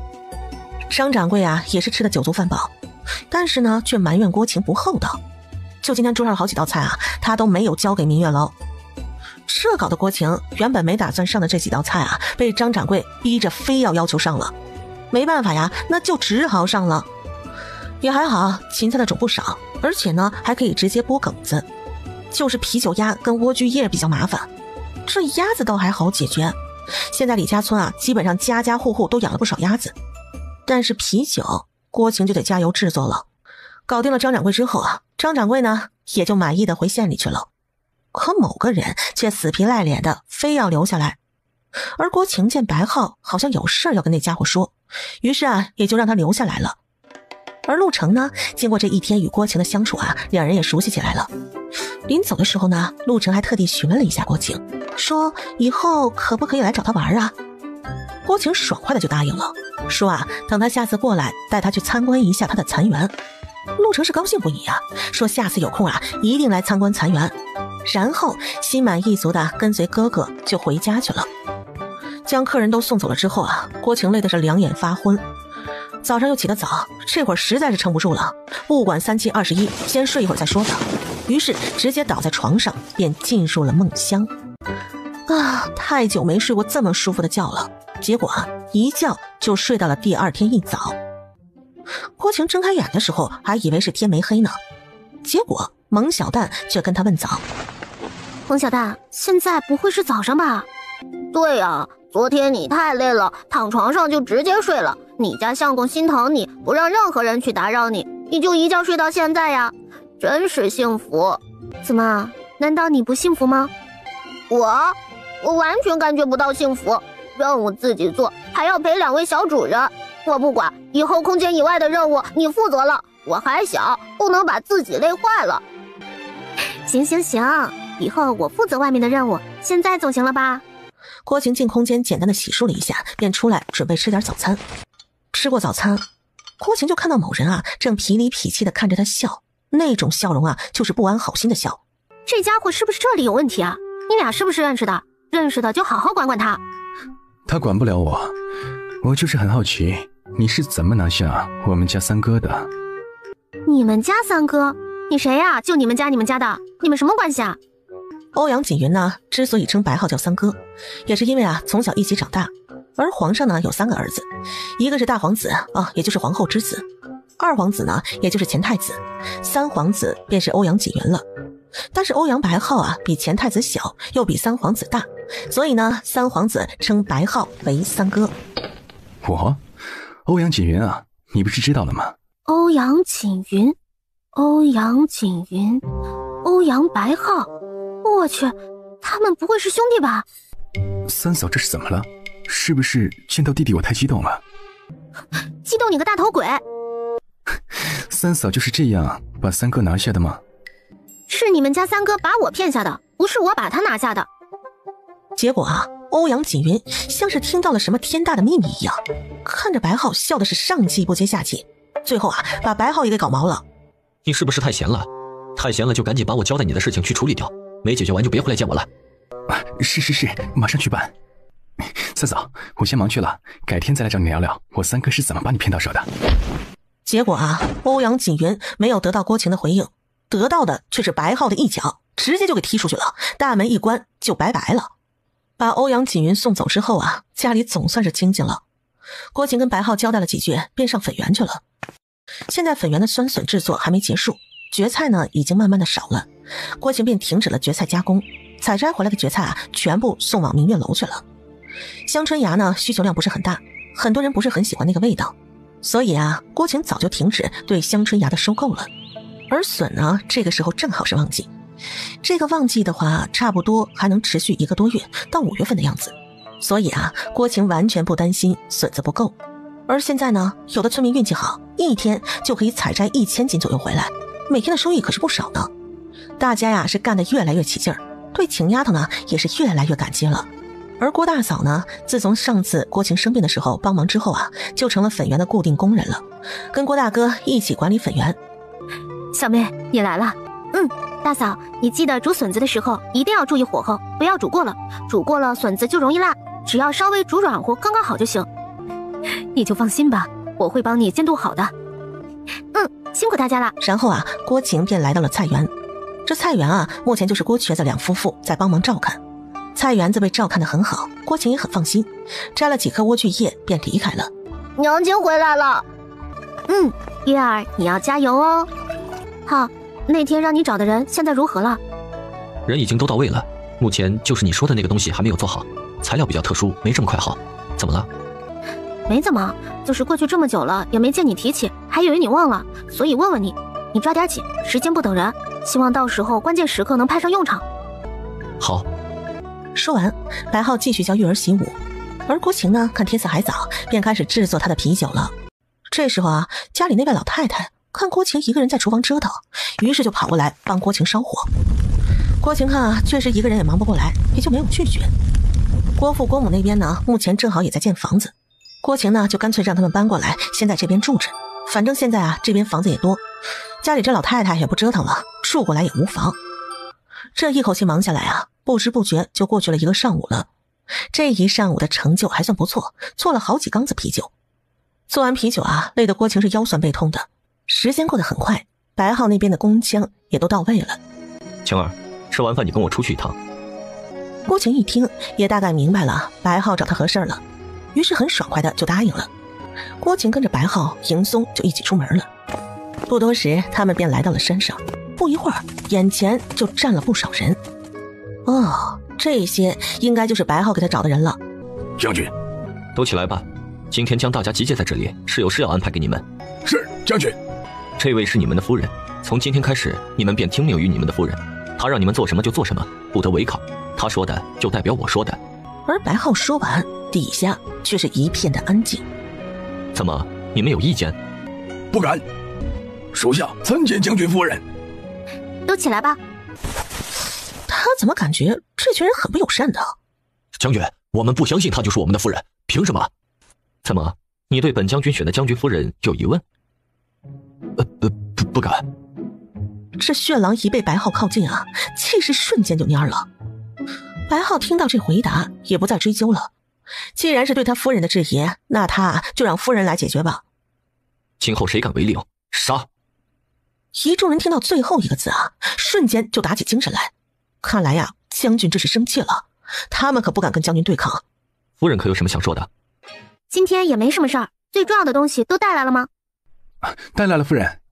既然拿来了，一会儿我先检查检查。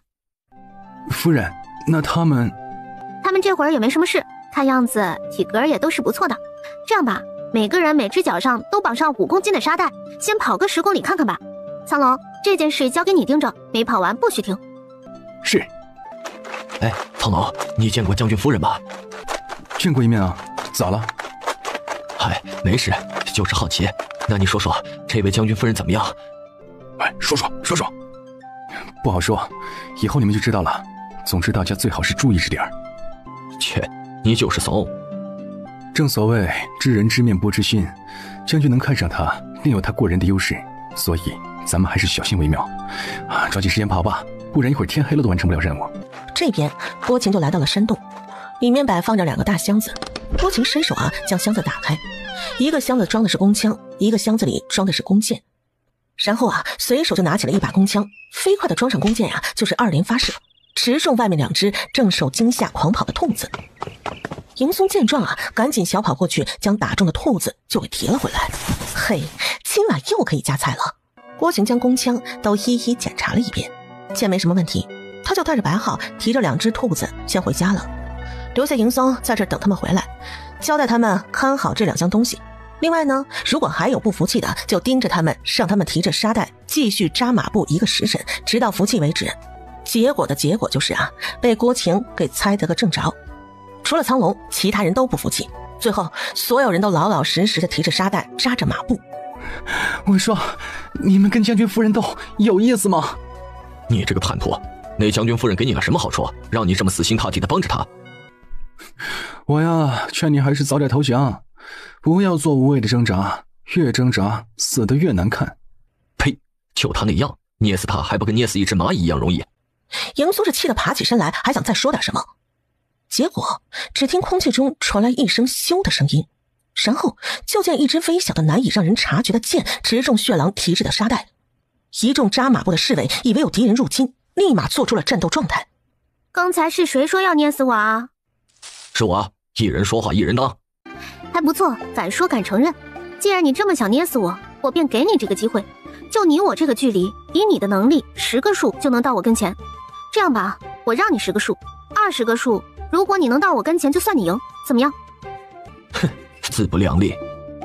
便开始向郭晴攻击去，结果还没出发2步，空中啊便传来了箭飞过来的声音。可这第1只刚躲过去，第2只又来了，接着是第3只，在第4只的时候啊，还是没有逃过去。不过呢，郭晴也知道这是自己人，在第1箭的时候啊就已经放水了，所以啊才让血狼逃过了前3箭，第4箭的时候啊才从他脸上划过。跟苍龙那时候一样，如果郭晴想要拿他们的命，直接第1箭就直中眉心了。被打中的血狼也很是惊讶，他自己也感觉到了对手啊实际上已经放水很多了。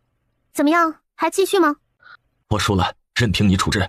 行，愿赌服输，有男人的担当。既然如此，那就先吃饭吧。又一次的惊到了大家，还以为血狼输了会被罚得很惨。这迎松一听说吃饭啊，立马就从石头上蹦了下来，接过郭晴手中的篮子，就地一蹲，就先拿了一块肥肥的兔肉就吃了起来，馋得大家是直吞口水，赶紧一溜烟的都凑过去吃了起来。只有血狼站在那儿一动不动的。很快大家都吃的呀揉着肚子躺在地上开始打饱嗝了。太好吃了，太美味了，这辈子都没吃过这么好吃的吃食。哎，你这咋还吃得哭上了？我太感动了，实在是太好吃了。是啊，太感动了，太好吃了。迎松，这不会是夫人做的吧？对呀，咱们将军夫人做的这个红烧兔肉炖土豆还不算什么呢，将军夫人做的麻辣兔肉、烤鸭、香辣蟹、红烧排骨、红烧肉、红烧猪蹄儿，那才叫无敌好吃。原来将军夫人这么厉害的吗？刚才那什么武器使用的这么厉害，还会做好吃的，怪不得将军对夫人这么好，原来是将军夫人太优秀了。你们呀，以后好好听夫人的准没错，好吃的一定少不了你们的。都吃好了吧？回将军夫人，吃好了。血狼一听有人叫自己，立马站起身归队应道：你吃了没？血狼没有回答，他没有吃啊，不好意思吃，也没脸吃。郭姐也知道他没有吃，估计啊是不好意思，然后呢就走到篮子旁边，拿起了2个大馒头就递过去说道：记住，任何时候面对任何人都不要轻敌，今天你输给了我，边吃边反省一下为什么会输。是夫人。然后呢就地蹲下就吃起了馒头，确实真的很好吃。吃着吃着呀，血狼竟然还哭了起来，结果啊血狼的哭引起了队友的一阵哄笑。笑个锤子嘛，你们这群吃货，肉都不给我留一块，留一堆粉粉的，这个是什么？谁叫你动作不快点，还给你留了不少土豆，算是不错的了。哦，原来这个粉粉的叫土豆啊，真好吃。最后啊，血狼狼吞虎咽的将馒头跟土豆一点不剩的都吃了下去。吃完之后啊，胡乱的擦了一下嘴巴，就归队了。今天侥幸赢了血狼，不知各位可有知道原因的？武器。没错，就是武器。武器在战斗中是制胜的一样法宝，平时你们上战场的时候都是用的什么武器？刀、剑、长矛用的比较多，另外还有弓箭。没错，刀、剑、长矛，这3样都是属于近身作战的武器。弓箭属于远程攻击武器，但是弓箭射程太近，杀伤力太小，不是特别适合用于作战，倒是比较适合捕猎。这个就是刚才我跟血狼作战时用的武器，叫弓枪。它的射程刚才大家应该也有亲眼见识过，但这还不是最远的。目前这弓枪最远的射程能够达到500米左右的样子，它的杀伤力越近越厉害，甚至可以直接一箭毙命。而且弓枪本身较小，方便随身携带。郭晴说完，还进行了一次演练，让银松准备好盾牌，然后呢，在500米左右的范围进行射击，箭直中靶心。侍卫们惊的是倒吸一口凉气，哎呀，这枪法简直是太厉害了。然后又让银松往前走了有200米左右，再进行一次射击。这一次呢，直接将盾牌射穿了。有没有人想试试的？我。于是郭晴便邀请苍龙上来试试弓枪，先教苍龙上箭，然后就是瞄准了，一只手拿弓枪，另一只手弯曲微抬至胸前，将弓枪架在手臂上作为支撑点，然后3点一线，眼睛、弓枪瞄准点、射击目标为3点，这3个点呢形成一条直线，最后扣动扳机射击。夫人，为什么刚才看你使用弓枪的时候，可以不用手臂作为支撑，直接一只手射击，另一只手拿剑，这样速度好快呀？观察得很仔细嘛，这就是我为什么会是你们的师傅的原因。你们这刚开始学，没有支撑点，很难瞄准目标的。等以后你们使用到一定程度，一样也可以像我一样，不需要支撑点就可以射击得很准。所以大家不要心急，加油，慢慢来。那我也要努力成为像夫人这样的神枪手。不错，有志气，会有那么一天的。苍龙按照郭晴所教的试了试，结果擦边而过。第一次没打中很正常，瞄准目标也是有技术含量的，而且弓枪瞄准后出箭的时候，手脚是一定不能抖动的。所以为什么要让你们练习今天的负重跑跟负重扎马步？到时候需要长时间维持这个动作，你们基础不牢固的话会很吃力的，而且也打不准，浪费箭。这个不单单是一身武力就可以解决的，而且以往你们习武都是活动惯了的，虽然拥有一身武力，但是突然要定下来会比较难，所以接下来几天你们可能会比较辛苦了。怎么样，怕不怕？不怕。行了，天色不早了，今天就到这儿吧，大家都辛苦了，都早点休息，明天我们再继续。苍龙，这2项东西交给你看好了，这些可都是你们的武器。是，夫人。之后郭晴跟着白浩就离开了山里，迎松呢紧随其后，最后被飞鹰又拉了回去。好小子，你现在是潇洒了，跟着夫人吃了多少好东西？快说！我怕我说出来你们就又饿了，就不好了。你这个见利忘义的家伙，大家给我上！飞鹰说着就招呼伙伴们一起上。大家像一群孩子一样使劲地挠着迎松的痒痒，痒得迎松是直求饶。最后大家挠累了才放过了迎松。以后有好吃的你可别忘了我们，不然的话我们就把你给吃了。不敢，以后有好吃的一定想着兄弟们。今天你们就好好休息，明天还有的累呢，我就不陪各位了，先走了。就这样，弓枪队正式成立了。成立了弓枪队之后郭晴就开始忙了起来，每天都往山上跑。哟，青丫头，这不是水稻吗？之前没出苗的时候大家还不敢肯定，现在都出苗了，这就是水稻啊，你是怎么做到的？这时候大家的水稻才开始插，你种的水稻都出稻苗了。王婶子，还记不记得当初大家在种植土豆的时候，我却在田里忙着插秧吗？年后天还有点冷的时候，我就在家里先提前将秧苗育出来了，后来种到田里的时候注意保暖就好了，等长出秧苗，天气也差不多暖和了，就直接移栽就好了。原来如此，那你先忙。如果能将这个方法传给天下老百姓，也许能解决掉大部分人的温饱问题。是啊，这样大部分地方就可以实行种植双季水稻，每年粮食也能多不少。什么是大部分地方？因为每个地方的温度差异不同，种植粮食时间就不同，时间不同，当然次数就不同了。就比如说我们这边跟皇城那边的气温相差就比较大，我们这儿差不多属于南方了，就算不是正南方，也是靠近南方了。而皇城属于北方，冬季时间长，气温低，就算使用我这个提前育苗的方法，也种植不了2季水稻。因为3、4月份的时候，皇城都还很冷，有时候都还会下雪，移栽下去的秧苗很难存活的。你再看看我们这儿3、4月的天多好，水稻完完全全可以移栽下去。现在5月的天，水稻都出稻苗了，所以这就是区别。南方种植很多东西都有优势，所以我们要抓住的是南方的粮食产量，然后北方尽量种植高产量的粮食，就比如说土豆也适合北方种植的，还有小麦，因为北方地理位置种植小麦也是有很大的优势的。一会儿回去我把这个方法详细的写给你，其他的就交给你了。还有这土豆只能慢慢传递，慢慢来。好。在田里转了一圈，郭晴呢便带着白浩上山去了。经过这段时间的训练，大家基本上呀都能打中200米范围内的固定靶了，效果还是不错的。今天啊，郭晴呢准备把靶子的距离调整到400米左右，一步一步来。现在大家都能够射中200米内的固定靶了，今天就要升级一下难度了，把靶子距离调整到400米左右。正当郭晴高兴的时候，迎松却着急地跑了过来，带来了一个不好的消息。月儿不见了。今天月儿跟优儿想去菜园摘黄瓜吃，我就带着他们去了，谁知道摘着摘着月儿就不见了。我在菜园找了一圈都没找到，再问郭叔，郭叔说没看见月儿出去，而且月儿平时也不乱跑的。结果最后我围着菜园找了一圈，在围墙角找到了月儿的一只鞋子，墙上有爬过的痕迹。白浩气的是直接一脚就将迎松踢出了数米远。好，现在不是追究过错的时候，现在找到月儿要紧。魅影、苍龙、飞鹰、血狼听令。属下在。你们带队兵分4路在周边搜查一遍，看看有什么可疑的人出现，记住留活口。是。苍龙、魅影等应道。说完，他们就兵分4路查找线索去了。迎松，回去把蒙小蛋带到菜园来。白浩，我们先去菜园看看。迎松麻溜的就从地上爬了起来，往家里飞奔而去。来到粉园，郭晴先询问了一下粉园的工人，最近是否有陌生的面孔出现过。郭大哥告知，最近这几天啊，确实有个陌生的面孔出现过，说是李家村的人，每次呢都是上午一个人过来卖笋子，也怪他大爷了。最近忙着训练弓枪手的事儿，大家呢也都低于防范了，被他们给钻了个空子。很快，迎松将蒙小蛋就带了过来。郭晴接过了蒙小蛋，就问道：小蛋，月儿不见了，现在是需要你帮助的时候了。是，主人，你给一样小主人穿过的东西给我，需要有它气味的东西。然后啊，郭晴将玉儿弄丢下的鞋子就给了蒙小蛋。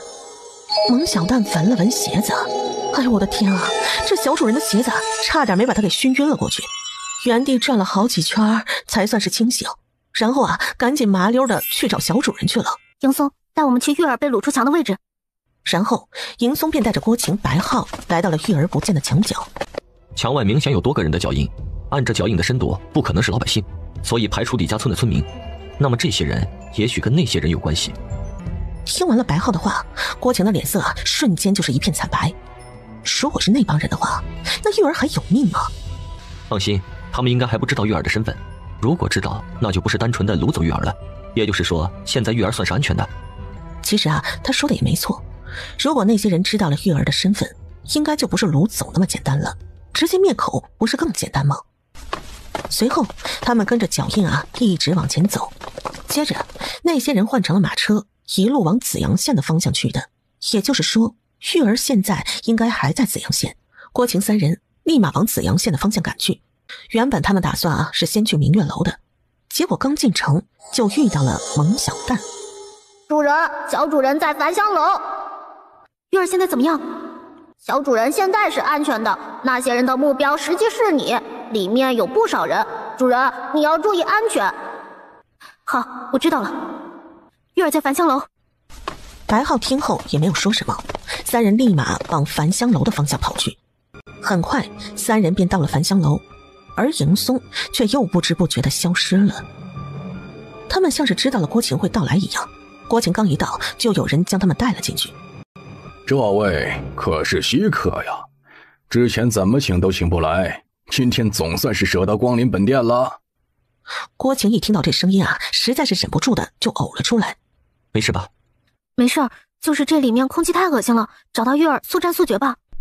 哟，夫人，这不会是又有喜了吧？走了一个又有了一个，你还真是幸福啊。你管我有没有喜，放了玉儿，有什么事冲我来，欺负一个孩子算什么本事？那还不是你们逼的，要不是你们，我的繁星楼怎么会是今天这模样？要不是你们，我的东西怎么会抛弃我？都是你害的，让我放了你的儿子可以，拿你的命来换。那我要是不同意呢？由不得你不同意。别忘了，现在你们的儿子还在我的手上，同不同意我说了算。哼，笑话，这世上还没有谁能做得了我的主。哼，人在我手上，而你们也是我的囊中之物。要拿你们的命，也就是我一句话的事儿。你想要救你儿子的命，就拿那个女人跟1万两黄金来换。你怕是昨晚做梦还没睡醒吧？1万两黄金没有，想要我夫人的命也没门。倒是你，动了我的人，是不是应该给我一个交代啊？笑话，老子想动谁就动谁，你算老几？用得着跟你交代？既然你们非要敬酒不吃吃罚酒，那老子就成全你们，让你们一起上路。来人，给我动手！郭晴在白浩跟樊掌柜交谈的时候就已经偷偷的将弓枪给拿了出来。当樊掌柜说动手的时候，郭晴就直接开始射击，一箭一个，直中心脏或者是眉心，总之全部都是一招致命。这是怎么回事？白浩压根就没插手，靠着柱子正在欣赏着他家夫人的表演。不多时，30个人一个不剩的全部解决掉。你不是人？是的，我不是人，是魔鬼，要你命的魔鬼。夫人，玉儿找到了。玉儿，娘亲，玉儿没事了，娘亲在，有娘亲在，谁都伤害不了咱们的玉儿。玉儿有没有哪里不舒服？娘亲，我没事。好，没事就好，没事就好。走，娘带你回家，这里就交给爹爹处理。好，这里就交给你了，我先带玉儿回家。好。之后，郭晴就带着玉儿头也不回的就走了。怎么害怕了？想活命吗？想，您大人有大量，就放了小的吧。小的以后定当做牛做马，报答您的不杀之恩。是吗？你怎么报答呀？要我夫人的命，还是要我儿子的命啊？不，是小的的错。刚才我也是开玩笑的。对，开玩笑的。玩笑？可是我不喜欢这样的玩笑。曾经我给过你好几次活命的机会，明月楼也好，我夫人也罢，都是你自己不懂得珍惜，一而再再而三的来挑战我的底线，你这怪不得我。这样吧，给你2个选择，一个是你自己从这楼上跳下去，二是这里有2瓶好东西，你随便选1瓶喝下去，选吧。然后就头也不回的走了，留下迎松在后面善后，看着樊掌柜做出选择后断气之后才离开。青丫头，玉儿回来了，玉儿回来了。玉儿哥哥回来了，哥哥回来了。好了，悠儿，哥哥没事了，哥哥回来了。玉儿哥哥，以后不可以丢下悠儿，不可以再悄悄不见了，让娘亲着急，让弟弟着急，外公外婆太婆婆他们都很着急。好，哥哥答应你。白浩怎么没跟你一起回来？浩在后面处理一些事情，处理完了就回来了。娘，你们吃了没？没了，一直在等着你们回来。那我去做饭。你辛苦一上午了，带着玉儿、悠儿去休息会儿吧，娘跟你王婶子做就好了。娘，我没事儿，玉儿受了惊吓，我给她做点好吃的安慰一下。郭晴说完就转身进了厨房去做饭去了。郭晴刚把饭做好，白浩跟迎松也都回来了，一家人总算是放心的坐在一起吃饭了。饭后，郭晴担心那些人找上门，便拉着白浩赶紧询问了一番，才知道原来之前樊掌柜找郭晴麻烦，后来被白浩派迎松教训了之后，樊掌柜并没有吸取教训，反而变得是变本加厉，一直在找机会找郭晴的麻烦。后来得知皇城的蚕丝被也是郭晴跟三皇子的生意，便多次想要进蚕园搞破坏，都被白浩的人发现且解决了。而白浩此时呢，又正好接到消息，称皇后娘娘一直在寻找太子遗物的下落。白浩为了给皇后娘娘找点事儿做，正好这时三皇子锦云也出现了，白浩就让锦云把樊香楼见不得人勾当的证据交给了皇上。这国舅爷做了见不得人的勾当，皇上气得差点一口气就上不来，原本呢是要将国舅爷一家发配了的，后来因为皇后娘娘求情，且家丑不可外扬，最后只要求樊香楼全部关门，再不得开门营业了。最后皇后娘娘家失去了最大的经济来源，便把所有责任都怪到了樊掌柜的身上，到处派人追杀。最后樊掌柜还是出现在了繁香楼。原因也很简单啊，最危险的地方就是最安全的地方。再来呢，就是为了报仇，也想趁机捞一笔后啊，归隐山林。那照这么说来，跟你没有半毛钱关系喽？可以这么说，是那些人，但是却不是因为我。这一切都是你故意的，你担心他们查过来，反而会查到你跟月儿身上，不如直接明目张胆的让他们知道，让他们知道我的存在，知道我跟三皇子合作的所有生意，有三皇子保护，这样他们就不会怀疑到你的身上了。这一招实在是高明啊！玉儿被掳走不是我安排的，我也没有想到樊掌柜会来这么一招，是我欠考虑了，对不起，让你担心受怕了。跟你没关系，如果不是因为我，也不会发生这么多事。好了，现在玉儿已经安全回来了，事情都过去了，没事了。自玉儿被掳走之后啊，已经过去好几天了。现在整个紫阳县都在传樊香楼的樊掌柜得罪了明月楼的二东家三皇子。三皇子一怒之下举报了樊香楼，樊香楼被逼关门大吉。而这皇后娘娘家呢，将怨气都怪罪到了樊掌柜的头上，到处派人追杀。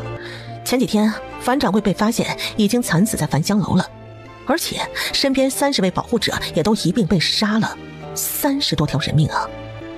这事儿也毫不意外的被传到了皇城里面去了。而皇城中呢，有些看不惯皇后娘娘家做派的官员便联名上奏折，将樊掌柜啊被害一事就传到了皇上的耳里。这皇上也无奈啊，一边是官员的施压，说皇后娘娘家仗着皇后娘娘得宠欺压百姓，做错了事还不知悔改。而另一边呢，皇后娘娘是整天的以泪洗面，求皇上开恩，说什么被冤枉了，樊掌柜不是娘家人杀的。这不，这天啊，皇上刚下早朝就被皇后娘娘给堵住了。皇上英明啊，国舅爷是被冤枉了，樊掌柜不是国舅爷派人杀的。被冤枉的？那你倒是说说，樊掌柜为何惨死在他樊香楼，30几条人命，你敢说国舅爷他没有派人追杀他樊掌柜吗？皇后啊就被问得哑口无言了，她拿不出证据证明不是国舅爷派人杀的。罢了，朕罚了，这段时间你也安生些吧。来人，送皇后娘娘回寝宫，没有朕的允许，谁也不许见。皇上生气的说完，就头也不回的就走了，留下了泄了气的皇后娘娘啊，坐在地上是一动不动的。她不会就这么轻易的妥协的。而皇后被软禁了之后，皇上为了安抚重臣，便将国舅爷贬去官职，告老还乡了。紫阳县这边呢，也因为皇后娘娘被软禁，这一段时间来都是安然无恙的。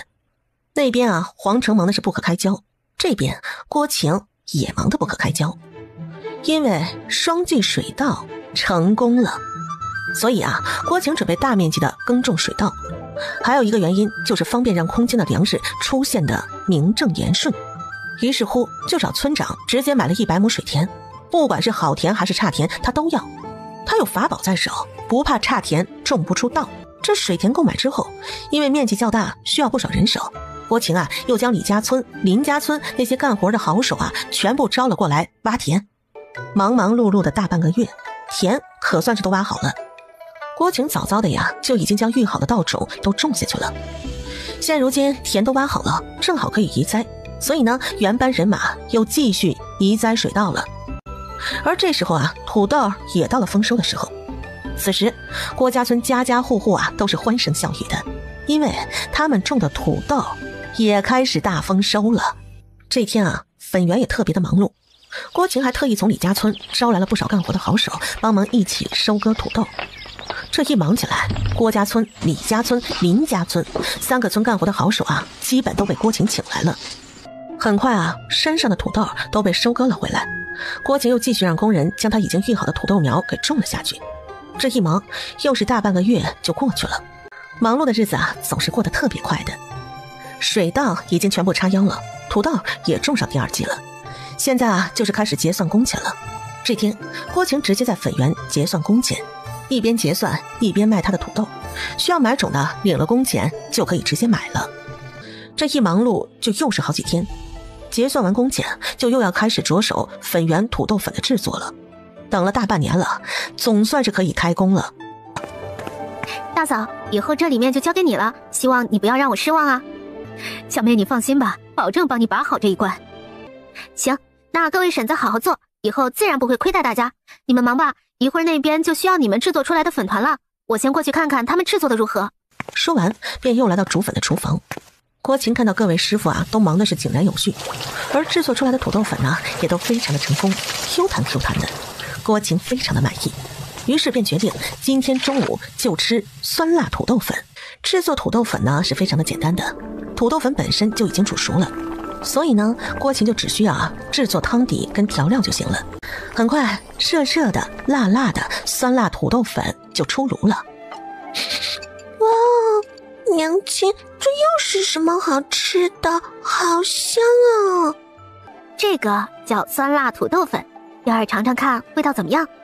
然后就见悠儿用筷子夹起一根土豆粉，吹了吹就放进了嘴里。不多时就见悠儿高兴的直点头，这是好吃的说不出来话来了。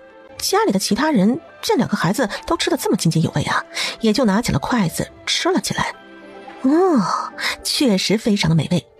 这个土豆粉 QQ 弹弹的，汤汁又是酸酸辣辣的，还伴有香菜的香味儿。太好吃了，夫人，我还要添一碗。汤汁在锅里，土豆粉在盆里，自己去添，管够。哎，这个土豆粉就是用那个土豆加工出来的吗？对啊，怎么样，好吃吗？味道很不错，这个粉也很好吃，应该会让大家喜欢的。喜欢吃你就多吃点，我帮你再添一碗。然后郭琴赶紧拿起白浩的碗就往厨房跑。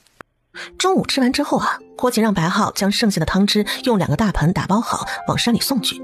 这白浩上山去了，那郭琴要跑一趟紫阳县了，于是便拿上了一些土豆粉跟调料就出发往紫阳县去了。呀，我今天来的真的是太是时候了，二东家也在呀。是啊，有一段时间没过来了，也该过来拿一下蚕丝被了。蚕丝被你直接说一声就好了，哪还用得着你亲自来一趟？少东家这次过来可是有事？是的，正好二东家也在，也就省得让张掌柜转达了。这是又有什么好生意要合作了吗？一会儿你就知道了，你先等我一会儿，我去就来。行。随后便先行一步上了2楼包间，不多时便端出来一碗香喷喷的酸辣土豆粉。这是给二东家做的，你先尝尝味道怎么样，之后我们再谈事情。景云也不笨，这应该就是今天要谈的生意，所以也就毫不客气的就吃了起来。这也太好吃了吧！站在一旁的张掌柜看的是直吞口水。不多时，景云便将1碗酸辣土豆粉吃了个干净，连汤汁都不放过。这是个什么吃食？这也太好吃了。这个叫酸辣土豆粉，土豆粉是我山上种的土豆加工而成的。既然二东家都觉得味道很好，那这生意应该差不了。那少东家准备想要怎么样做这个生意？这个土豆粉我是想准备另外开设店铺，专门制作土豆粉小吃食。那你打算开在哪里？哪里有明月楼，哪里就有土豆粉。在每个明月楼的旁边开设一个小的店铺，专门卖这个土豆粉怎么样？而且店铺跟明月楼可以互通，在明月楼消费的客人如果想吃一样也可以点土豆粉。而单独开设这个店铺的主要原因是方便一些没时间过来现场吃的客人打包。另外还有一个原因就是，如果客人只是想吃一份酸辣粉，可以直接粉店购买，不需要进明月楼。因为如今明月楼每天的生意都是客满，单独购买一个酸辣粉还得进明月楼，会使得明月楼更加拥挤。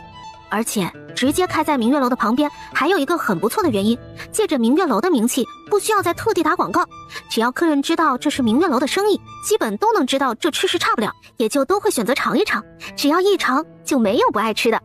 而且都是自家生意，没有什么存在抢生意的事情，反而可以互相帮衬。吃粉的听说明月楼其他吃食也不错，也想尝尝。明月楼吃饭的听说旁边的土豆粉也很美味，也会不定会点上一份。二东家的觉得怎么样？跟红烧肉一样的卖法吗？类似于之前卖红烧肉做的隔间，但是还有不同，就是粉店自己单独设定厨房。这个土豆粉因为都是现场直接现做，做法也非常简单，所以厨房需要单独设定，也不需要太大。行，那店铺的事交给我来处理。店名想好了吗？就喜欢二东家的爽快。店名我已经想好了，店铺构架我也简单的设计了一下，到时候你找人装修的时候按照这个要求去装修就好了。锦云接过图纸看了看，粉姑娘，不错，好名字。二东家搞定店铺大概需要多久的时间？我这边好安排。这个很简单，10天半个月就好了。如果不打算同一天开业，最快的10天肯定能搞定。好，不用等同一天开业，哪边先装修好哪边先卖。我这边的粉目前也不多，分开开业比较好。10天之后应该也就差不多可以供应得上了。另外，这个粉姑娘的分红咱们也得先谈清楚，亲兄弟还明算账呢。正有此意。粉姑娘里面的吃食我都想好了，价格都是固定的，20文一份，利润咱们3-7分。毕竟店铺、人工都是你这边搞定的，我出的食谱跟方法，还有管理，所以占30%不为过吧。土豆粉另算，8文钱一斤。二东家的觉得意下如何？没意见，价格也很合理。郭晴见他答应了，拿出了事先准备好的合同出来，2个人签字，按上手印，合作就算是完成了。行，那就这么定了。另外还有一笔大生意需要跟二东家谈谈。大生意？多大的生意？说来听听。丝绸生意。丝绸？就是蚕丝加工出来的一种布匹，叫做丝绸绸缎。这种绸缎做出来的衣服冬暖夏凉，而且比上好的棉布都还要舒服好看。冬暖夏凉？景云听到这句话的时候啊，就是眼前一亮。另外这个生意前期投入也会比较大，准备工作也会比较多。先要找做工精巧的木匠做一批抽丝器，还有纺织器，还需要一个比较大的场地。而且绸缎的贵重更适合在皇城那边打开市场，所以我建议在皇城那边直接办个加工坊，省得你来回跑，到时候只需要从这边将蚕茧运输过去就好了。在皇城办加工坊场地好解决，皇城那边我有不少庄子，到时候要几个随便你挑，然后不满意的地方我安排人整改一下就好了。对哈，看我这记性，都忘了你还有另一个身份了。以你那身份，一个场地根本就不是事儿哈。景云笑了笑，他一个皇子在皇城的话，庄子肯定是不少啊。他这三嫂是不知道啊，他家相公在皇城也有不少庄子。要是知道了呀，想做什么生意都不愁了，压根就不需要来找他合作。接着呀，就看到郭晴又拿出了一堆的图纸，然后摆在桌面上。既然场地咱们有现成的，只需要修整修整就好了。我这边已经规划好抽丝坊跟纺织坊了，另外还需要一个染坊。染坊的事就不需要我多说了，我这边蚕茧的颜色有限，所以到时候别的颜色只能靠人工染制了，上好的染料师也得靠你了。这是图纸，到时候就需要麻烦二当家的盯着他们，务必要按这个要求进行修整。另外还有这2样东西是最关键的，你找手艺最好的木匠将它们制作出来，到时候我试试没有问题再大批量的制作。行，没问题，都交给我去办就行，你就等我的好消息吧。好，那我就静候二东家好消息了。哦，对了，这是蚕丝被的货款啊，另外这里还有一笔2万张蚕丝被的订单。又来了一笔这么大的订单，这今年1年要忙个不停，估计都赶不完这些订单了。这都有7、8万的订单量了吧？看来啊，得想办法扩大生产才行呢。之前拿走的1万张蚕丝被被我运往别的地方去了，结果如预料之中的好，这还是9牛1毛呢。等到时候天气一冷，更有你忙的了。太厉害了，真不愧是咱们的二东家，这3万两银子就不用给我了。到时候皇城那边的加工坊也需要不少资金，我人没法过去帮你，资金上还是要帮上一点才行，不然以后还怎么好意思找你合作？行，入公账。三嫂，一会儿可还有事，我跟你一起回郭家村，到时候顺便将蚕丝被带走。我一会儿还要去一趟粮食店看看我二哥，还不定什么时候回去，你可以先过去，不用等我。行，那我先过去，在家等你。一会儿你买点好菜，好好招待我，不然我这么辛苦可就不平衡了。行，给你做好吃的，现在也没什么事儿了，我就先走了。张掌柜，刚才给你留了土豆粉，一会儿你自己把土豆粉煮一煮，浇上汤料就可以吃了。不多时，一个人赶着马车就来到了郭二哥这儿。哎，小妹，你来了？过来送货来了。然后啊，郭二哥就很自觉地去搬粮食进仓库去了。你就是良心铺子的老板吧？是我。你可真是个大好人啊！你们家的米面质量好的没话说，价格还公道，从不缺斤少两，也不坐地起价，真的是对得起你这个店名啊。是啊，自从你这店开业以来，就一直是这个价，东西实在，我都没有再去别的店买粮食了。是啊，东西实在，你这二哥二嫂对人都热情，可不像有些店看我们老百姓穿着破烂就狗眼看人低。我认得他还是明月楼的少东家。原来如此，姑娘小小年纪就有如此成就，太厉害了。他这是在明月楼赚有钱人的钱，知道咱们老百姓不容易，却不赚我们的钱，真是个大好人呐！哎，是啊，是啊。谢谢大家的夸赞，大家能吃饱穿暖比什么都强。今天只要在本店消费满50文的，都额外赠送1枚鸡蛋。谢谢老板。结果这一活动就是一发不可收拾，这郭晴自己啊都跟着忙的是脚不着地，这会儿快中午了才歇下来。二哥，你们平时也这么忙吗？比今天稍微好点，毕竟今天这个活动搞的。那还得再请多2个人才好，不然有时候你去收山货了，丫丫姐一个人不得忙飞啊？其实也还好，忙点也没事儿，又不累人。这可不行，时间长了不累才怪。到时候要是把身体累坏了可怎么办？你还没有成亲呢。那个小美，二哥有件事想跟你说说。什么事儿？二哥你说就是。那个，我想跟你丫丫姐把亲事先办了先。小妹，时间不早了，我先过去拿饭菜哈。今天中午你就在这吃点吧。行，你让张掌柜炒几个好菜，我们先好好庆祝一下。结果呢，王丫丫唰的一下也跟着脸红了起来，赶紧一溜烟的就跑了。二哥，你总算是开窍了，我等这一天可是等了好久了。这样吧，明天你带上我那未来二嫂一起回一趟郭家村，到时候你自己跟爹娘商量商量。那这铺子明天暂时休息1天也无妨，1天2天的不碍事的。听小妹这么说，郭二哥啊只能是不好意思的挠了挠头，笑了笑。不多时，王丫丫便将饭菜都端了过来，3个人是有说有笑的，开开心心的就吃了一顿午饭。然后郭晴就回家了。如今啊，郭父郭母那边的房子已经建好了，原本也打算选个良辰吉日搬进去住的。这会儿郭二哥想成亲了，正好好事成双，一起办了。回到家，2个小家伙呢已经午睡了。白浩跟锦云2兄弟啊正在喝茶聊天。哟，你们俩聊什么呢？三嫂，你可算是回来了，说好的给我做好吃的，你倒好，等你等的花儿都谢了，这会儿你才回来，晚上可得好好做顿好吃的补偿补偿我。行，这不是中午有事给耽搁了吗？那你们中午吃了没？吃了，王婶子做的怎样都没有你做的好吃。哎，我不管啊，晚上你必须下厨给我做顿好吃的。锦云，你上辈子是什么动物啊？啊？什么动物？没什么。你笑什么？没什么，就是觉得家里突然养多了一只猪，还蛮好玩的。锦云还是一脸疑问。你应该多笑笑，好看。你喜欢，那我以后就多笑笑。锦云看着这一幕啊，气得端起茶杯就一饮而尽。这也太过分了，说的是猪，还在猪的面前撒狗粮。哎呀，不对，他才不是猪呢，眼前这2位才是狗，还一来就拼命的撒狗粮，欺负他是单身汉。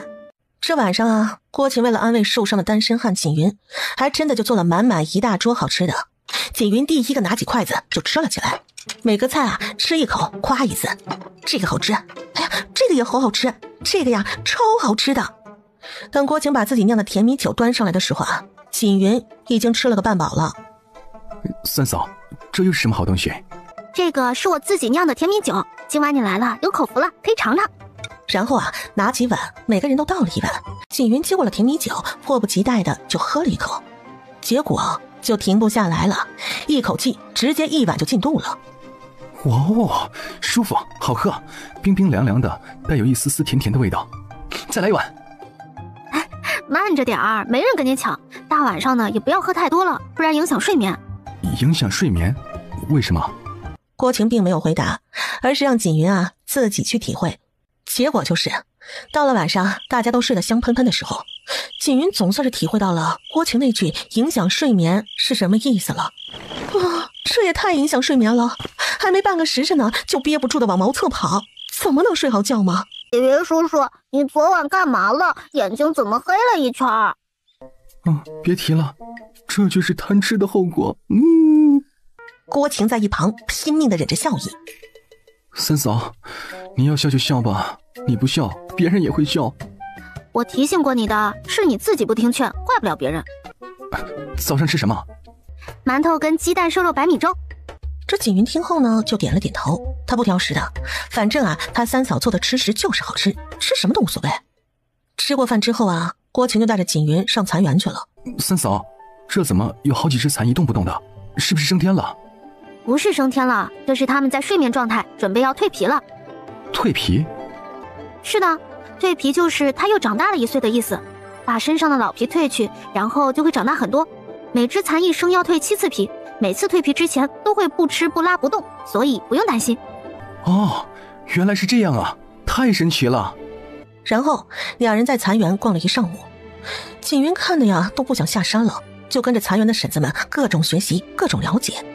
郭钱也不管他，然后就自顾自的下山了。丫丫姐，你们回来啦？怎么都不上来叫我一下，还让你来洗菜做饭？这里交给我吧，你去休息一会儿，也难得今天你能休息一下。没事儿，洗个菜而已，不碍事的。你能做，我就不能做啊。那我们俩一起。于是呢，姑嫂2个人就在厨房里大展身手了，弄了满满1大桌的好吃的，见全家人都到齐了。郭二哥这才吞吞吐吐的把这次回来的事儿说了出来。郭母听到后激动的是老泪纵横。娘，你看你都激动成啥样了？又不是第1次娶新媳妇儿。你这孩子。嗨，老二要成亲了，这是好事。虽然王丫头没有娘家，但是我们该有的礼节一样也不能少。王丫头是个好姑娘，我们不能委屈了她。放心，以后我就是二嫂的半个娘家。二哥要是敢对二嫂不好，我第一个去灭了他。你这丫头怎么说话的，没大没小。再说有我跟娘在，怎样也不能让丫丫吃亏了去。听到没，二嫂，你就放心的嫁给我二哥，咱家里人都给你撑腰。王丫丫被郭晴这一声二嫂叫的是满脸通红，应了一声就不好意思的低头吃饭了。他娘，吃完饭你去找村里的族老看看，选个好日子就把这事儿定下来吧。现在条件也不比以前了，到时候该有的礼节咱都不能少，咱风风光光的将王丫头娶回来。好的娘。这事儿就这么被敲定了。这一家人就开始忙忙碌碌的准备二哥的婚事事宜了。娘亲，我今天摘了好多桑葚果子，都拿回来给你做果酒。尤儿真棒，累不累？不累，一点都不累，可好玩了。小胖今天还摔了一跤呢。那尤儿有没有摔跤？没有，小胖是太胖了，而且吃太多了，撑得走不动道才摔跤的。这家伙也吃不腻，都吃了好几天了，还这么贪吃。谁叫你们2个食欲没我大？好啦，你们3个赶紧去洗把脸，洗个手，一会儿好吃饭啦。娘，什么时候再吃火锅都好久没吃了。尤儿想吃火锅啦。火锅是什么？火锅就是把肉片跟其他好吃的放锅里煮，可好吃了。尤儿，现在天气太热了，吃火锅很容易上火的。我们再等等，等天气凉快了，娘亲就做给你吃，好不好？不嘛，不嘛，我就要吃火锅嘛。娘亲，我也要吃火锅。姑姑，我也想吃。三嫂，要不就做一顿火锅吃吃？我都没吃过，听3个小家伙说的，我都流口水了。行吧，今晚吃火锅。哦耶，今晚吃火锅了。三嫂，这就是那3个小家伙心心念念的火锅吗？是的。没想到还可以这样吃，为什么可以有2个不一样的汤料？锦云叔叔，这个叫鸳鸯锅，用板子把中间隔开，可以根据个人口号做辣的或者不辣的。这么神奇？何止神奇，你快尝尝这个牛肉片。太好吃了。这边吃边赞叹，哎呀，这太好吃了，太好吃了，就没有三嫂不会做的吃食。最后酒足饭饱。三嫂，这么好吃的吃食，为什么不放到明月楼去？不适合。为什么不适合？如果要把火锅推向明月楼，那明月楼就会显得很杂乱，太乱了就会让客人享受不到美食的乐趣。怎么说？你看如果你正在吃饭，旁边又有客人吃火锅，先不说热气腾腾的夏天会受不了，就是自己桌上的美食是不是瞬间不香了？再说了，明月楼一直都是以炒菜为主，突然推出个火锅，那到底明月楼主打什么吃食了？又不是路边摊。那我们可以单独开一个火锅店，就像土豆粉一样。土豆粉不一样，一小块空间就可以解决了，火锅就不行，最起码也得有明月楼的格局大小才行。这么高，还不如直接再弄个大酒楼专门吃火锅。对呀，直接再开个酒楼就好了，而且场地似乎还有现成的呢。哪里有现成的？以前的繁香楼啊。繁香楼是个不错的选择，问题是你不是那谁的弟吗？这个简单，有钱就好办事，这件事放心的交给我吧。行，你去搞定场地，场地搞定了，我再给你出个设计图，然后去定做火锅，一步一步来。好，没问题，保证完成任务。锦云在郭家村待了没几天，就赶紧回皇城忙他们的生意去了。这忙着忙着呀，郭二哥的婚事就到了。二嫂，欢迎加入我们家，我没什么好送你的，给你准备了一样小礼物。小妹，这个我可不能收啊。二嫂，这个你必须收下，不然我就会认为你不愿意嫁给我哥。你不许乱说。二嫂，打开看看，喜不喜欢？郭二嫂看着郭晴微笑，然后就将小木盒打开来。怎么样，二嫂可还喜欢？郭二嫂感动的眼泪在眼眶里直打转，不知道说什么好了，只是高兴的直点头。二嫂喜欢就好，我来帮二嫂戴上，一会儿美美的出嫁。然后呢，就将金钗子戴在了郭二嫂的头上。我的眼光简直不要太好，这钗子戴在二嫂子头上简直不要太美，美的让人心动不已，真想扑上去咬上一口。你这丫头一点也不正经，亏的还是当娘的人了。就因为正经，我才没有扑上去啊！就你皮，赶紧的，一会儿你二哥就过来接亲了。丫丫，大嫂没有小妹有钱，这一点点心意，希望你不要嫌弃。大嫂，这礼物我不能收的。你看，你们为我的婚事是忙上忙下的，我哪里还好意思收你的礼物呢？怎么，小妹的礼物你收的，我的礼物你就不收？那就是嫌弃我的礼物没有小妹的礼物好了。不是。好啦，我的好大嫂二嫂，你俩够了。刚才还说我要赶紧的，一会儿接亲的就来了，这回反倒是你们俩不急了。大嫂送的礼物感动都来不及，怎么会嫌弃了？羡慕，我都想再成一次亲了。你这丫头说什么胡话了？郭晴无奈的吐吐舌，这句话估计也只有他自己懂了。很快郭二哥就过来接亲了。这时候呢，接亲没有上仪式那么复杂，都是给点喜糖，然后就可以接走新娘了。好，收拾收拾，我们也赶紧过去吧。好。正好这时候郭二哥他们呢正在拜天地，拜完天地之后新娘就被送回房间了。郭二哥就留下来陪大家喝酒吃饭，白浩跟郭大哥还有郭父也被拉上一起陪酒了。郭晴无聊，就跟郭大嫂一起端了不少好吃食，跑郭二嫂房间里去陪郭二嫂去了。二嫂，是我跟大嫂来陪你来了，我们进来喽。哼，还是小妹大嫂惦记我都快饿死了。饿了就吃吧，多吃点，吃饱了才有力气早日让咱娘亲抱上小森森。是的，多吃点。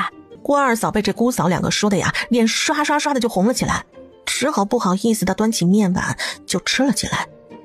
看来郭二嫂是真饿了，连汤带面吃了个干净。你们三个都在那正好。娘，你不去前厅帮忙招呼客人，跑这里来做什么？前厅有你爹跟你大哥二哥，还有你家相公，哪里用得着我？也是。然后就见郭母从怀里拿出了3个小木盒子，然后呢将小木盒子交给他们3人，一人一个。娘没什么好准备的，就给你们仨一人准备了一个镯子。大儿媳妇以前成亲的时候条件不允许，现在条件好些了，所以也得补上。秦丫头的。娘，你看看你这么大喜的日子说那么多干什么？看看你送我们3个啥好东西了。你看看，这老母亲不出手就不出手，一出手就是超大手笔啊！这也太好看了，我太喜欢了，太感动了，以后我天天揣在心窝窝里。娘，太贵重了，让您这么破费怎么好意思？傻孩子，只要你们都开开心心的，和和美美的，娘做什么都值得。然后2个儿媳1个女儿就将郭母一把抱住了，4人都流下了幸福的泪水。抱了一会儿，郭母便将3个手镯一一的为他们都戴上。谢谢娘。对了娘，你不是送信给外公外婆他们了吗？他们来了没？来了，这次得亏有你帮忙找的马车，外公外婆才能过来，不然2个老人家这大老远的，要是走过来肯定是不行的。来了就好，让外公外婆在这儿多住些日子，如果可以让他们住在这边也行，方便我们照顾。这一说郭母也有些心动了。到时候可以让外公外婆住我那儿，时不时也能替我搭把手照顾2个小家伙。郭母听郭晴这么一说，觉得也不是不可以。郭晴看着郭母这心动的样子8成是没问题了。到时候呢，看看舅舅跟舅母怎么样。身体如果没什么问题的话，到时候就让他们一起留下来吧。外公外婆，这2天在这边可还住得习惯？习惯，这么好的地方怎么能住得不习惯呢？既然外公外婆觉得这地方这么好，那就干脆留下来得了，这样一家人都在一起，也有个照应，不是吗？这样行吗？行什么行？家里的粮食不用管了。怎么就不行了？正好你们2个老人家过来了，就住我这边，还能帮我看看家里2个小朋友。这2天你们也都看到了，忙的忙山上，忙的忙地里，家里孩子都没人看，舅舅舅妈跟表姐，我这儿好几个山头，哪里都缺人手，他们在这儿还能帮忙，交给别人我还不放心，交给舅舅舅妈我也不用担心，不是吗？再说了，在这边还能替表姐寻个好人家，这样一家人离得近，方便照顾，多好。我觉得秦丫头说的有道理，我们这些老的帮不上什么忙，但是年轻的可以。为了孩子们安心赚钱，我们就不应该拖后腿。老头子说的对，我们应该支持他们才是。小玉他爹娘，你们怎么看呢？爹娘在哪，我们就在哪，而且这郭家村确实很好。行，那到时候我们回去将粮食收上来再过来。外公还等什么收粮食啊？就让舅舅舅妈回去直接将地里粮食卖了，还没收上来，便宜一点卖了也无妨。田地交给村长租出去就好了，你们2个老人家还跟着折腾来折腾去干嘛？就按秦丫头说的这么办，亲家公亲家母就安心在这边住下，这么多孩子在身边，咱们也没有什么好担心的。这件事儿就这么愉快的决定了。村长叔在忙啊？秦丫头来了，快进来坐啊。村长叔，我这次找你是有件事需要你帮忙。什么事啊？你说说看。咱们村不是靠河岸吗？以前下大雨涨洪水，咱们村总是被淹的那一个。这一次家里建房子剩了不少材料，我在想要不要跟村民们商量一下，把河2边都修建高一些，也能防止以后涨洪。房子跟粮食都是咱们的命根子。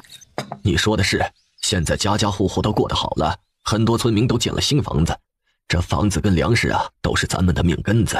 这河岸修建是大事，我叫来村民们商量一下。这郭村长说完，就立马出去召集村民去了。乡亲们，今天把大家召集过来，是为了咱们郭家村的大事。咱们郭家村靠河岸，每回洪水咱们都会遭殃。现在咱们郭家村条件都不错了，更应该把河岸2边都修建一下了，不能再等洪水来的时候，咱们只能眼睁睁的看着房子粮食被淹没了。邱丫头，你继续说你的打算，咱们肯定都听你的。这河岸修建好了，也都是为了大家呀。我是这么想的，每家每户先出10两银子，剩下的就我出了。因为现在啊，乡亲们对郭晴的信任，加上大家手里也有银子了，这10两银子大家还是没有什么异议的。很快这事儿就被敲定了下来。景丫头回来了，饭一会儿就好，你先休息会儿。没事儿，刚去河边，他们给了我2条鱼，我来做个红烧鱼。行，那你帮我烧火。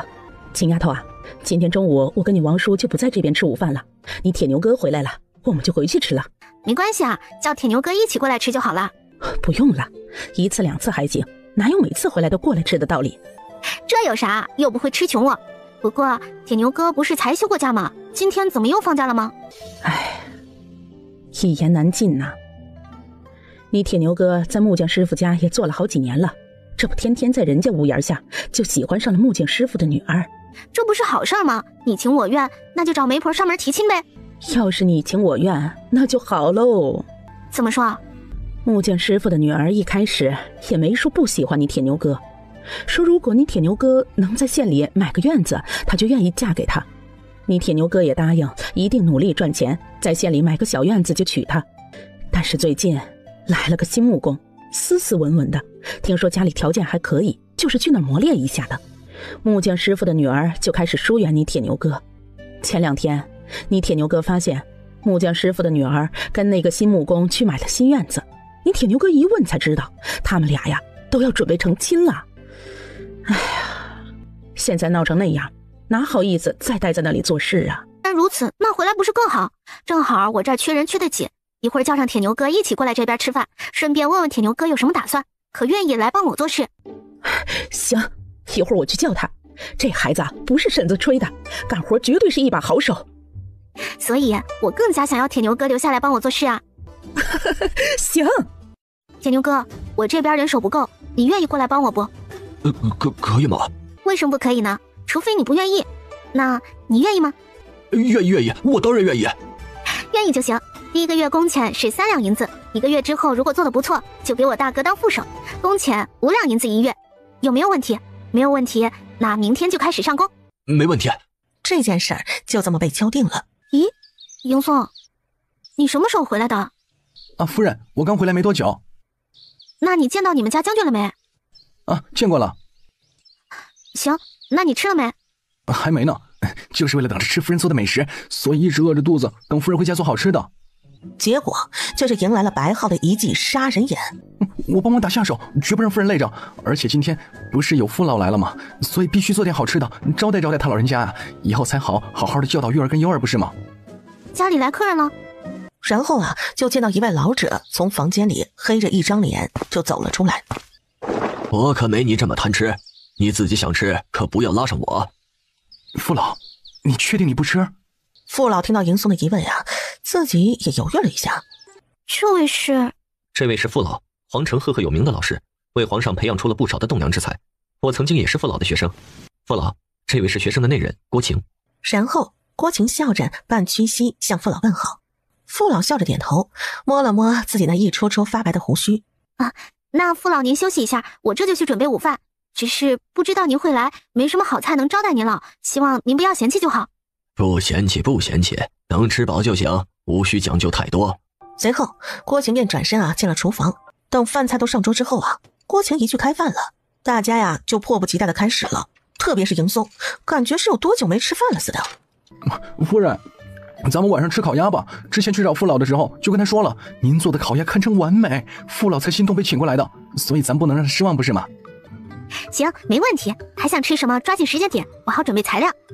还酸辣土豆粉，好久没吃了，我怀念，想吃。还有吗？一次说完。今晚就暂时吃这些，反正以后都住这儿了，可以慢慢吃。行，都满足你。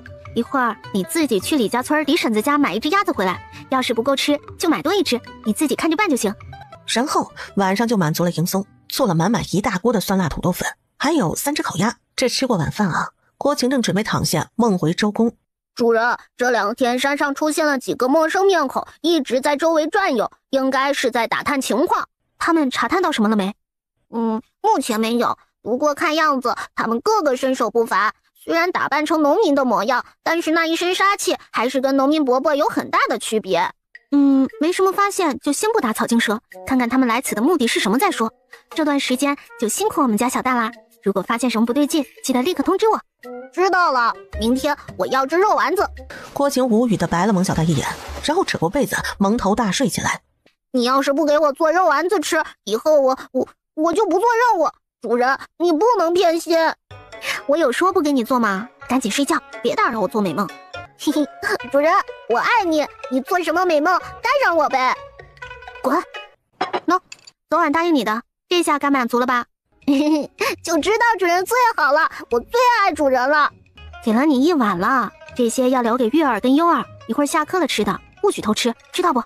知道了，主人就放心吧，这一大碗够我吃上1天的了。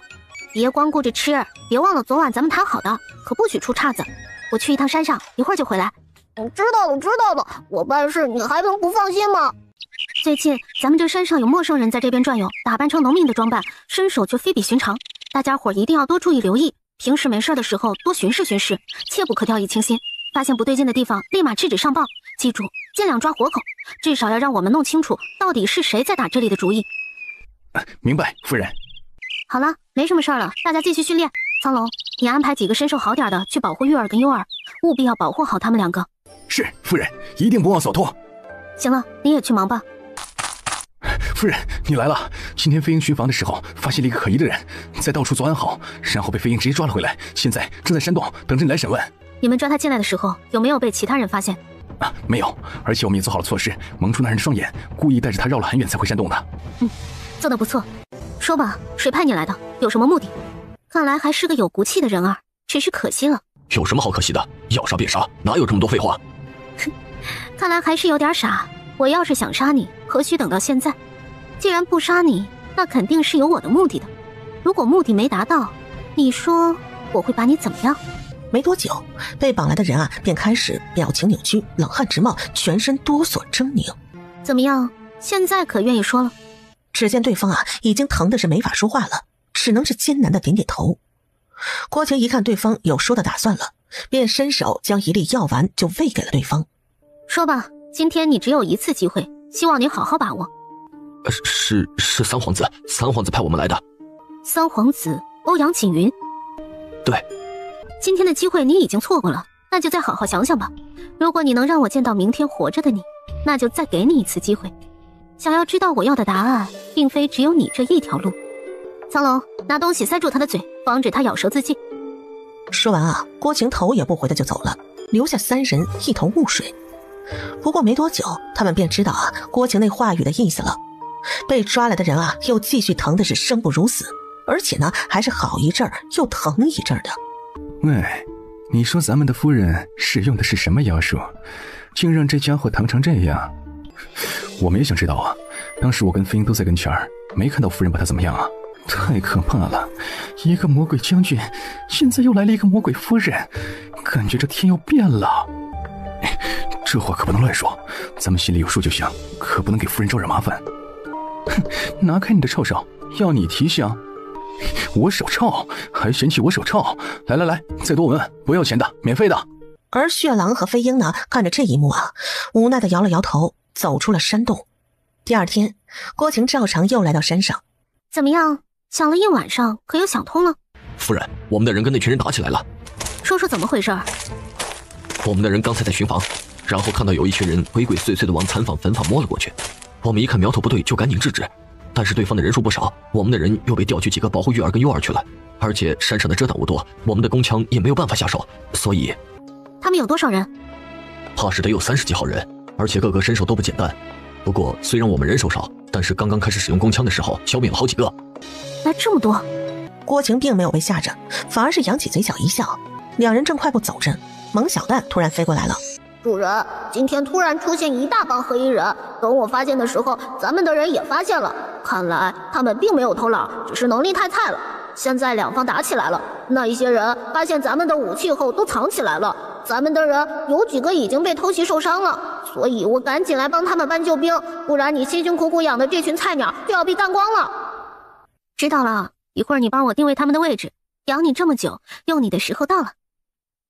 保证完成任务。很快，他们便靠近了目的地。主人，前方100米处的大树后面有2个，脚拉出来了，看你的了。郭晴接受到信息，毫不犹豫的已经开枪，目标呢直中对方露出来的腿。被打中的人啊，直接闷哼一声倒地，晕了过去。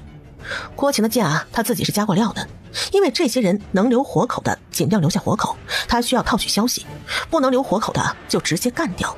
看自己的同伴躲起来也被打中了，心一下就慌了。以为这里不安全，准备快速换个地方，结果郭晴要的呀就是他移动，在对方移动的瞬间，立马第2枪就发射过去，直接一枪致命。战斗就这样拉开了序幕。左边草丛正中间2个，左边榕树后面1个，上这棵榕树往右边草丛看，有3个人头，正前方来了一个偷袭的。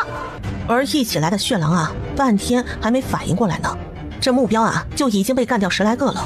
郭晴看躲起来的已经都被解决了，留下的几个活口啊，也让血狼绑起来了。自己干脆就找了块平坦一点的大石头，坐在上面欣赏起他们的表演来。加油哈！赢了今晚加餐，输了自己领罚。正在厮杀的同伴啊，听到夫人的声音都惊喜不已，没有了后顾之忧。很快他们就占了上风，将一众人全部解决掉。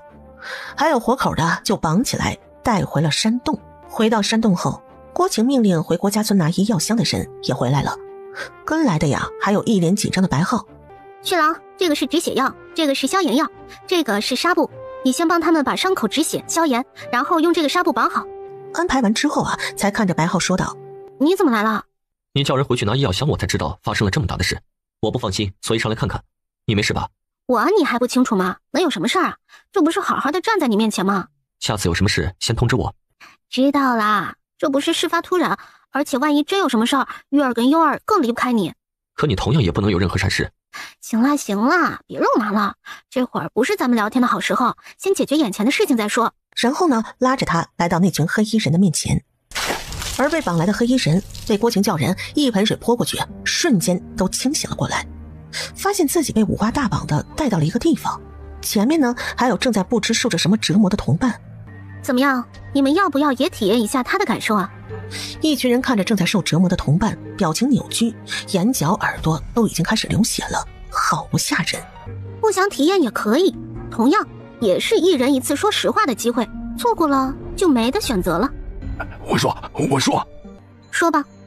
我们其实也不敢确定对方的身份，只知道那人是皇城那里面的一位贵人。宫里面的贵人？三皇子？不是，虽然我们没有见到真人，但是他坐在马车里与我们说话，那声音明显是一位40岁左右的妇女。这时候啊，躺在地上的人也不安定了，赶紧的想引起郭晴等人的关注。而郭晴呢，也确实是关注到他了，知道啊，他这是有话要说，然后让苍龙拿掉他嘴里的东西。皇后是皇后。那人听完郭晴的询问，直接使劲点头。他为什么要这么做？因为三皇子。他想毁了三皇子跟你的合作。毁我的残房坟坊，那也没必要兴师动众的用上你们这些高手啊。难道是之前三皇子因为我的原因把他娘家的酒楼举报了毁了，所以现在想报复我们，让你们把我的残房跟坟坊毁掉？又因为知道三皇子派了不少人在暗中保护这里，所以就找到了你们，是这样吗？具体的原因我们不知道，他只让我们毁了你的残房跟坟坊，如果可以再毁了你跟三皇子的信任就更好。所以昨天你才会说是三皇子。这皇后我都怀疑她怎么坐上的这个位置了，怎么蠢成这样啊？3岁小孩都能知道不可能会是三皇子，她怎么就想起用这么蠢的招数了？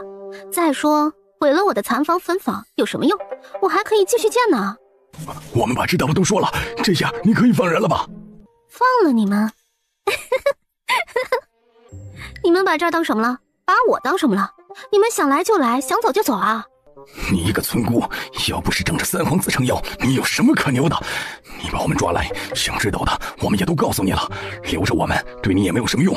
如果我们长时间不回去复命，皇后迟早会知道，到时候对你更没有任何好处。三皇子不一样，他有皇上为他撑腰，你不过就是一个外人，就算三皇子对你有意，他也不会为了你而开罪皇上皇后。你说的一点都没错，留着你们对我来说没有任何作用，也没有任何好处。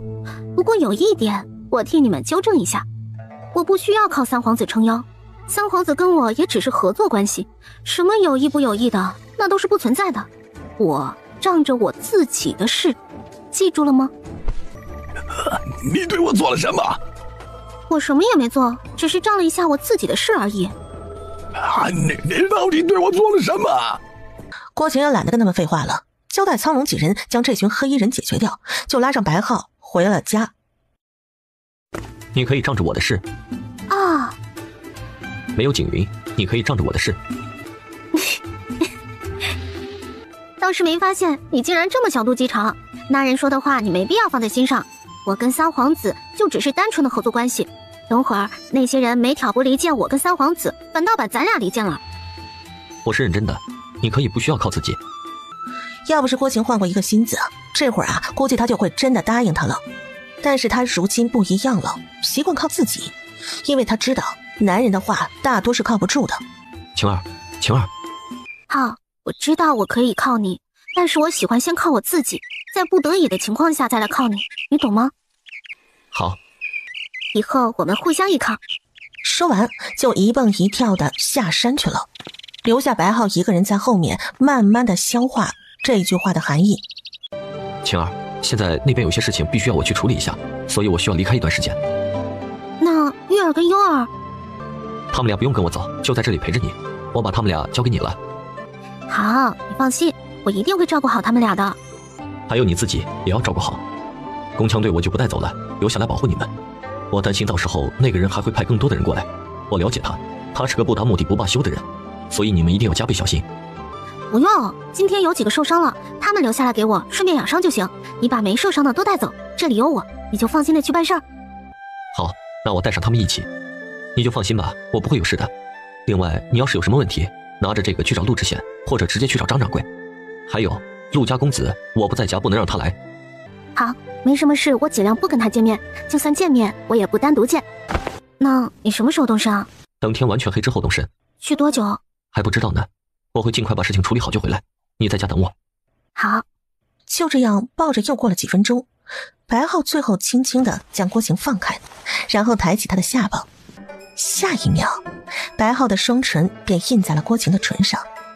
郭晴突然睁大双眼，像是想到什么似的，唰的一下就推开了白浩。白浩被他这突如其来的举动吓了一大跳，结果只见郭晴提过来他自己准备的医药箱，然后打开医药箱，拿了一堆药出来，就说道：这些药你拿着以备不时之需，这个是消炎药，这个是吃的止疼药跟特效药，另外这个是摸伤口的特效药跟止疼药，你都拿着，用不上更好。白浩直接将这些药全部放下，然后拉起郭晴准备继续刚才的事儿。太晚了，晚点你还要赶路，赶紧去休息会儿。你也早点休息。那个一会儿我就不起来送你了，给你的药你记得带上。好，那你等我回来。然后转身离去。郭晴偷偷地看着白浩的背影，流下了不舍的眼泪。时间就这么日复一日的过着，郭晴也使劲让自己忙碌起来，因为一闲下来她就会去想某个人。亲丫头，白浩这几天怎么都不见身影？不是出什么事了吧？娘，你别担心，白浩出去有事去了，事情处理好了就会回来的。不会有什么危险吧？郭晴听到这个问题，心里也很是担心。亲丫头，亲丫头，娘，你就别瞎担心了，他就是出去办点事而已，能有什么危险？你这不是自己吓自己吗？哎呀，我这不是担心吗？这么多天不见人，你也不跟娘说一下。好了，女儿错了，下次记得早早就告诉你，不让您担心。你呀，也老大不小了，如果两人都有意，那就抓紧时间给我生个外孙宝宝。娘，你这奶奶还没做过瘾了，就想着要做外婆了，不要着急，慢慢来，这种事情得靠缘分，缘分来了自然就有了。你这孩子，做奶奶跟做外婆能一样吗？我怎么能不着急？娘，你今天是怎么了？是不是太闲了没事干？没事干就赶紧上财园去看看有没有需要帮忙的，顺便多陪陪外公外婆，现在住得近，更应该多陪陪。嗨，你赶我做甚？跟你说完我就走，娘可是为你好，说的可是掏心窝子的话。也看得出来白浩这孩子不错，如果你们俩再生2个孩子就更好了。娘，我们有月儿跟优儿2个就够了。现在谁家孩子嫌多的？月儿优儿再多几个弟弟妹妹会更高兴的。娘亲，你就给我们生个弟弟妹妹吧，你放心，我跟玉儿哥哥肯定会好好照顾弟弟妹妹的。咋的？你们还没完没了了是吧？没完没了了是吧？去，没空搭理你们。外婆，娘亲是不是生优儿的气了？傻优儿，你娘亲怎么会生优儿的气了？娘亲呐，那是害羞了，不好意思了。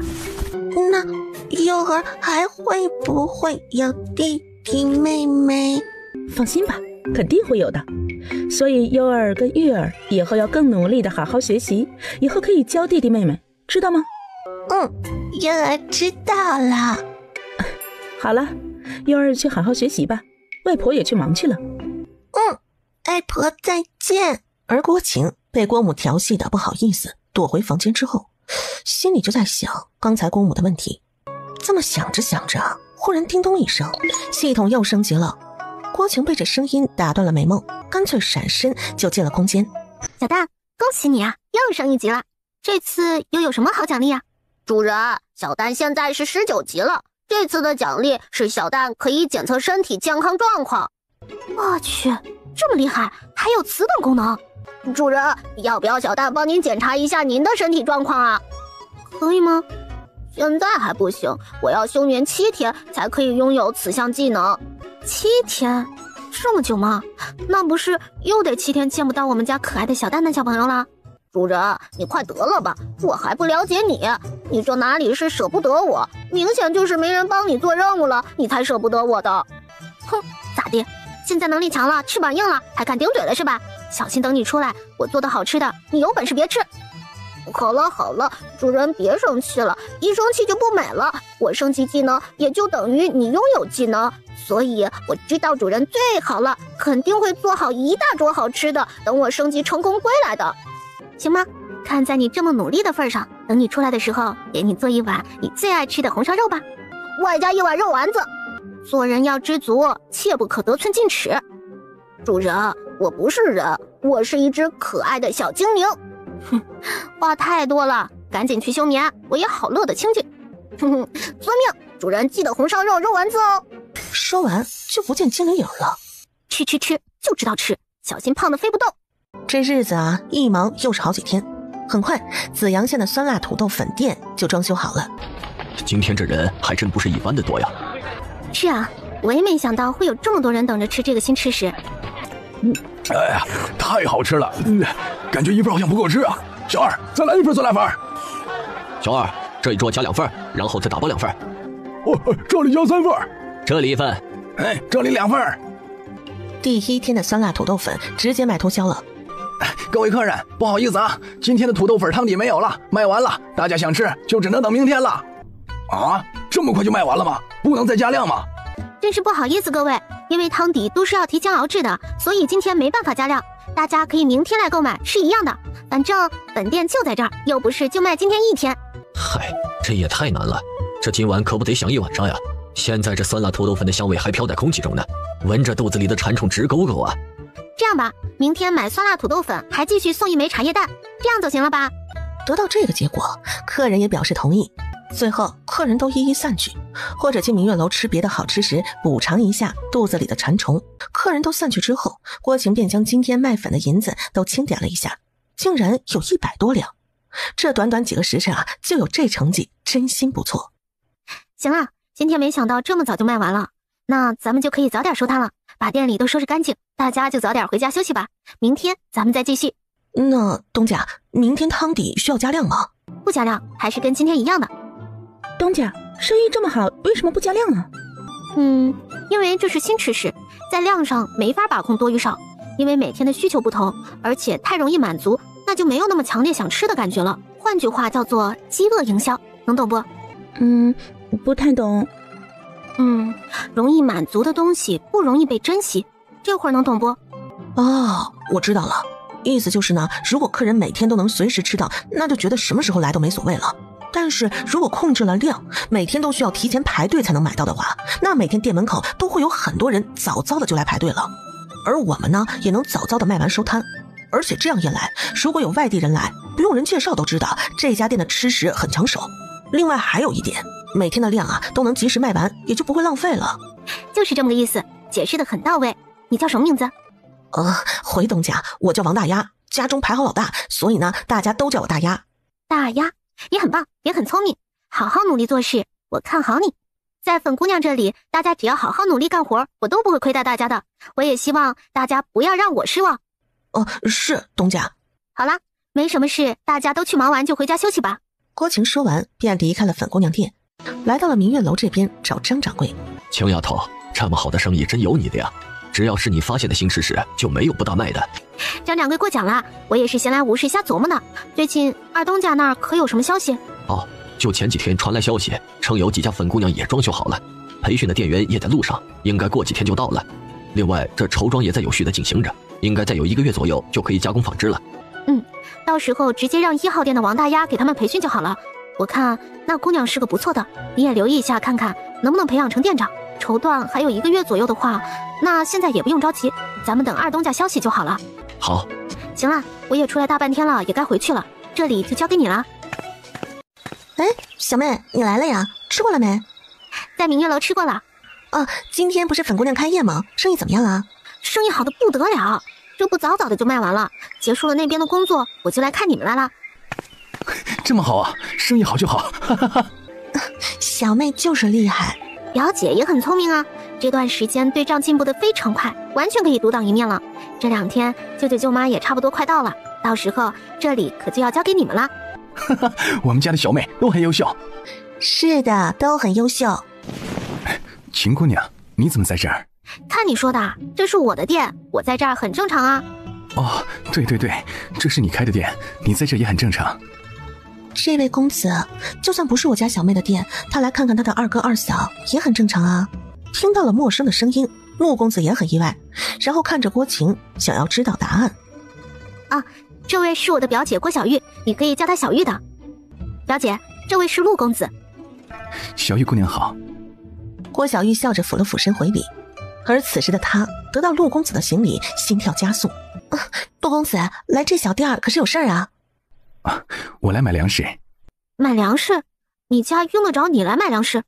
会不会有点大材小用啊？是这样的，今天家里的管家身体不适，家里晚上等着米下锅，所以我干脆就来跑一趟。啊，那您看看需要什么，让小玉帮你称一下。白米跟白面各100斤就好。要这么多啊？那陆公子能不能帮忙？我跟他二哥要搬粮食进仓库，小玉一个人怕是搞不定。郭晴就在一旁静静的看着，也不反对，因为他也觉得这是个不错的机会。陆公子，好了，一共是2两零700文。好了，不用找了，剩下的帮我打一些米酒。好的啊，然后便去找酒壶打酒去了。秦姑娘最近可好？挺好的，每天这里忙一忙，那里忙一忙，很充实。现在秦姑娘生意做得挺多的，挺好。哪里，就是打发时间，小打小闹，比不得你们读书考取功名的。秦姑娘如果是男儿，考取功名又有何难？陆公子就别打趣我了，我呀就对赚钱感兴趣。对了，秦姑娘相公今日怎么没一起来？他这段时间有事外出了。原来如此。陆公子，好了，这个酒你要拿好，可别洒了，洒了可就浪费了。好，谢谢小玉姑娘。不客气的，应该的。那个秦姑娘、小玉姑娘，那我就先走了。好。陆公子慢走，以后有需要记得再来光顾啊。小玉姐现在做生意是越来越上道了。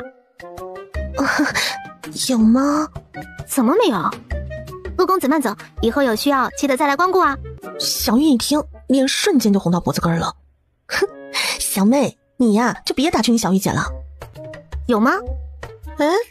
不过话说回来，小妹，那个陆公子你也认识有段时间了，感觉怎么样啊？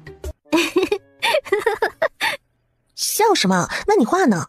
没什么，只是没想到我家二嫂现在也不单纯了。二嫂被郭晴这么一说，脸一下也就红了起来，更加假装生气的追着郭晴打。二嫂别打了，我错了。郭二嫂见小妹求饶，也就停了下来。二哥，你竟然看着自己媳妇儿欺负自己小妹。郭二哥无奈的笑着摊了摊手。有了媳妇儿忘了妹，有了媳妇儿忘了妹。好了，一会儿被客人看到了就不好了。二嫂，过2天舅舅舅妈回来之后，我让他们过来接手你跟二哥的活。他们如果不怎么熟练，你们就带他们2天。等舅舅舅妈上手之后，你跟二哥就回郭家村帮我忙。我们在这做的挺好的，家里不是有大哥大嫂吗？大哥大嫂现在帮我管理粉园的活已经忙得不可开交了，蚕园就郭婶子一个管理不过来，到时候二哥二嫂回去就上蚕园帮我管理去。而且二嫂以后最主要的是要帮我管理总财务的，不然我一个人忙上忙下的，还要给那么多工人发工钱，快累死了，你们忍心吗？行，回去帮你。不过到时候二嫂你那房子先暂时借给舅舅舅妈住一段时间，到时候看看舅舅舅妈是愿意在县里买院子住，还是在村里建，让他们自己选择。没问题的。行了，你们忙吧，我该回家去了，不然一会儿玉儿、悠儿就该着急了。娘亲怎么这么晚才回来？悠儿都想娘亲了。今天粉姑娘开业，娘亲得看着点啊，可不能出岔子。那娘亲今天粉姑娘的生意好吗？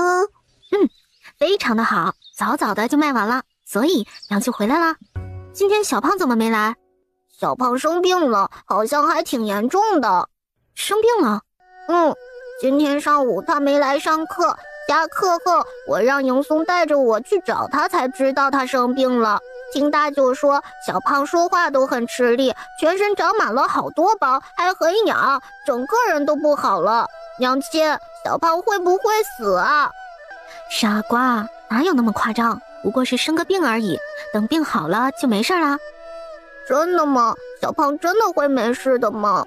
真的不能再真。不过玉儿去见小胖的时候，有没有碰触过小胖啊？没有，我过去的时候，大舅不让我进屋，就远远的看了下。玉儿真乖。玉儿，那你跟优儿在家玩滑滑梯，娘亲去看看小胖哥哥，一会儿就回来。娘亲快去吧，记得帮我跟小胖哥哥说，让他快点好起来，我等他一起玩滑滑梯。好，我们家的月儿真懂事。小妹，你怎么来了？我听月儿说小胖生病了，我来看看怎么回事。大夫说是长水痘了。郭晴听了郭大哥的回答，然后点点头，直接往小胖的房间走去。小妹，你别进去，别到时候带了病毒进去，家里还有月儿和优儿，可不能大意啊。没事儿，没你说的那么夸张，我有分寸。然后毫不犹豫地推门直入。小胖怎么样？好些没？姑姑。郭晴靠近小胖，然后抬起小胖的头，左右瞧了瞧，最后让小胖张嘴啊，又看看小胖的手脚身上，最后又摸了摸额头，还是有点低烧。大夫说的没错，是出水痘，但是因为发烧的原因，上火也很严重，喉咙都发炎了，所以很难受，说不出话来。大夫开了些什么药？哎呦，我的大孙儿啊，你怎么这么命苦啊？怎么就长了些这样的怪东西啊？这一哭可把郭晴吓得不轻，这王老太至于吗？不就是长个水痘吗？这哭天喊地的，这是要干嘛呀？就一些调理的草药，娘正在熬着呢。而郭晴听了郭大哥的话，突然才想起这时候的医疗水平是非常非常低的。小蛋，你再检查一下小胖的身体还有没有别的不适，他现在说话困难，也问不出个所以然来。主人，刚才进屋小蛋就已经帮忙检查过了，小胖这个水痘前2天就已经有征兆了，只不过小胖好动，精神状态不错，低烧不容易被发现，直到昨晚高烧，水痘一下爆发才被发现。目前除了发烧、喉咙发炎严重、水痘严重，身体无其他不良症状。非常不错，晚上给你做肉丸子。之后，郭晴从医药箱里噼里啪啦的就拿了一堆的药出来。大哥，一会儿你打一盆干净的温水，用干净的毛巾给小胖身体擦干净，记住一定要干净的，有些毛巾更好，用开水烫一烫，专门给小胖用。以后每次用的时候都要用开水烫一烫，避免重复感染。清洗好身体之后，就把这个药膏抹到有水痘的地方，早晚抹一遍就行。郭大哥一听完小妹噼里啪啦的说了一大堆，然后疑惑的伸手接过了郭晴递过来的药，一动不动。去呀，戳在那儿一动不动干嘛？小胖都这样了，你还有什么好不放心的？秦丫头懂得比你多，你现在有什么好奇怪的？这个药你就放心用吧，这些都是我师傅给我的，我这皮毛的医术也是师傅教的。小胖这样，你难道还能有更好的办法不成？觉得不好意思的大哥也不知道说些什么才好，只能是呵呵2声，然后就赶紧准备温水、毛巾去了。而郭晴则找来了一个大杯子，趁没人注意的时候，从空间取了一大杯的灵泉水，然后又拿了些退烧跟抗病毒的药递给了小胖，让小胖吃下去。太婆，姑姑这个药真灵，我喉咙竟然没那么痛了，可以说话了。好，没事就好，没事就好。我们家小胖以后要好好的，好好学习，将来好帮你姑姑。好啦，有好转就行。这个药每天记得吃3次，饭前吃，就按照我刚才的方法就行。还有，不要吃辛辣的东西，实在不行喝猪就好了。抹身上的药每天早晚1次，不要忘了。小胖杯子里的水，你记得时不时喝几口。多喝水有助于退热排毒，赶紧好起来。好了，姑姑给你做好吃的。另外，姑姑做的新玩具，月儿可等着与你一起玩哦。好，谢谢姑姑。既然这里都交代清楚了，没什么事儿，郭晴便回家了。忙忙碌碌的，不知不觉中，天已经又开始慢慢的冷了起来。而郭家村、王家村、李家村都开始进入了大丰收的时节。秦丫头，今年年夜饭你带上大家去娘那边吃，你这一年忙到最后1天了，也该休息休息一下。好，听娘的安排。那个白浩没说什么时候回来吗？有没有给你来信？娘，放心吧，前2天他让人送信给我了，他现在一切安好。不过今年过年他估计没空回来了，也让我们不用担心。那就好，平安就行。由于郭晴被郭母邀请回家吃年夜饭，那郭晴这边一家老小也都跟着一起去了。当然也包括舅舅舅妈一大家子。去的人多，一桌还坐不下，便安排做了2大桌，直接女人跟孩子一桌，男人们一桌。吃完团圆饭，一家子坐在一起嗑瓜子儿聊家常，很难得的画面。第二天大年初一，阳光明媚。夫人，有人找。郭晴听到有人找，便站起身准备迎接看看是谁来找自己。陆大人，民女见过陆大人。什么风把年老给吹来了？哦，夫人见笑了，本官这次来是有一事相求。陆大人先请进，咱们坐下来说吧。陆大人今日有何事需要民女帮忙的？看得出来，夫人也是豪爽之人，那本官也就不再拐弯抹角了。本官这次来是奔着你的土豆来的。民女的土豆？是的，早就听闻夫人很早之前就获得了一样高产量的粮食，不过也知道那个时候夫人自己也没多少种子，所以就一直拖到现在才来冒昧拜访。今日过来就是想跟夫人购买一些土豆种子，让紫阳县的百姓都能够种上这高产量的粮食，能够解决温饱的问题。原来如此，没想到咱们的陆大人可是人民的好官啊，能第一时间就想到咱们老百姓，不枉老百姓这么拥戴你。民女还当是什么大事了，买种子好说，就是不知道陆大人大概需要多少土豆种。你这边大概能卖多少啊？这样吧，陆大人，这个数量估计您也很难把握，等开了窗，您通知紫阳县的乡亲们，需要土豆种子的直接来民女这儿购买就行，价格都是统一的。当初卖给郭家村的是5文钱1斤，卖给其他村也是同样的价格。村民自行来买比较麻烦，到时候让每个村自行报量给村长，让村长做好总数的账目统计，到时候就以村为单位来这边购买，然后您那边到时候就想办法帮忙运输一下呗。陆知县听完郭晴的建议，想了想，觉得这个办法甚好。行，就按照你说的办法。这土豆什么时候开始耕种啊？我们也好提前做好准备。第一季开春之后就可以耕种了，到时候还需要提前发好芽，所以开春之前就可以登记来购买。行，那本官就替紫阳县的老百姓先谢过夫人了。陆大人客气了，不过就是卖些种子而已，无需如此大礼，民女受受不起。好，就是，可惜了。郭晴突然听到这么一句没由来的话，一脸的疑问。好，没什么。行了，既然事情已经处理好了，那本官也就不再打扰夫人了。说完便起身离开了郭家村。迎松，刚才陆大人最后一句话是什么意思？你知道不？结果迎松一脸的意味深长，并不打算告知自家夫人。说不说？不说一会儿看着我们吃饭。我说还不行吗？说吧。就是可惜夫人已经嫁人了，不然完全符合陆大人心目当中的秀才夫人。哦，不对，现在应该说是状元夫人。状元夫人？郭晴这时候竟然是脑子短路，听不明白迎松说的是什么意思。就是陆文轩陆公子，陆大人的儿子，现在已经是状元郎了。陆公子中状元了？是啊，前不久的事儿。那我怎么不知道？夫人，别忘了爷走之前交代我了，可要看好那个陆公子。那夫人觉得我会背叛爷，把这件事告诉您不？小肚鸡肠。郭晴汗颜的吐完4个字就走了，这下就是留下迎松一脸委屈了，他太难了。娘，下雪了！哼，娘亲，我们又可以堆雪人了。现在雪还没停下，一会儿停了咱们再去堆雪人。现在都赶紧进屋，注意保暖，别着凉了。今年怎么这个时候下了大雪呀？是啊，还冷得不要不要的。外婆，你也别站外面太久，等会儿着凉就不好了。这时候下雪，说明今年肯定是个丰收年。就是这雪要下到什么时候，会不会影响春种啊？行了，你也别瞎担心了。外婆你就放心吧，土豆种晚几天不碍事的。被郭晴跟老伴儿这么一安慰，外婆也就没什么好担心的了。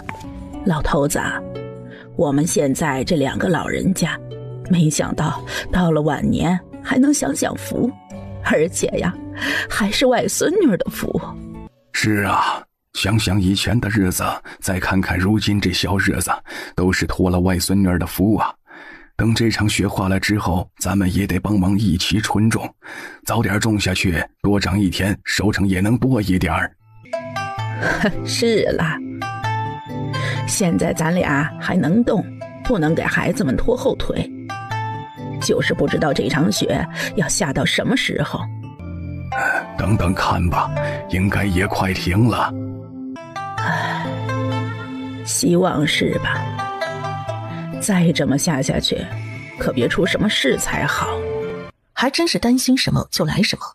第二天天快亮的时候，郭村长就敲响了村里的大钟。外公，这是怎么了？这是发生重大事情才会敲响的大钟，一般每个村都有一个。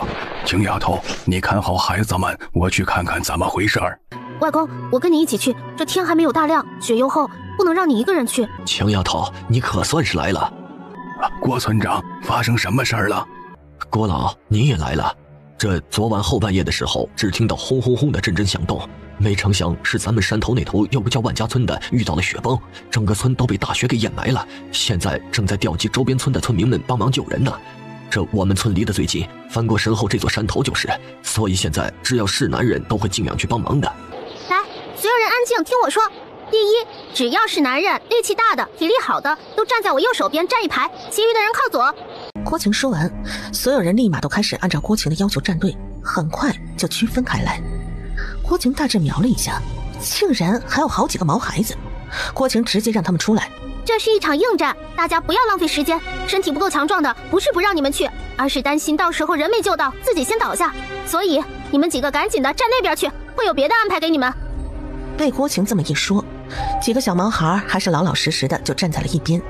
然后郭晴让郭村长清点人数，心中有数，去了多少人就要回来多少人。好，现在你们这些人快速回家，有铲子的拿铲子，有铁锹的拿铁锹，家里有多的都拿上以备不时之需。拿好之后马上去村头跟郭村长集合，让郭村长带领大家一起过去。记住，过去多少人都要给我安全回来多少人，因为已经有过雪崩，周边的雪也松动了，肯定有随时雪崩的可能，发现异常立马撤离。郭村长的点数刚好30人，而郭晴利用空档时间抓紧时间继续安排。郭村长点数完毕，村民们都快速回家拿工具去了。剩下的人都还有安排，所以都要仔细听好了。家里有小孩的留下人照看孩子，其余的人男女分开。女人先把家里用不上的棉衣棉被都打包交给男人送去万家村，还有家里烧热水的壶，有的也可以拿上。男人送物资过去之后，剩下有空的婶子都上我家帮忙多做些垫补肚子的吃食。他们这体力活必须要补充体力才行，肚子不饿也就更不怕冷了。男人送完物资，留下几人帮忙烧热水照顾营救出来的人，其余的人快速回来继续送吃食。郭晴井井有条的安排完之后，所有人都回家开始准备需要的东西。而郭晴趁这会儿大家都回家准备东西之后，一个人快速的上了一趟山。来到山上，三言两语交代好之后，苍龙领队快速加入了营救当中，而郭晴又回到了郭家村的家中，然后让迎松去仓库搬了好几袋的白面跟白米。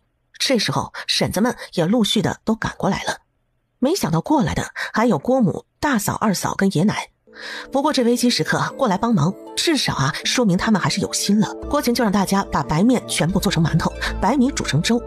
这时候时间紧急，只能做些简单的。做完这些，郭晴最后交代郭母、大嫂、二嫂这边尽量多做一些吃食送过去，材料不够就让迎松去仓库取。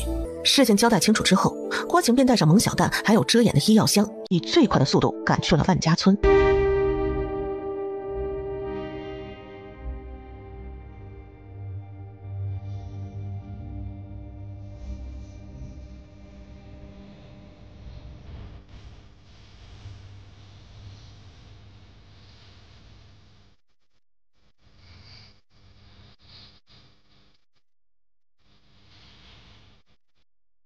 苏大人，你这来的是不是有点晚？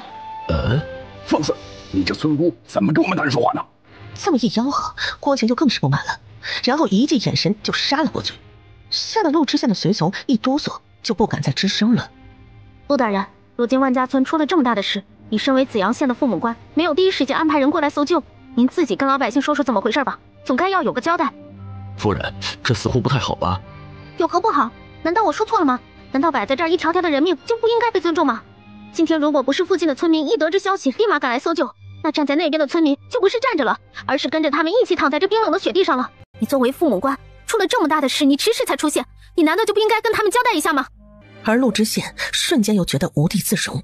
是啊，他的身份是父母官，万家村出事原本就该他立刻派人前往搜救的，但是他却因为老母亲身体不适，为了尽孝，命人任何事儿都不得打扰他照顾病重的老母亲。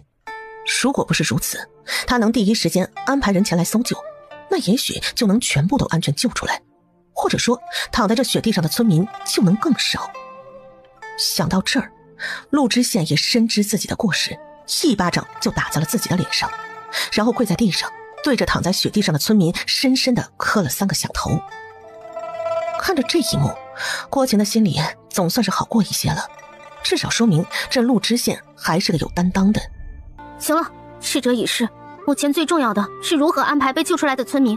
整个万家村都被埋没了，解决他们的落脚之地才是最重要的。夫人放心，剩下的事就交给我吧。好了，今天大家辛苦了，现在这里都没什么事儿了，大家都赶紧回去吧，待在这儿也还是随时都有危险的。听了郭晴话的村民们就陆续的准备收拾东西撤离。那个夫人啊，什么事儿？今天的事确实是本官的不是，本官也会将功补过，好好安排后面的事宜。那个可不可以恳请夫人帮忙在三皇子面前说说情啊？本官也是因为家中老母病危需要照顾，所以才没有第一时间得知万家村遇难的消息。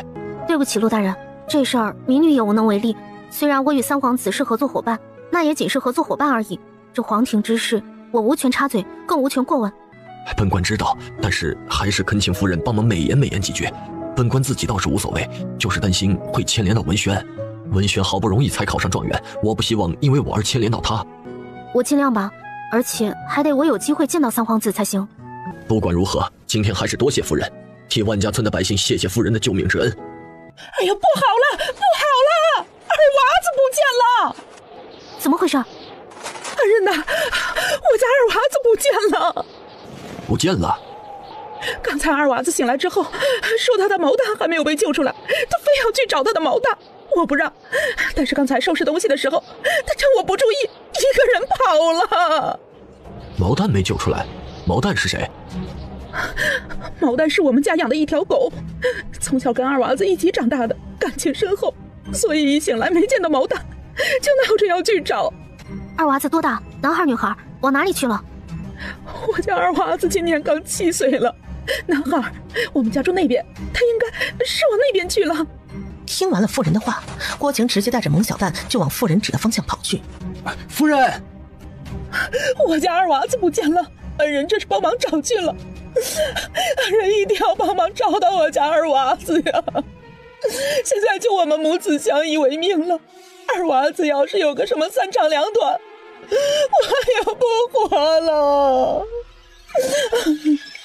苍龙一听说夫人是去找人去了，立马扔下手上的东西也追了上去。郭晴却让蒙小蛋感知二娃子的位置，却一直都没有搜到这个孩子。奇怪，不可能搜不到。小蛋的感知是可以5公里的，可是这方圆5公里都没有搜到。你再搜仔细点，如果往这边来了，不可能感应不到，除非这孩子并没有回村。主人，那现在怎么办？是继续搜索，还是回安全区？蒙小蛋，我们……主人，不好，又雪崩了！听到蒙小蛋的提醒，郭晴一下也心慌了，只顾着带着蒙小蛋就拼命跑，生怕今天自己就交代到这儿了。主人，进空间！可就在准备闪身进入空间的时候，夫人，快跑，又雪崩了！我去，这都是些什么事儿啊？这么多双眼睛看着他怎么进空间？只能是硬着头皮跑了。一会儿只能借助雪崩追过来的空隙快点闪了。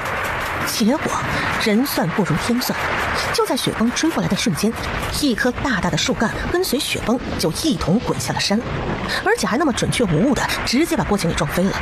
在被撞飞的时候，郭晴强制使用意念进入了空间，一进空间直接一口血水就吐了出来，然后就晕了过去。夫人，快救夫人，救夫人！龙一，快点去找村民来帮忙，快！龙一听到血狼的吩咐，赶紧起身往安全区跑。蒙小蛋，我身体这是怎么了？主人，刚才雪崩的时候，你没有及时进入空间，被树干打到了，然后断了一根肋骨，外加移位靠近肺部，所以你现在不能乱动。真帅！主人，你也不用担心，灵泉水能帮你恢复体力，小蛋也努力帮你恢复断掉的肋骨，到时候你就可以再一次行动自如了。就你那恢复进度，等我好了，我娘估计早就已经被急死了。蒙小蛋，你能不能帮我控制住断掉的肋骨，不要弄到肺部？让我试试，直接泡在灵泉水里面，会不会恢复快一些？我试试。好，不过你先帮我去拿一颗止疼药过来。不多时，蒙小蛋便将止疼药喂给了郭晴。不过一会儿的功夫，药效就出现了。好了，蒙小蛋，咱们开始吧。然后蒙小蛋便使用自己的恢复技能控制断掉的肋骨。主人，你动一下试试。于是郭晴便轻轻地抬了抬双手。主人，可以，不过你动作一定要慢，要轻。听了蒙小蛋的话，郭晴轻轻地起身，然后躺进了灵泉里。没想到灵泉水的作用还真是深，躺下去没多久，郭晴就感觉身体舒服多了。蒙小蛋，你试试看能不能使用你的恢复技能助力一下，我们必须要快，时间久了我还没被他们找出来，到时候肯定不好解释，而且我娘会接受不了的。郭晴还不满足灵泉水的恢复速度，而蒙小蛋也只能听主人的，然后使用自己最低级的恢复技能帮助主人恢复。不过没多久，蒙小蛋体力不支，短时间内无法再使用该技能了。没有了蒙小蛋的助力，恢复速度又慢了些。不行，蒙小蛋，帮我检查一下我是否可以行动。不能再等下去了，现在必须要出去，伤后面可以慢慢养。主人，可以轻轻行动，但是如果长时间的话，刚才恢复的就白搭了。白搭就白搭吧，管不了那么多了。蒙小蛋，检测一下外面现在搜救到哪里了，然后带着我出空间，能够让他们尽快找到我们。我现在意念使用不起来。好的，主人。然后便带着主人闪身出了空间。找到了，我找到夫人了，我找到夫人了。众人一听，立马就停下了手上的动作，赶紧起身往苍龙的方向看去。郭大哥、郭二哥更是立马就直接飞奔过去。慢着，夫人好像受伤了。被苍龙这么一说，郭大哥、郭二哥瞬间是心下一紧。夫人伤得很严重，不然不可能昏迷这么久。要知道，这么点血根本是压不住夫人的。但是具体伤在哪里，我们暂时不知道。为了安全起见，一会儿移动夫人的时候一定要小心，动作慢点。随后，郭大哥便轻轻地将小妹扶起，背在了郭二哥的背上。这时候没有担架床，就是这么的惨。郭二哥直接一路将小妹背到了安全区。亲丫头，这是怎么了？有没有事啊？娘，小妹没事，只是受伤了。这时候，郭大嫂、郭二嫂等人也都跑了过来。亲丫头，哪里受伤了？哪里受伤了？娘，你别乱动，现在我们也不知道小妹具体伤哪里了，我们先回家，请大夫回来看看再说。对，赶紧回家。老大媳妇儿，你赶紧去县城请最好的大夫回来。知道了，娘。郭晴这边刚回到家不久，郭大嫂便请了紫阳县最好的大夫回来了。经过了大夫的检查，确定是受的内伤，骨折加移位。大夫交代不能随意的移动病人，然后开了一些药，交代一些该注意的事情，便走了。送走大夫，郭母就给女儿弄吃的去了。所以这时候房间就剩下玉儿、优儿守着郭晴了。玉儿、优儿，娘没事，就是受了点伤而已，又不是什么大不了的。看把你们俩哭成什么样了，小心娘心疼。娘去痛不痛？优儿帮娘去吹吹。没事，有大夫开了药，娘就不疼了。真的吗？真的，优儿就放心吧。玉儿，你带着妹妹去给娘弄点吃的，娘想先睡一会儿。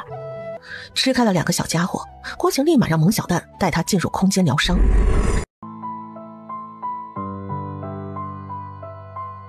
蒙小蛋，我好想他，怎么办？想谁？反正不会是你。我知道不会是我。蒙小蛋，你有点飘了。你知不知道，如果不是我受伤，你这会儿可能已经被红烧了。我知道主人受伤了呀，还知道主人发烧了。这时候可是最需要人照顾的时候，而这时候又只有我在主人身边，所以，主人红烧不了我，也不会红烧我。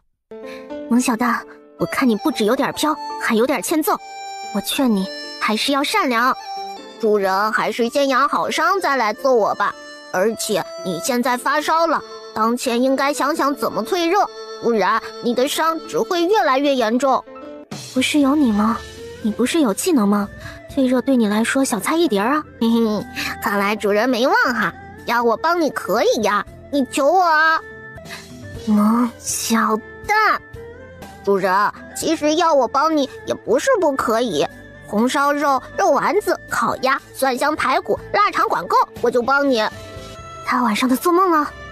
主人，如果你答应我的要求，我帮你退热之外，再附加一个条件，比如说帮你送个信什么的。真的？真的不能再真了。那行，这可是你说的，不可以反悔。主人见我什么时候说到没有做到过吗？这倒没有。既然如此，那咱们就成交吧。成交。之后，萌小蛋便使用自己的技能帮助主人退热。铁牛哥在家吗？姑娘，是你？啊，婶子，是我来找铁牛哥。你找铁牛有什么事吗？婶子，我知道错了，这次来找铁牛哥，我是想找铁牛哥求得原谅。求我原谅多甚？咱俩清清白白的，你是你，我是我，我不过就是在你家做了几年木匠而已，谈何原谅不原谅的？啊，铁牛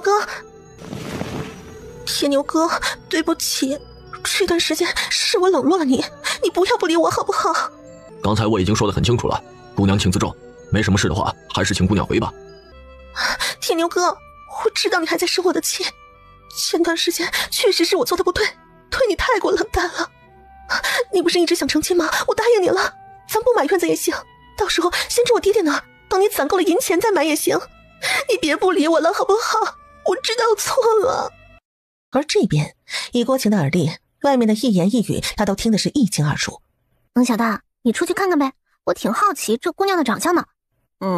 行吧。木姑娘，我说过请你自重，你都是准备成亲的人了，现在跑来我这里说这些话，就不怕你未来相公生气吗？按理来说，这会儿你应该已经成亲了，你都成亲了，更不应该到处乱跑，应该好好待在家里做你的夫人，相夫教子。铁牛哥，你说的什么胡话呀？要与我成亲的对象是你，你是不是气糊涂了？啊，这木姑娘怕是没有睡醒呢，慢走，不送。王铁牛直接送客，然后将门关上，眼不见心不烦。铁牛哥，难道你就真的这么狠心吗？我不过就是因为一个院子与你赌气，冷落了你而已。现在我都知道错了，都主动来找你承认错误了。你没钱买，不买就是了嘛。刚才我也说了，咱们成亲后可以先住爹爹家，等你攒够了钱再买也行。难道这样还不行吗？姑娘，你还是早些回去吧。铁牛是我们看着长大的，你跟他不合适，再在这儿闹腾下去成什么样子？到时候吃亏的还不是你。是啊，回去吧。可是我肚子里已经有了铁牛哥的孩子了。这话一出，在场的村民瞬间就哗然了。姑娘，这话可不能随便乱说呀。说，这可是目前我自己的清誉，母亲可不敢乱说的。萌小蛋，说说看怎么回事？那姑娘真有身孕了？是有身孕了，不过应该不是王铁牛的。你怎么知道是不是？那姑娘才3个月的身孕，王铁牛从木匠坊回来都快半年了，这半年他基本就没离开过郭家村，怎么跟那姑娘有的孩子？那姑娘自己应该知道这孩子不是铁牛哥的啊。肯定知道啊，自己有了身孕，找大夫一把脉就知道时间，再一推算就知道有孕多久了。再说了，王铁牛估摸着手都没牵过人家的。我去，那孩子应该是那什么有钱人的喽，现在被人家给甩了，肚子又有身孕了，然后就想到了铁牛哥。这么说来，这是来找接盘侠来了。主人，你可算是想到点儿了。那他有那人的孩子，完全可以让人家娶她了。家里肯定已经有人了。萌小蛋，帮我去找王婶子过来。不多时，萌小蛋便将王婶子拉了过来。青丫头，你怎么了？是不是哪里不舒服？婶子，我没事儿，就是有事跟你说。刚才你们在外面说的话我都听到了，那孩子不是铁牛哥的，咱不能胡乱吃下这个亏。你怎么知道的？现在不是谈论我怎么知道的这个事儿，咱们要想办法阻止这件事情继续发酵下去。邢姐姐，我来看你了。陆成，他怎么来了？你受了这么重的伤，当然是来看你来了。陆成，我在房间。陆成听到郭晴的回应，便直接开门进入了郭晴的房间。陆小姐好。王婶子也在啊。是啊，正在跟秦丫头说点事。那我是不是打扰到你们了？没有，也不是什么大事。是不是因为那姑娘的事啊？bingo，猜得真准。那姑娘说自己有孕在身，孩子是铁牛哥的。怎么可能？铁牛哥那么老实巴交的艺人，手都没碰过人家的，怎么就能让那姑娘有身孕？不是铁牛哥的，那他怎么找到这儿来了？以前铁牛哥在他家做木匠，俩人认识，那姑娘跟别人好上了，有了身孕，结果那人家是有家室的人了，那姑娘不甘心做小，这不就想到老实巴交的铁牛哥来找铁牛哥接盘来了。接盘？意思就是找铁牛哥来当孩子的爹。原来如此啊，那铁牛哥不会答应吧？你是不是傻？怎么可能会答应？那不答应，那姑娘一直不走，能怎么办啊？这不是正跟王婶子想办法了吗？那需不需要我帮忙啊？你要是能帮忙肯定更好啊。谢谢陆姑娘的好意，我们自己想办法就好了。王婶子有什么好办法？这一问可就问住王婶子了，她也没有什么好办法。行了，王婶子你就放心吧，我们自有分寸。王婶子，一会儿你就带陆程回去，陆程，剩下的就交给你了，靠你自己的了。然后还让蒙小蛋继续帮忙去盯着看看现场的血战。乡亲们，这是在做什么呀？陆姑娘来了。来看看婶子跟铁牛哥。这位姑娘是……你怎么会在这儿啊？我怎么在这儿？我在这儿很正常啊。晴姐姐是我的好姐妹，她受伤了，我来看看她，顺便看看我婶儿跟铁牛哥，有什么问题吗？倒是你，一个姑娘家的堵在人家家门口，哭天喊地的，像什么话啊？不知道的还以为铁牛哥把你怎么着了，谁不知道铁牛哥平时老实巴交的，遇到姑娘都不敢看一眼，怎么可能把你怎么样了吗？再说铁牛哥回郭家村都大半年了，平时要么在家，要么就是在粉园做工，跟你面都见不上，那就更不可能把你怎么着了吗？怎么，你这是被哪个男人抛弃了，来找我铁牛哥当冤大头啊？我什么我？你还真把自己当回事啊？铁牛哥早就不是以前的铁牛哥了，是你高攀不起的铁牛哥。还有，那是我的铁牛哥。当听到最后一句话的时候，木姑娘直接脸煞白的，差点一个踉跄站不稳就倒在地上。姑娘还是请回吧，你要是还这么继续闹下去的话，到时候就很难收场了，既失了清白又丢了名节，那就得不偿失了。还有，管好你自己的嘴。铁牛哥在家吗？我来看你了。陆程进屋之后，木姑娘也觉得再闹下去自己是占不到一丝丝的便宜，便让丫鬟扶着自己，伤心难过的就走了。不过没走多远，便又换了一张脸。小姐，现在怎么办？还能怎么办啊？人家那是谁呀？陆大人的女儿，咱们能斗得过吗？不过也没关系，我得不到的他也别想得到。他爹不是在给他物色人选吗？这铁牛哥肯定入不了陆大人的眼，所以咱们等就是了。对呀，听说好像已经物色好了，是平阳县一老财主的儿子，家里条件那是好的没话说。家里条件好有什么用啊？整天的喝花酒，与青楼女子牵扯不清，这种人就不干净，要来何用？铁牛哥，好了，那姑娘走了，没事了。谢谢你啊，陆姑娘。不客气的，举手之劳而已。然后两人便进入了尴尬中的沉默。铁牛哥，那个，下次那个姑娘要是还来找你麻烦，你记得告诉我，我来解决就好了。女人跟女人之间好说话。谢谢你，陆姑娘。蒙小蛋看着这些畏畏缩缩的人类是真着急啊，最后直接看不下去了，飞回去找主人告状去了。蒙小蛋飞回主人身边之后，就开始吹嘘陆姑娘是如何的英勇杀敌，而王铁牛是如何的笨，眼瞎。行了，蒙小蛋，心急吃不了热豆腐，让他们俩慢慢发展，顺其自然。秦姐姐，我又回来了。行啊，我们家的陆程遇到情敌毫不手软，杀了个片甲不留，真是凯旋归来了呀。秦姐姐，你就不要笑话我了。郭晴见此也就不再打趣了，与陆程聊了一些私房话。原本打算留陆程在这吃午饭的，但是陆程称自己一个人跑出来的，出来太久了，担心爹娘着急，于是聊完私房话陆程便打道回府了。主人，你这也太看得起我了吧！这么厚的一封信，你有没有想过我拿不拿得动？还得飞那么远。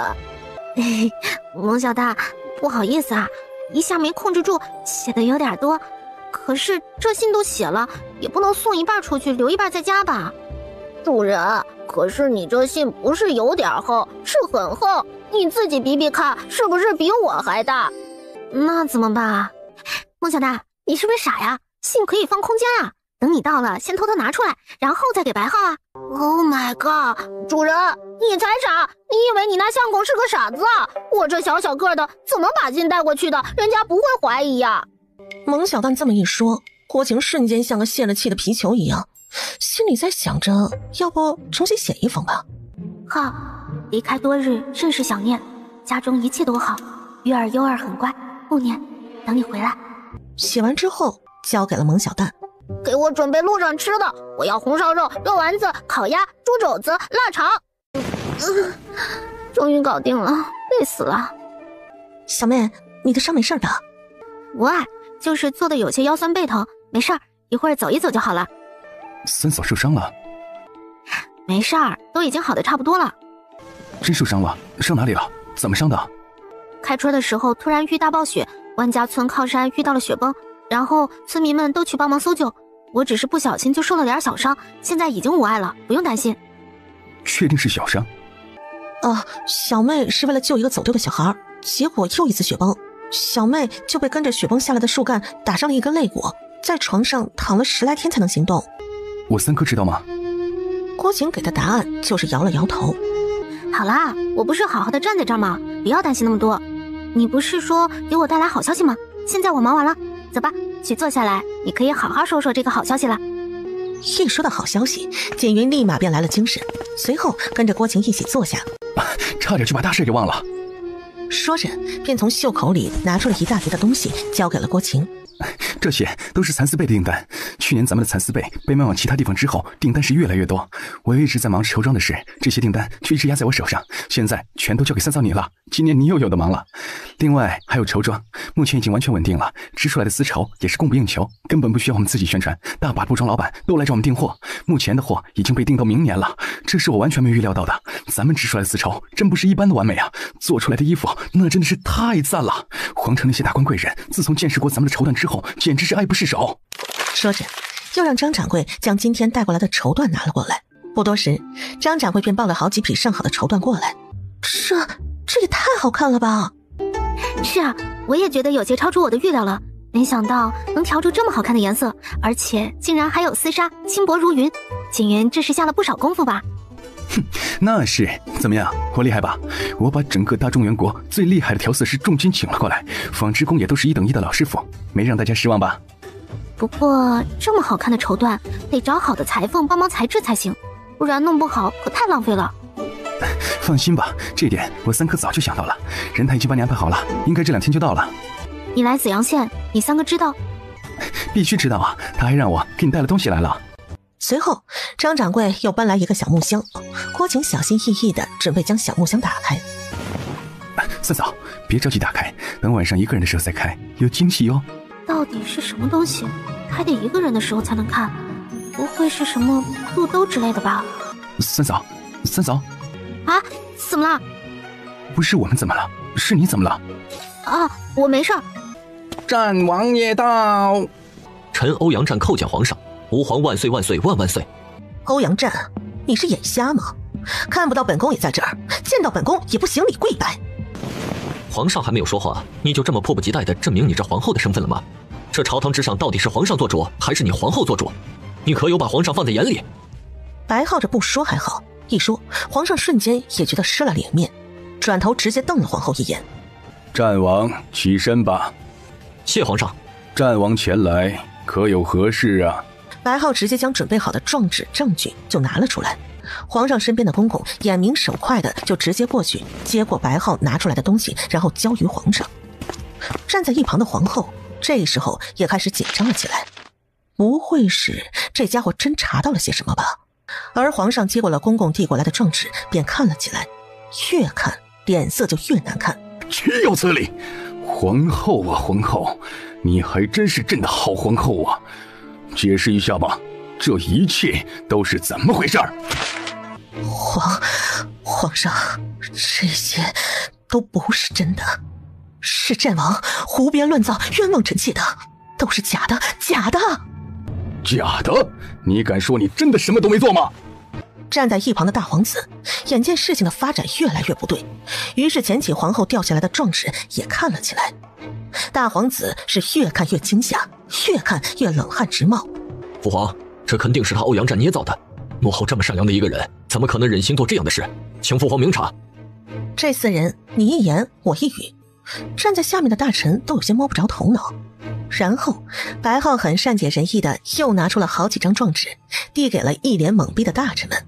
众大臣看完状纸之后也是一脸的惊讶，没想到当初贵妃的死大有文章，如果真是如此，那前太子的死是不是也有问题？皇上，臣妾是被冤枉的，您不能只听欧阳战的一面之词啊！就一纸诉状，难道皇上就要定臣妾的罪吗？皇后说的是，一张纸而已，说明不了什么。不过这另外一样东西，皇后应该会很熟悉。白浩说完，所有人这才把注意力放在了之前与状纸一起递交给皇上的另一样东西，是用一个小木盒装的，里面正是当初下在贵妃娘娘食物中的一种慢性毒药的药粉，让人查无可查的慢性毒药。这是什么？本宫怎么会熟悉？皇后娘娘真是贵人多忘事啊，不记得了也正常，那就让微臣来解释一下吧。此木盒里装的是一种无色无味的慢性毒药，叫做犀牛花。此犀牛花并非是动物犀牛，而是一种花的名字。这东西是用一种名叫犀牛花的花提炼出来的。传闻提炼此毒需要大量的犀牛花，但是犀牛花是一种很难得的花，只有在西方的深山里才能够找得到，而且一年只有一次花期，10只犀牛花才能提炼出1钱，一年下来能够获得2、3钱就非常不错了。但如果想要拿下人的性命，那就需要不少的犀牛花。皇后娘娘想来攒了挺久的吧？你在胡说八道什么？一派胡言！你说的这些跟本宫又有何干？皇后娘娘别着急啊，容微臣把话说完。大家应该很有印象，贵妃娘娘每年一到5至7月的时候身体就特别差，那时候太医也查不出是什么原因，还以为是天气太热的原因。但是过了那3个月，身体又能好一些，其实那就是因为这犀牛花毒的原因。等花毒使用完之后，毒性就没有这么大了，贵妃娘娘的身体自然就能够好一些了。犀牛花的花期在3月，通过提炼运输达到皇城也就是5月左右。原本皇后娘娘是打算攒下来，足够要一条命的时候再使用，但是奈何皇上过早定下了太子之位，皇后娘娘被逼无奈，等不了这么多年，于是就提前下手。因为药粉不足，所以前2年只能让贵妃娘娘受几个月的折磨，虽然不能直接要了命，但皇后娘娘也挺解气的。所以那几年皇后娘娘一个劲的做着大好人，一有空就会去看看贵妃娘娘。其实现在想想，你不过就是去看看贵妃是如何被折磨的。到了第3年，因为已经吃了2年毒粉的原因，贵妃娘娘直接一病不起，最后病重身亡。呵呵，笑话！你这么说能代表什么？你说是本宫就是本宫吗？证据呢？如果没有证据，那就是污蔑。你可知污蔑本宫的后果？证据？证据皇后娘娘不是更清楚吗？哼，本宫清楚什么？这一切不都是你在调查吗？哦，皇后娘娘怎么知道是微臣在调查呢？难道皇后娘娘一直在暗中观察这一切？被这么一说，皇后便有种做贼心虚的感觉。但是想想当初知道真相的人都已经被灭口了，她也就没什么好担心的了。笑话！这里在座的各位，包括皇上都知道是你在调查，你如果不调查，又从何得知这些东西？哼，行吧，看在皇后娘娘一直要求拿证据，那微臣只好恭敬不如从命了。来人，把人都带上来吧。然后紧接着便上来了3个人。当皇后看到另外2个人的时候，瞬间就瘫软，一下子就坐在了地上。就连大皇子也跟着紧张了起来。这2人他也是很熟悉的，能不熟悉吗？一个是卖犀牛花给他母后的西方术士，一个曾经是他的通房丫头。下官参见皇上，吾皇万岁万岁万万岁！民女草民叩见皇上，吾皇万岁万岁万万岁万万岁！媚影，平身吧。另外这2人是何人呢？回禀皇上，这2人您应该问皇后娘娘更为清楚。你们2个是人还是鬼？你们俩不是已经……母后，您不舒服，就让儿臣来帮你处理这件事吧。来人，送皇后娘娘回寝宫，慢慢着，欧阳战，你想做什么？有本事冲着我来！母后身体抱恙，需要休养。哼，是吗？刚才不是还神清气爽、精神好的让我拿证据吗？怎么这会儿一见到这2个人就身体抱恙呢？是不是被吓的？需不需要请太医啊？欧阳战，你不要太过分了。我过分？哈哈哈，我过分？你们残害贵妃娘娘的时候怎么不觉得过分？你们下毒害我的时候不觉得过分？你们残害那些还未出世的皇子的时候不觉得过分？现在跟我来谈过分，谁给你们的脸啊？母后，皇后娘娘，怎么样？是你自己来说说这2位的身份，还是微臣来帮您说呢？回答白浩的是一阵沉默。你们自己说吧，一五一十的交代清楚。谁先说？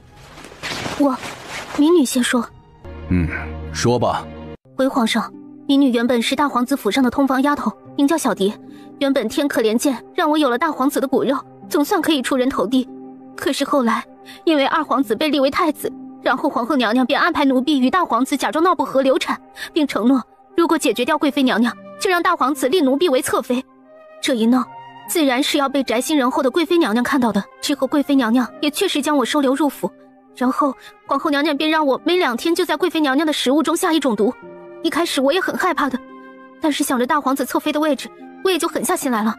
奴婢也是不得已才这样的，求皇上开恩。这一切都是皇后娘娘跟大皇子指使的，如果奴婢不听他们的，他们就会杀了奴婢的。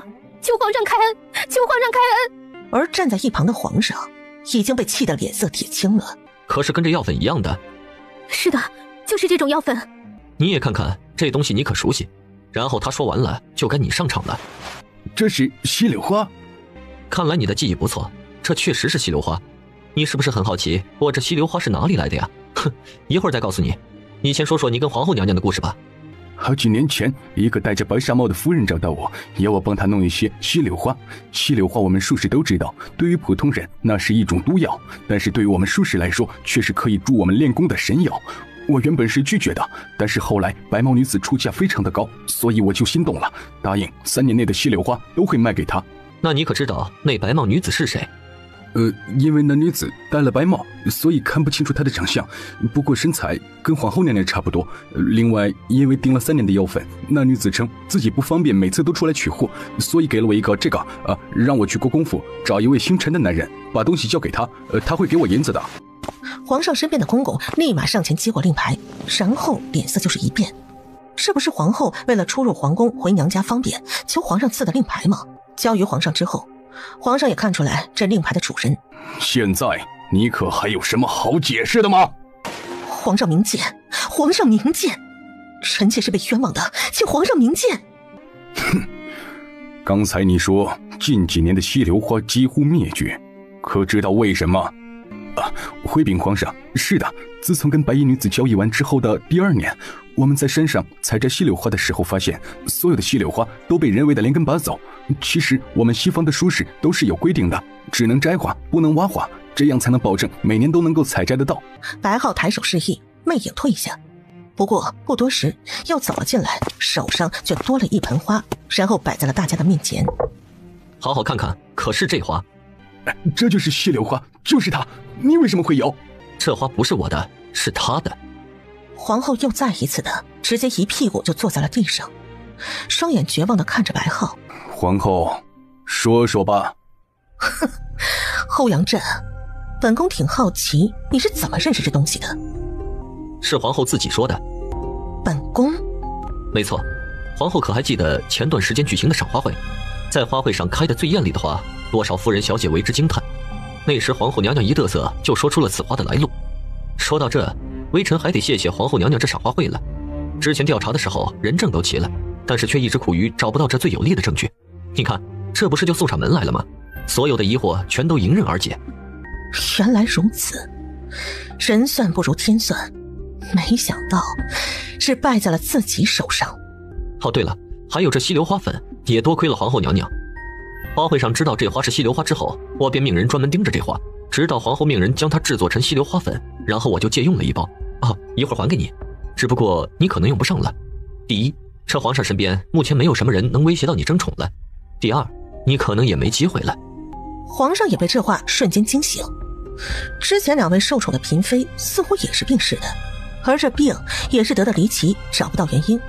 皇上突然甚至想到了一件更可怕的事情，如果他再不立大皇子为太子的话，他是不是也会把这东西用在他的身上？那这两个人你是怎么找到的？皇后应该是想说，这两人你明明派人灭口了，为什么还会出现在这里吧？皇后沉默，表示默认。那就让他俩跟你好好解释一下吧。奴婢今天能好好的活着，多亏了贵妃娘娘。伺候贵妃娘娘的时候，娘娘宅心仁厚，知道小蝶吃了不少苦，所以有什么好东西的时候都会想着奴婢们。也正因为如此，奴婢手上才有了不少银子。在皇后娘娘派人灭口的时候，这些银子救了我一命。奴婢怎么也没有想到，皇后娘娘竟然是个言而无信、过河拆桥的人。枉我那么多年死心塌地的为你们做事，真是瞎了眼了。说说你吧。我是我的双胞胎哥哥救了我。皇后听完，直接差点一口老血就吐出来。她怎么也没有想到，对方竟然是双胞胎，所以派人灭口的时候杀的是双胞胎哥哥。怎么样，皇后娘娘可还有什么好说的吗？你要的人证物证都有了。哼，没错，所有的事儿都是本宫做的，但是与皇儿无关，还请皇上不要牵连皇儿，皇儿是无辜的。皇上听皇后承认了这一切，瞬间一口老血就吐了出来，众人被吓得不轻，反倒是皇后跟大皇子巴不得皇上就此一命呜呼，那大皇子就能名正言顺地继承皇位了。只是可惜的是，经过太医的诊断，皇上并无大碍，只是急火攻心，休养几日便无碍了。来人，将皇后打入冷宫，永不得出宫。没有朕的允许，更不得任何人探望。恳请皇上废后。恳请皇上废后。启禀皇上，此女心狠手辣，残害多位嫔妃，还想要灭口证人2条人命，不配再适合做我大中原的皇后，应当废后，打入天牢，择日问斩。皇上被重臣逼迫，气的是双手发抖。废后他不是没有想过，但是问斩，不管怎么样，那也是一国之母，怎么能说斩就斩？而白浩听到了程丞相的话，心里默默的就记住了这位丞相是个可造之人，分得清是非对错。一旁的大皇子听到了程丞相的话，直接冲了过去，就想要出口气。来人了，来人了，有人要谋害本太子啊！哼，太子你也配？当今圣上只立过一位太子，那便是前太子欧阳景德。就算前太子离世了，还有他的儿子可以继承，你又是哪冒出来的太子？此时皇上接收到了一个非常重要的信息，前太子以及他的儿子，难道他的皇长孙还在世？父皇说过今天会当着一众大臣颁发诏书立本皇子为太子的。父皇，诏书呢？诏书快拿出来啊！够了，闹够了没有？来人，拟旨。公公听到皇上要拟旨，很快便找来了笔墨纸砚。即日起废除皇后头衔，打入冷宫，永不得出宫。没有朕的允许，不得任何人前去探望。父皇，你是不是搞错了？母后可是您的皇后啊！不管她做了多少错事，好歹她也陪伴了您这么多年，不说没有感情也有亲情啊！父皇，您怎么能这么狠心啊？来人，将大皇子拉出去，关回寝宫，抄写静心经100遍。什么时候抄完，什么时候才可以出门。漂亮！白浩直接在心底欢呼道。这一欢呼，自己也吓了一跳。这是跟那丫头待在一起待久了，竟然还学会了这一招。而一旁的皇后见皇上并没有牵扯上自己的皇儿，只不过罚抄静心经，这时候让他沉淀一下也是好的。留得青山在，不怕没柴烧。就因为这么想着，皇后什么话也没有再说了，任由士兵将自己架往冷宫。只是他压根忘了白浩是个什么样的人，有仇必报，怎么可能会让他在冷宫安度晚年？等他进了冷宫，自然会慢慢的要了他的命。随后大皇子被带回了寝宫。战儿，这2人都是杀害苏贵妃的帮凶。苏贵妃在世的时候对你不薄，这2人就交由你来处置吧。谢皇上。行了，都退下吧，朕乏了。公公将皇上扶起，准备回寝宫。战儿，到朕寝宫来一趟。是。人都走了，面具摘下来吧，让朕好好看看这么多年不见有多少变化。于是白浩便抬手将面具取了下来。皇上看着这熟悉又感觉很陌生的脸，心里多少还是有些许的激动的。战儿回皇城多久了？回来也不来看看朕。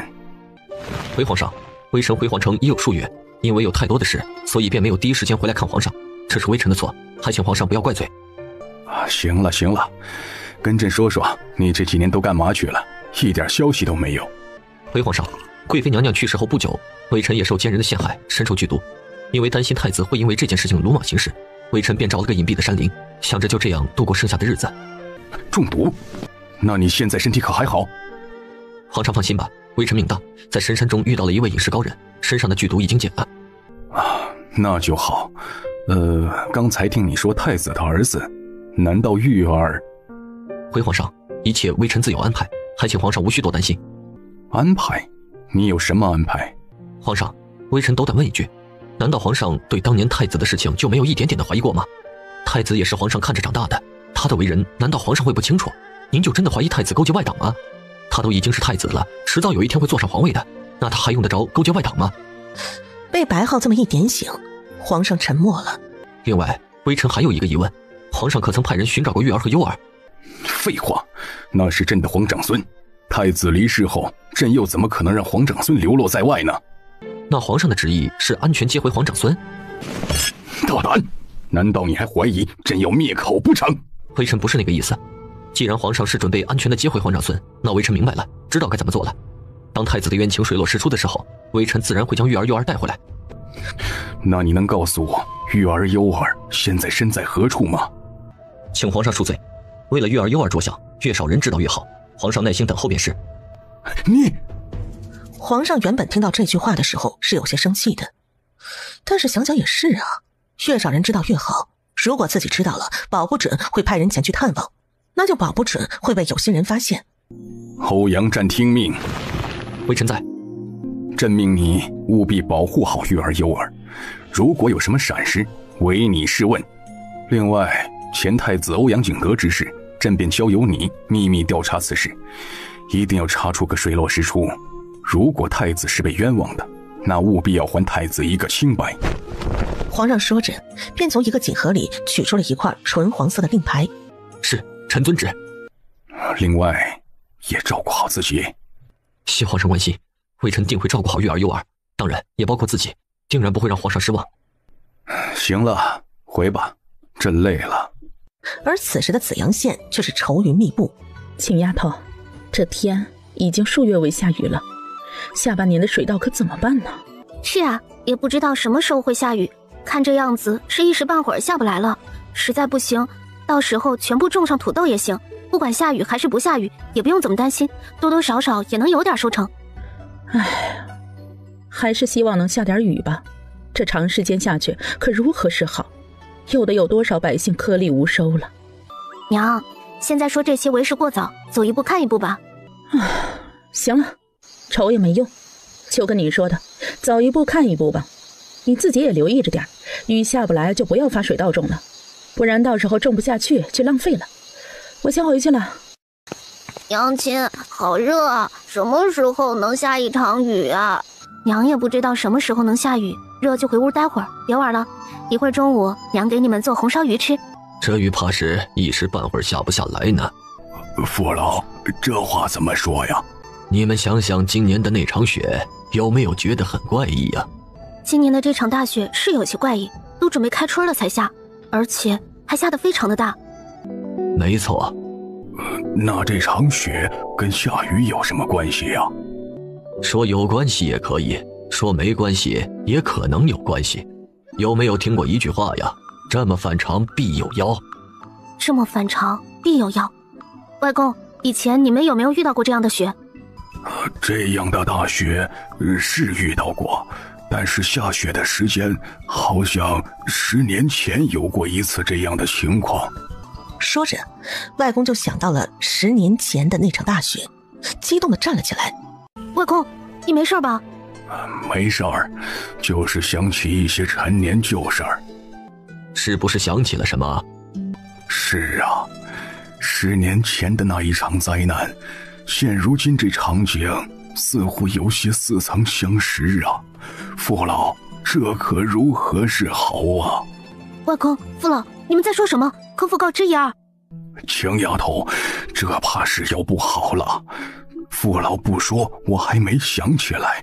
这一说，我想起10年前那场灾难，这怕要是不好了呀。10年前那场灾难，与如今这场景真的是太像了，就怕是要再来一次啊！如果要是再来一次，遗憾就是3年呐。3年，好不容易挨过来，接着又是大雨连连，水灾不断，水灾过后又是瘟疫，不知道要死多少人呢。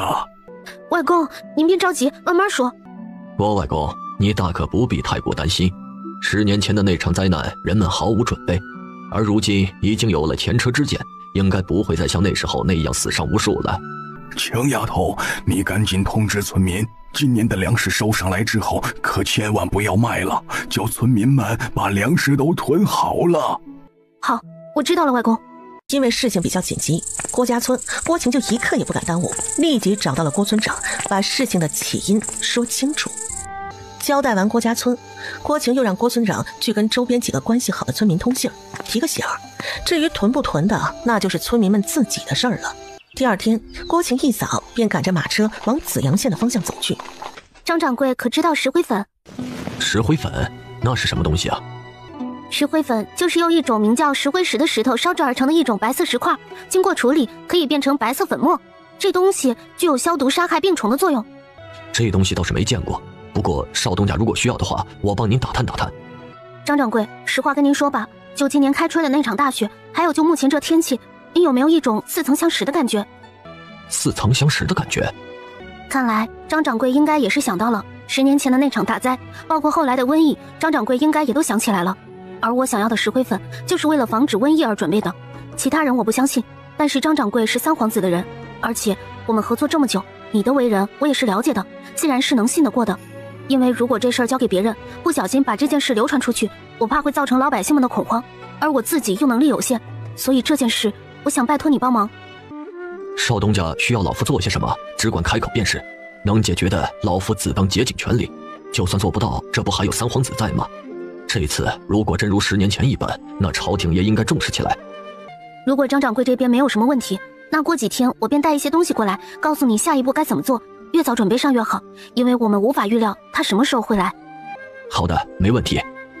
行，这边没什么事了，我就先走了。然后又直奔县府衙。民女见过陆大人。夫人无需多礼，臣是不好意思让夫人久等了。夫人找本官可是有什么事啊？陆大人明鉴，这次民女找陆大人确实是有急事。何事但说无妨。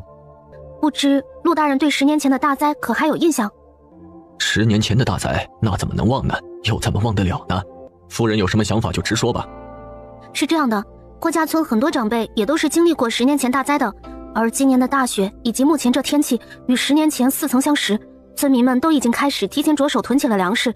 这次过来找陆大人，就是想跟您说一声，提醒一下其他村民，今年收上来的粮食无论多与少，全部都囤起来。毕竟到时候如果真如10年前一样，饿肚子谁都知道不好受的。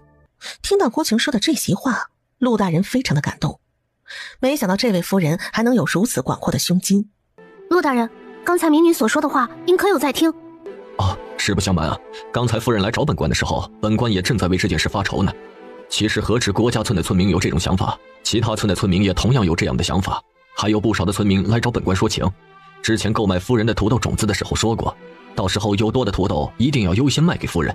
这不，刚种下去1季就遇到这样的情况，村民们都想着把土豆囤起来，可是又担心不卖给夫人，怕夫人有想法。陆大人无需为此烦恼，村民们有如此见解，你应该感到非常高兴。一开始民女还担心村民为了卖几个钱把粮食都卖光，到时候如果雨真下不来，后面粮食种不出来，那就得不偿失了。我这边不差村民那点粮食。另外还有一件事我要跟陆大人说一下，如今这天气也不知道雨什么时候能下，以防万一，下半年让村民们不要种水稻了，全部种上土豆。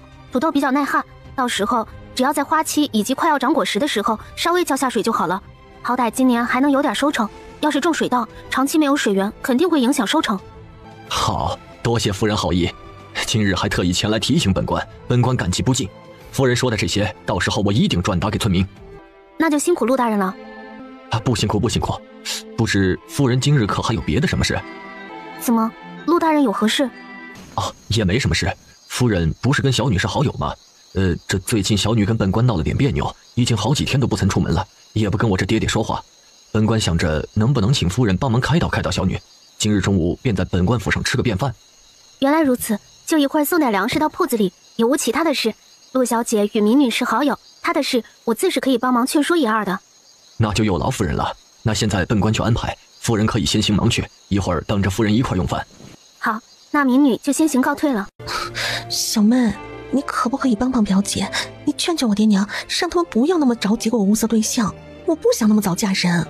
为什么？哎呀，就是不想那么早嫁人。你现在18了，不早了。我比你小，我都成亲2年了。你是你，我是我。哎呀，你看我才刚来紫阳县不久，对这里又不熟悉，对这里的人就更不熟悉了。万一嫁个不好的人家呢，可怎么办啊？小玉姐，看你说的，哪个嫁人的姑娘不是先成亲再互相了解的？小妹，你就帮帮我嘛，算表姐求你了。小玉姐，让我帮你可以，你好歹得跟我说句实话呀，不然我怎么帮你？那你的意思是愿意帮我了？小玉姐，你别那么激动，都把我掐疼了。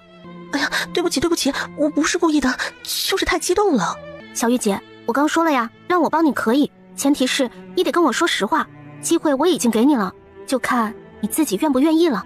郭小玉便陷入了沉默当中。没事，小玉姐，你慢慢想，想好怎么说再说。今天没想好，那就等我下次来了再说。就是我不能保证我下次什么时候来多久，有没有机会听你说。我说吧，我听着了。就是我心里有人了。啥？你刚才说啥？小玉姐被她爹这么一问，瞬间就像打碎花瓶的小花猫，吓得是一动也不敢动了。舅舅，你先别那么激动嘛，这又不是什么坏事，我们坐下来听小玉姐好好说说是怎么回事先。舅舅被这么一提醒，也意识到刚才自己确实是有些过于激动了。正好舅妈搬了2张椅子过来，4人便坐在一起，一边喝茶一边聊天。我有喜欢的人了，所以爹娘可不可以不要再给小玉物色对象了？哎呀，傻孩子，那你怎么不早说了？娘，我怕我说了你们不同意。那你倒是说说，心仪的对象是哪家的男儿？是陆知县家的公子。谁？就是陆知县家的陆公子。你这是癞蛤蟆想吃天鹅肉了？你知不知道你自己说的那个人是谁？哎呀，嘘，小点声，你嫌知道的人太少了吗？可是能怎么办？小玉就是喜欢上他了，能怎么办？我也不想这样啊！我知道自己的身份，沈家的是什么身份，我知道自己配不上他，可就是喜欢了，我能怎么办？傻孩子，就算喜欢，那也不是咱们能够得着的呀。不行，这件事我坚决不同意，你趁早死了这条心。娘，小玉，你爹说的对，人家那是什么身份，你又是什么身份，门不当户不对的，即便是嫁过去，你也不好过日子呀。舅舅舅妈，你们也别太急于下结论了，你们不让小玉姐试试，怎么知道行不行了？强丫头，你怎么也跟着小玉一起胡闹啊？舅舅，这不是胡闹，你们就小玉姐一个孩子，现在小玉姐也到了议亲的年纪，你们肯定也是希望小玉姐能找个好人家，但是如果不知根知底，你们又怎么能知道那是个好人家呢？当然了，可能门当户对也很重要，但是如果人品行不行，门当户对也不过是个摆设。其实说白了，人品才是最重要的，人品好的男人对自己夫人自然不会太差，而如今就有这么一位还不错的摆在小玉姐面前。那陆公子，我虽说不是特别了解他，但是他的人品应该还是很不错的。如果小玉姐真能跟陆公子成了，那也是一桩好姻缘，即便不成，那小玉姐也能死心，到时候你们再给他物色对象也不迟啊。听完了郭晴这些话，舅舅舅妈便陷入了沉默当中。其实咱们小玉姐也不差啊，现在都会独立管账了，可见咱们小玉姐是聪明的。舅舅舅妈也知道我生意多，一个管账的有多重要，所以也不是一般人能够胜任了。慢慢的，小玉姐也会变得越来越优秀，保不齐哪天还能比陆公子更优秀啊。大爹啊，我觉得秦丫头说的有道理，咱们女儿也没有那么不堪呢。如果人家真看不上，那就再另说。不行，我还是不同意。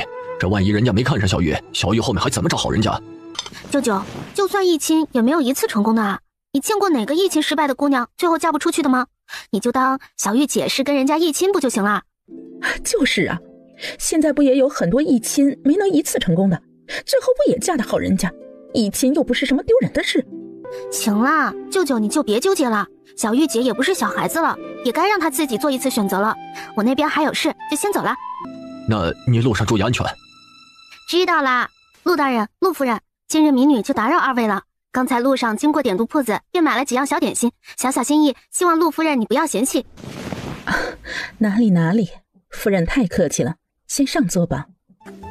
晴姐姐，然后拉着郭晴坐在自己旁边。一行人入座之后，便开始上菜。官话人家吃饭也很有讲究，食不言，寝不语。然后一顿饭就这么安安静静的吃完了。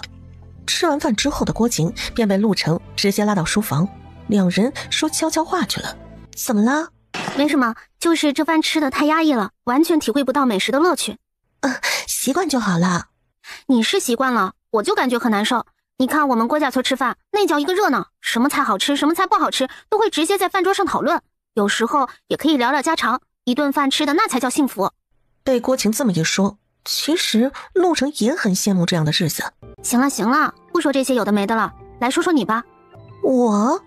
对啊，你。我怎么了？你最近怎么了？是不是有什么心事？跟陆大人闹情绪了？一说到这儿，陆程便整个人失去了光彩。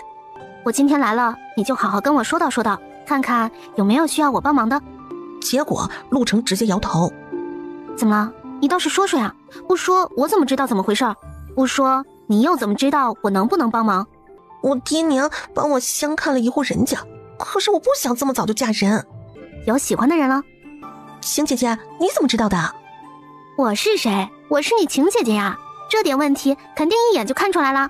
我心里有喜欢的人了，但是不敢跟爹娘说，我担心他们不同意。现在他们又给我相看了一户人家，而且对方也同意了，就差上门提亲了。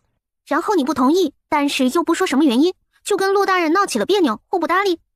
陆程又是一脸的不可思议。你就是太胆怯了，看得出来陆大人陆夫人是很疼爱你的，不然就算你不同意，这么多天了也不会等到现在对方还不上门提亲。之前都说好的了，就等对方上门提亲了，但是现在都过去这么多天了，那边还一点音讯都没有。难道爹爹拒亲了？拒亲应该是不可能，应该是找了个什么理由推迟了。那怎么办呀？迟早还是要来提亲的呀。怎么办？坦白从宽，抗拒从严啊！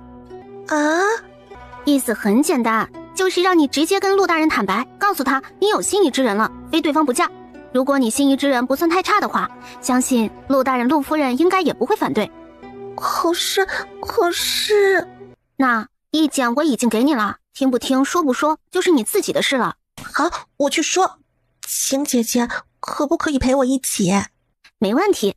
陆大人陆夫人，爹娘，那亲事成儿不能同意，因为成儿已经有心仪的人了。什么？你刚才说什么？你再说一遍。就是我有心仪的人了，不能嫁给别人，这辈子非他不嫁。你们帮我说的亲事我不同意。你之前一直不同意是因为这个？是的。那你为何不早说呀？成儿担心爹娘反对。他是谁？郭家村的王铁牛。然后两人一同将目光就转向了郭晴，以为是郭晴牵的线。爹娘，你们看晴姐姐做什么？跟她没关系，是我自己看上人家的。那个王什么？王铁牛。对，那个王铁牛是什么态度？他不知道我喜欢他。他不知道你喜欢他，你也不知道人家是个什么态度，你这不是胡闹吗？爹，怎么是胡闹了？咱们找人问问铁牛哥是什么态度不就好了吗？你这丫头羞不羞？成儿如今都这么说了，咱们可以先看看这王铁牛怎么样，要是人品没问题，咱们是可以考虑考虑的，毕竟成儿喜欢才是最重要的。陆大人见自家夫人都这么说了，也只好如此了。夫人，今日真是让你见笑了，我们家这成儿啊，就是被我们给宠坏了。没有，民女倒是觉得陆小姐勇气可嘉，非常值得敬佩。冒昧问下夫人，这王铁牛为人如何？依民女对铁牛哥的了解，人还是很老实的，也很能吃苦。目前在粉园帮我做工，当这个管事的，每个月也有5两银子的收入。那他家里有哪些人口？就铁牛哥跟王叔王婶一家3口。王叔一般有时间也会上粉园或者残园帮工，而王婶看民女整天忙里忙外的，回家还要做饭，很辛苦，然后就在家帮忙做饭。他们人也很好相处，在村里人缘也很好。行了，你晴姐姐也一个劲儿的帮你说好话，今天这事儿就先这么着了吧。你晴姐姐今天可算是为了你耽误了不少时间，找个机会好好谢谢人家，知道不？成儿知道了。陆大人，陆夫人，没什么其他什么事，那民女就先告辞了。今日真是让夫人见笑了，也麻烦夫人了，改日有机会定上门答谢。哪里，民女与陆小姐朋友相称，这点小事不足挂齿。成儿，去送送你晴姐姐吧。然后陆成便开心地拉着郭晴往府外走去。晴姐姐，今天真是谢谢您了，有机会我一定要好好答谢你才行。那你就要好好想想怎么答谢我啦。从今天开始，不，我从现在开始想。郭晴笑着无奈地摇摇头，与陆成拜别之后便上了马车，然后直接赶着马车往家的方向走去。主人，最近怎么都不下雨？外面天气太热了，我都不想出去。我也不知道啊，再不下雨，外面的粮食都快要干枯了。不过就这几天我也准备收割了，不然到时候真干枯了就得不偿失了。看看这样的天，要是来一根冰淇淋那就完美了。好怀念上一世的雪糕桶冰淇淋。这空间唯一不足的就是没有冰箱，没有取之不尽的冰淇淋。主人，什么是冰淇淋？什么是雪糕桶？是可以吃的好吃是吗？这东西怎么说呢？就是吃进嘴里冰冰凉凉甜甜的，吃上一大口甚至可以透心凉，特别适合这大热天，简直不要太舒服。主人，我要吃，你做给我吃。做给你吃？你做梦还行，这东西我不会做，要会做早做了。咦，还有主人不会做的东西？废话，我不会做的东西多了去了，我上一世的那个世界好东西多了去了，我不可能什么都会做呀。主人，你有百科全书可以学。对哈，差点都忘了这宝贝了，不会可以学呀，百科全书里面应该有制作方法吧。郭晴立马起身就走进了房间，拿起百科全书就找了起来。郭晴翻看百科全书之后，里面还真有制作雪糕的方法，说干就干。太好吃了，舒服，终于感觉到一丝丝的凉意了。才一丝丝凉意吗？你这吃货。就这么一小碗，抠抠搜搜的，都不够我塞牙缝。就这天儿，就这点冰淇淋，能感觉到一丝丝凉意也就不错了。那照你这度量，我今天做的这一大碗都不够你一个蛋吃的啦。也不知道你一天到晚吃这么多，肉长哪里去了？好歹也长胖点，万一哪天我揭不开锅的时候，还能红烧一顿吃个饱的，不然也不够我塞牙缝。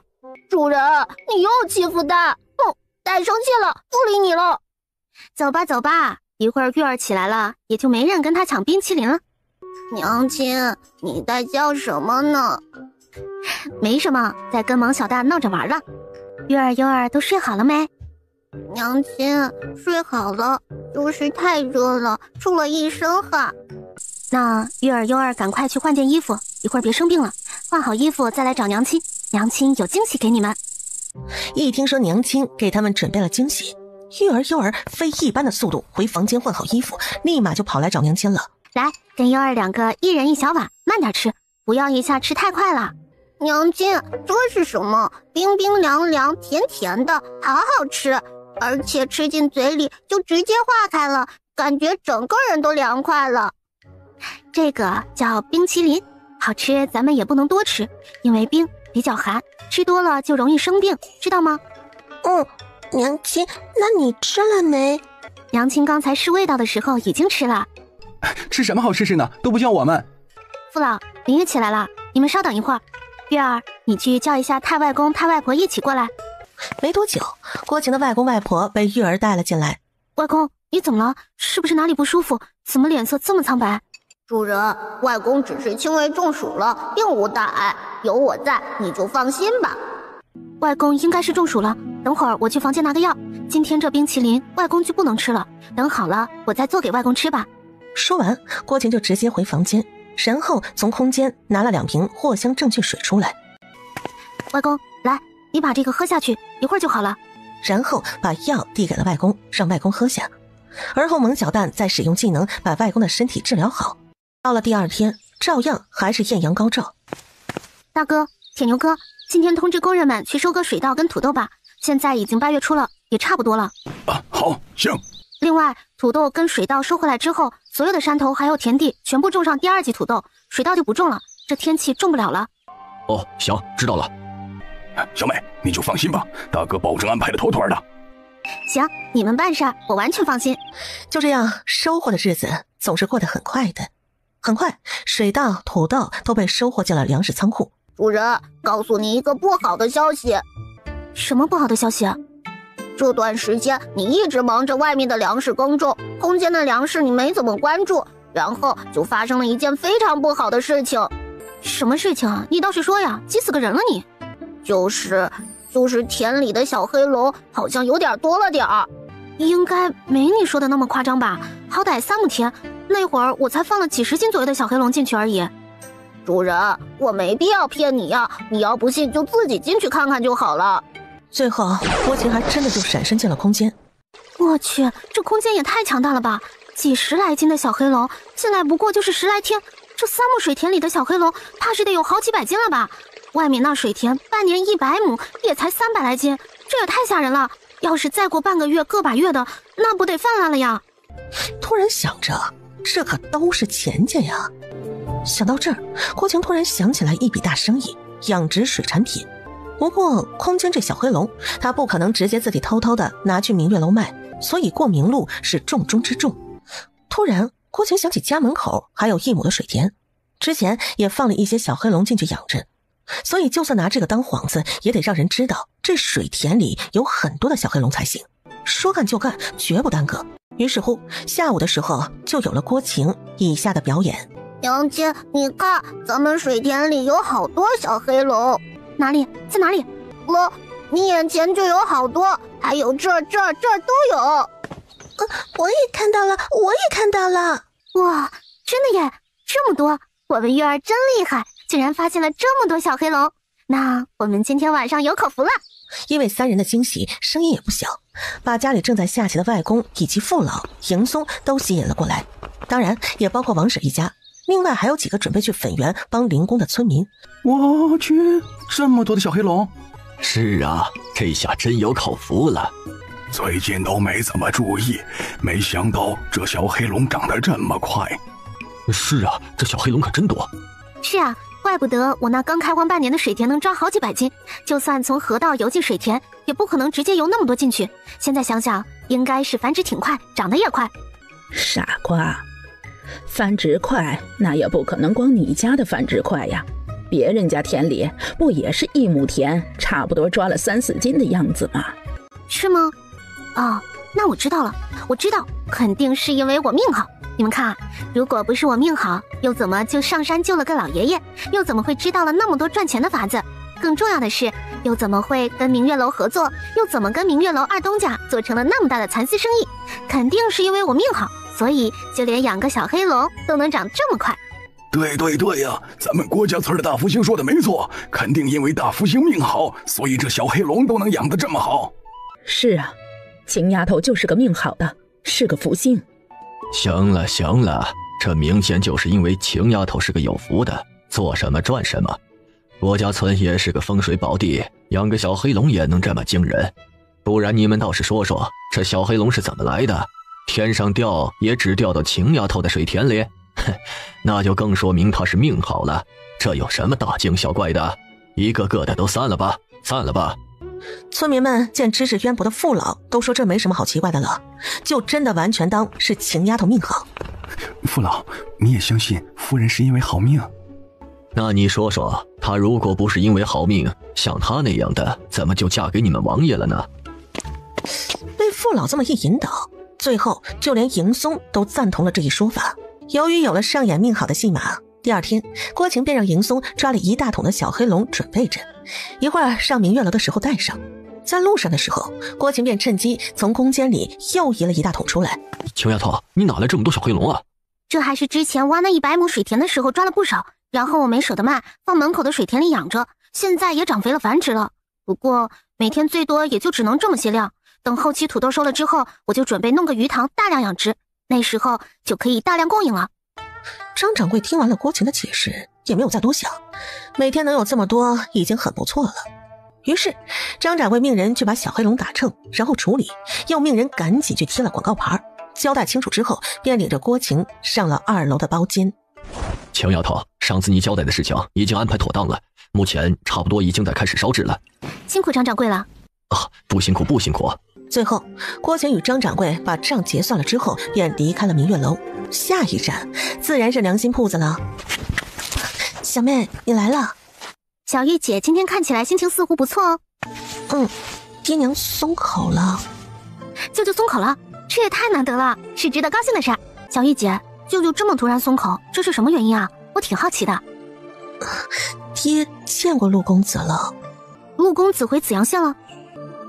回来好些天了，然后过来这边买粮食，然后爹就见过他了。那陆公子可知道你心仪他？结果郭小玉的回答是摇了摇头。没事儿，不着急，只要舅舅不反对，那就说明他对陆公子是很满意的，这就是一大进展。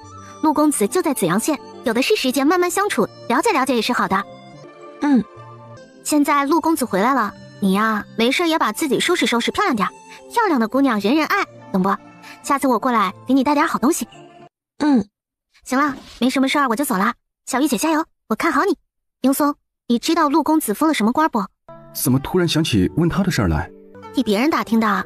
替别人打听的？谁呀？都说是替别人打听的了，你说就是了，哪那么多为什么？哼，你不说是谁，打死我也不会说的。我小玉姐，她想知道。邢松这一听可算是明白了，可是当明白过来的时候，又觉得太不公了。这家伙都有人喜欢了，怎么他还是单身一人啊？想什么啦？没什么，问吧，你想知道什么，我绝对毫不隐瞒。陆公子现在是什么官职？翰林院编修，正七品，与他爹平级。翰林院编修，那不应该在皇城任职吗？那他怎么回紫阳县了？郭晴这么一问，让迎松不知道该怎么回答了。难道真实话实说告诉他，对方是为了你特意向皇上请辞回紫阳县当教书先生，然后他家爷又鬼使神差的担心会屈才，然后向皇上进言，直接让他顶替了他老子的官位。爷向皇上力荐，让他回紫心县接替陆大人的职位。接替陆知县陆大人的职位？他不是还不到退的年龄吗？这么说吧，陆公子原本是被任职翰林院编修的，但是爷有需要他的地儿，所以向皇上要了他这个人。反正陆大人也差不多可以退了，就干脆直接让他儿子接了他的位。原来是这样，那他以后不就是新任知县了？是啊，怎么了？这不也算是正常平调吗？正常是正常，我担心小玉姐那儿。咋的？他还敢不答应啊？他要是不答应娶小玉姐，让爷跟皇上请一道圣旨，看他娶不娶。说完，结果就是迎来了他家夫人一道杀人眼。我开玩笑的，夫人别当真啊。最后郭晴也懒得搭理他，直接回房准备休息一会儿。休息了1个时辰左右，郭晴便醒来了，然后就准备起来做点降暑的点心来降暑。结果一开门就见到了心心念念的那个人。这天气真的是太热了，都把人给热出幻觉了。说完就自顾自地往厨房走，然后呢，那个心心念念的人也跟着进了厨房。怎么突然感觉后背又那么凉了？这是怎么了？忽冷忽热的，生病了吗？娘亲，好热啊，你能不能做点冰淇淋来降降温呀？我们都快热死了。娘亲，月儿是不是生病了？都产生幻觉了，见到爹爹了。是啊，娘亲，我也见到爹爹了。结果月儿幼儿这么一说，郭晴就感觉不对了，不能一家人都产生幻觉啊？难道？然后便用不敢相信的眼神看着那个幻影在慢慢的靠近他，再转一圈，再揉了揉眼睛，确定这是真人不是幻觉之后，郭晴一激动就抱了上去，然后整个人就这样的挂在了白浩的身上。真的是你？你是真的，不是假的？不，我是说不是幻觉。爹爹，是爹爹回来了，月儿好想爹爹。幼儿也好想爹爹。爹爹也想月儿幼儿。只想悦儿优儿，就是不想。结果话还没说完，就被突如其来的吻直接堵住了剩下的我字。爹爹，优儿也要亲亲。就这一句，郭晴便才反应过来，两个孩子还在吵闹，于是挣脱了白浩的热吻，从他身上跳了下来。太热了，我去做点冰淇淋。冰淇淋？爹爹，冰淇淋是娘亲做的新吃食，甜甜的，冰冰凉凉的，可好吃了。是吗？那一会儿爹爹可要好好品尝一下了。爹爹，你还没去优儿。最后白浩很是公平的在育儿优儿的脸上一人亲了一下。爹爹，不是亲脸，是要像娘亲一样亲亲。优儿，那个亲亲只有爹爹跟娘亲能亲亲。为什么？因为爹爹和娘亲要给你们生个小弟弟呀。完犊子了，这下丢脸真是丢到家了。这父老什么时候来的？父老什么时候来的？放心，该看的不该看的我都看到了。这一下好了，不问还有余地，这一问真想挖个洞就钻进去，一点余地都没有了。爹爹，父老说的是真的吗？你跟娘亲真的要给优儿生个小弟弟吗？父老说的是真的。哼，太好了，那优儿要当姐姐了。优儿要当哥哥姐姐了，那就更应该要好好学习。去换身干净衣服，然后赶紧跟着父老去学习。爹爹帮娘亲一起做冰淇淋。好，那爹爹要做多些，一会儿优儿要吃多多的。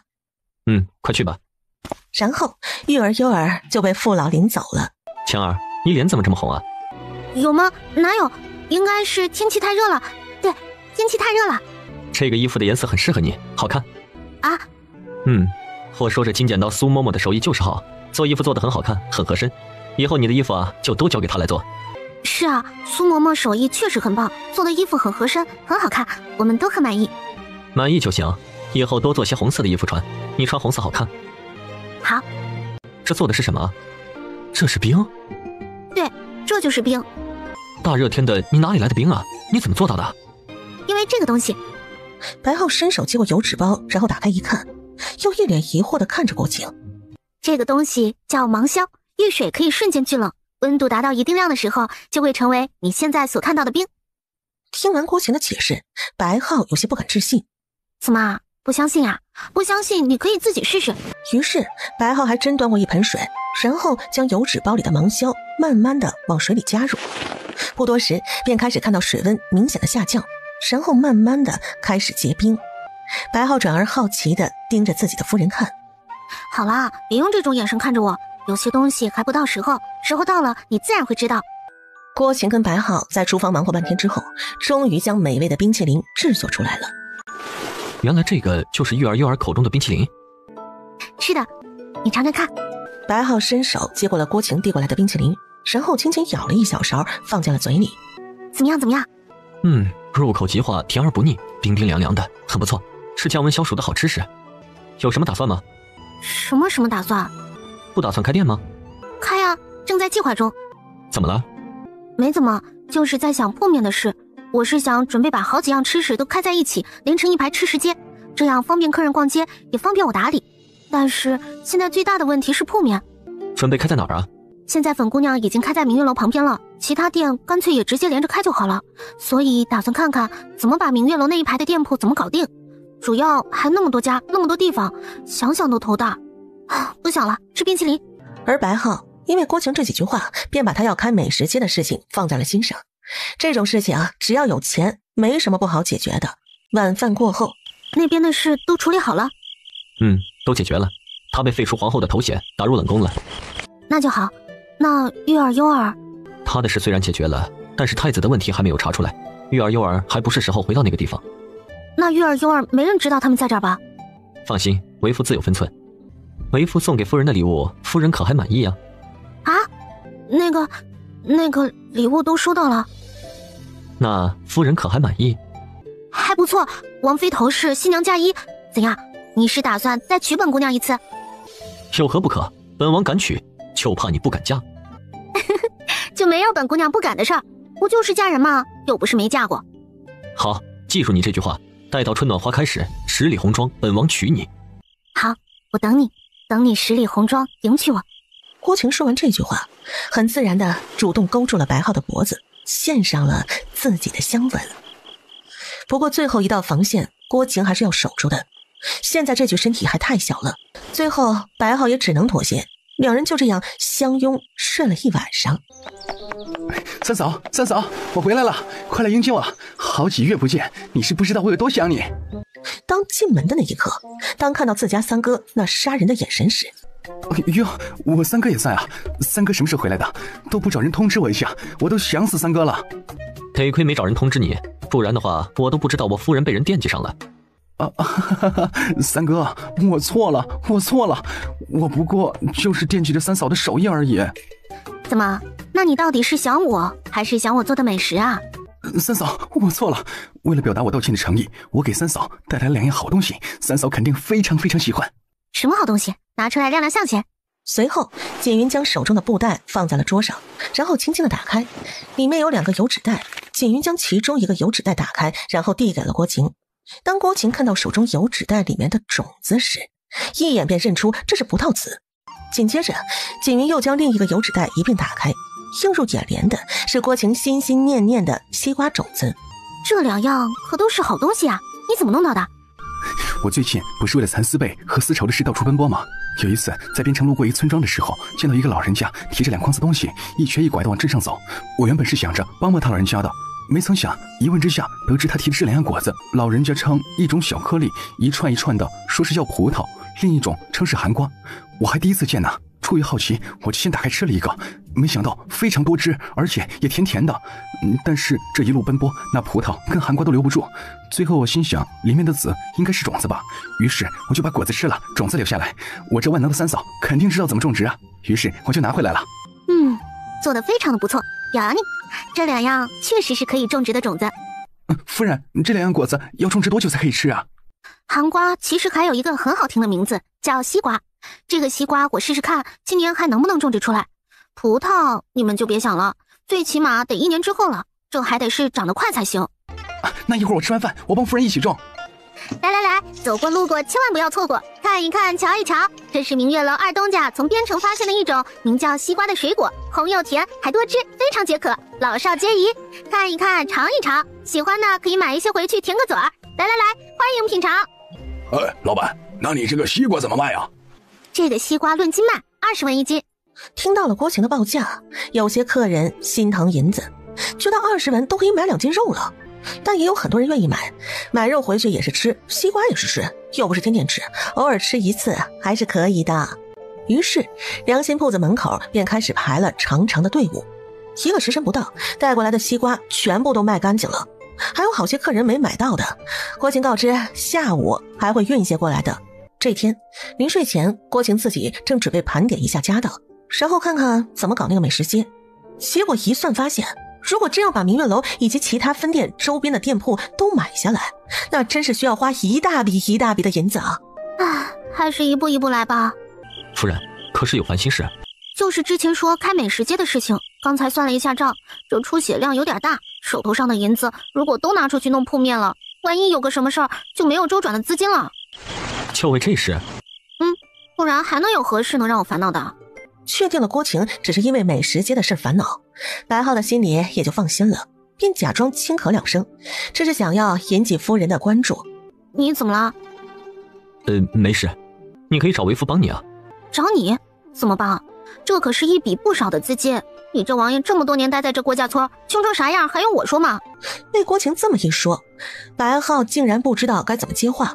他这么些年确实表现得有点穷。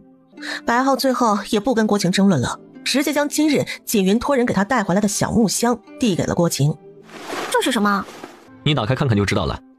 郭晴看白浩不愿意说，于是便将小木箱轻轻打开，映入眼帘的是一张张房契。说你是不是恐吓人家了？不然你这怎么来的？你看我像那种人吗？那你就好好解释一下这些铺面的来路。当然是买的呀。买的？你当我傻的呀？你哪里来的钱？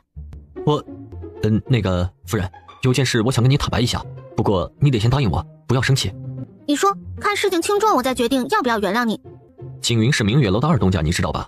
知道啊，这跟你弄的这些房契有什么关系啊？哦，我知道，你跟景云借银子了是不是？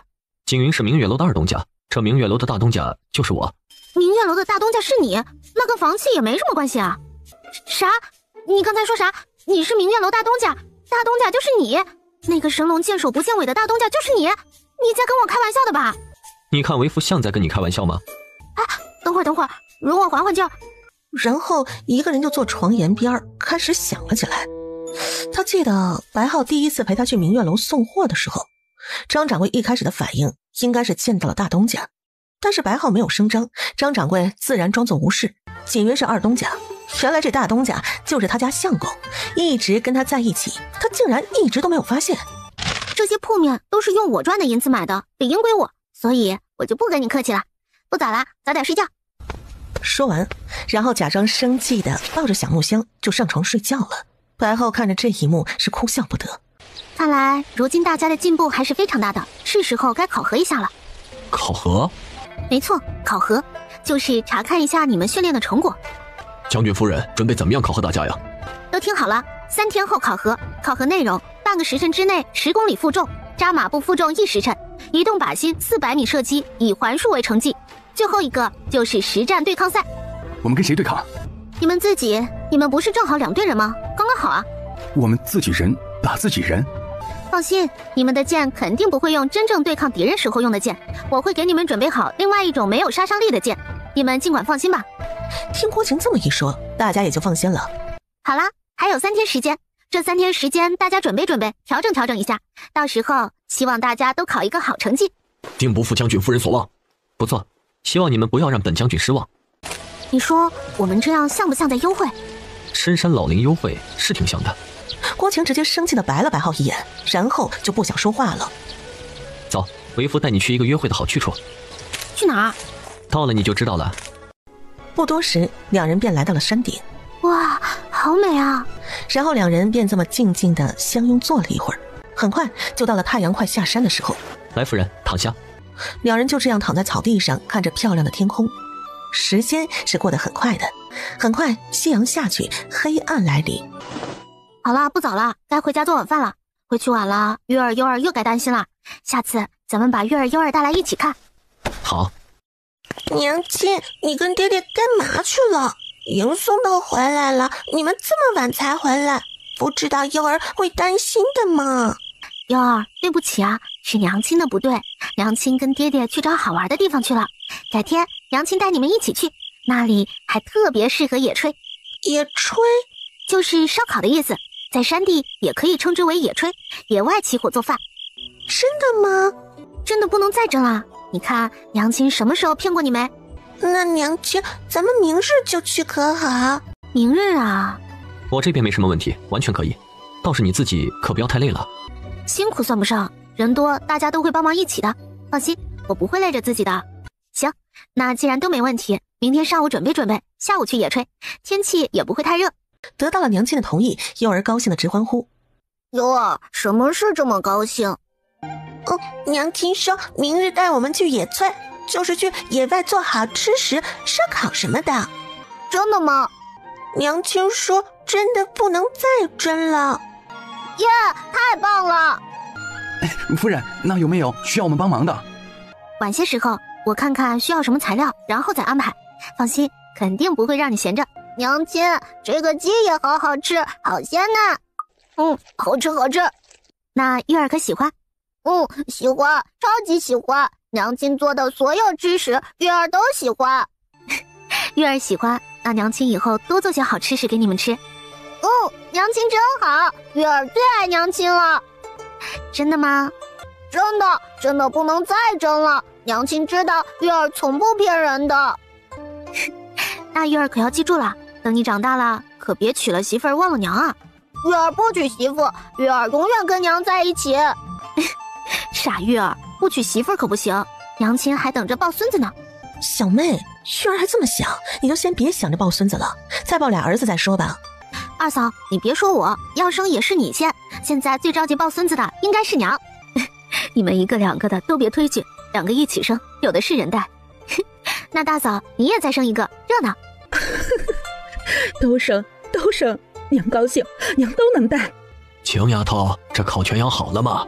被父老这么一提醒，郭晴立马起身上前一看，烤全羊都已经好了，将烤全羊放油纸上，大家围着一边喝酒一边聊天，一边吃烤全羊。来，大家今日难得都聚在一起，我们一起举杯庆祝一下，希望我们一家人永远都健康幸福和谐。大家听郭晴这么一说，也觉得是应该一家人都举杯庆祝一下。来，晴丫头，我敬你一杯，今生我能吃上这么美味的吃食，真的是死而无憾了。哎，父老，这可使不得，我敬您才是。看您说的什么话，喝多了吧？什么死不死的，您一定能长命百岁的，知道不？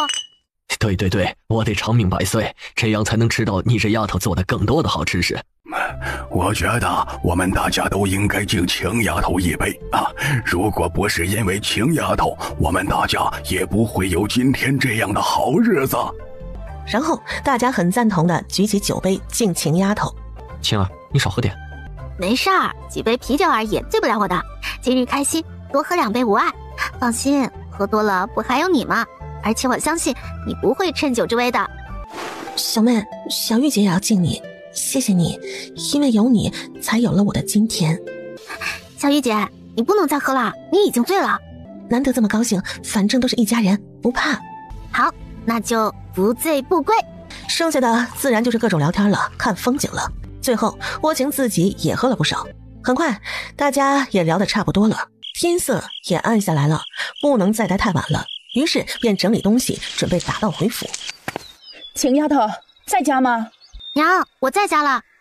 这几天你二嫂胃口不好，老是吃什么吐什么，也吃不下，整个人都没精神了。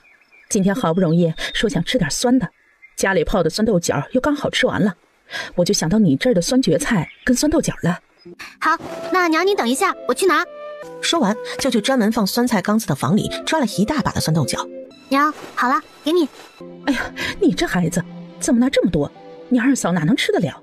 娘，不过就是一点酸豆角，二嫂吃不完，你们不一样也可以吃嘛，吃完了再来拿，我这里多的是。郭母一听女儿这么说，也就没有再客气了。娘亲，二舅妈都要生弟弟妹妹了，娘亲什么时候生啊？惊得郭晴直接被一口窝窝头噎的是喘不过气。夫人，玉儿不过是想要个弟弟妹妹，你别那么大反应嘛，跟我家爷生一个不就好了？郭晴直接一记刀眼过去，迎松吓得一激灵。夫人别生气啊，迎松这不也是替夫人着急吗？您都跟爷成亲了好些年了，是应该生个孩子了，这样您跟爷的感情就会更牢固了。咋，你这意思是我跟你家爷现在感情不牢固？牢固，我的意思是说可以再牢固点。我觉得现在这样就挺好的呀，相公难道觉得不好？为夫也觉得挺好的，挺好的。娘亲，你之前答应过优儿说要给优儿生个弟弟妹妹的，娘亲说话不算数。哼，娘亲骗人，月儿不开心了。优儿，别生气了，生弟弟妹妹这事儿，娘一个人做不了决定的，这事儿得靠缘分，知道吧？娘亲，什么是缘分？缘分就是时间不对就不会相遇，就不会到来。娘亲，那弟弟妹妹什么时间才到呢？这个娘亲也说不准的，也许就这2年，也许3年5载也说不定啊。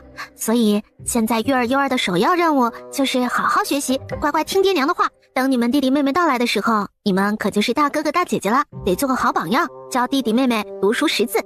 娘亲，那二舅妈家的弟弟妹妹怎么就那么快来了？那是因为二舅妈目前一个宝宝都没有啊，所以她的第一个宝宝就很快到来了。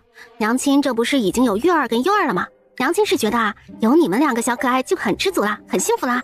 娘亲，我知道了，就像小胖哥哥一样，你看他的娘亲也是有了他一个宝宝，然后他的弟弟妹妹也是现在都没来，他都已经7岁了。那娘亲，我跟玉儿哥哥也要等那么久吗？我的傻优儿，娘都说了，缘分不是每个人都要等一样的时间的，所以月儿跟优儿不需要操之过急，只需要耐心等待就行。娘亲答应你们俩，如果弟弟妹妹来了，一定第一个告诉你们，好不好？好，那娘亲一定要记得，弟弟妹妹来了，一定要第一个告诉我跟玉儿哥哥。一定，娘亲肯定记得，幺儿就放心吧。现在可以好好吃饭了吧？那夫人多吃点，到时候给为夫再生个大胖小子。青丫头，不好了！郭婶子，怎么了？青丫头，你快去看看，郭大牛家出事儿了。郭婶子，别着急，慢慢说，怎么回事？路上，郭婶子就把事情的来龙去脉解释了一番。那他儿子中毒，婶子来叫我也没用啊，我又不是大夫，让王梅花去请大夫回来呀。他自己做的好事，自己不解决吗？哦，已经叫人去县里请大夫了。但是现在大家不是担心吗？想让你去看看，大家心里就不会那么慌了。嗨，原来这是把他当主心骨了，镇定剂了。行吧，那去看看也无妨。强丫头，你来了。郭婶子把情况都跟我说了，我来看看。只不过我不是大夫，也帮不上什么忙。你能来就行了。小牛怎么样了？实际也是问的蒙小蛋。昏迷不醒，只能等大夫来了再说了。我小牛就是吃了点毒蘑菇，现在昏迷了，要想办法催吐，把毒蘑菇吐出来就好了。不然等毒蘑菇消化掉，被人体吸收了，毒素进入血液之后，那就大罗神仙也救不了了。村长，我听说吃了毒蘑菇，趁早催吐还有机会的。大家有没有什么法子能快速催吐的？越恶心的东西催吐效果越好。越恶心越好？那就只有粪便最恶心了。粪便？这样不好吧？小牛毕竟还是个孩子。没事儿，小牛那儿我另想办法。王梅花那儿就委屈一下他了，毕竟这时候命最重要。那劳烦婶子帮忙准备一些粪便来试试。大牛哥，你家厨房在哪儿？在左边那间屋子呢。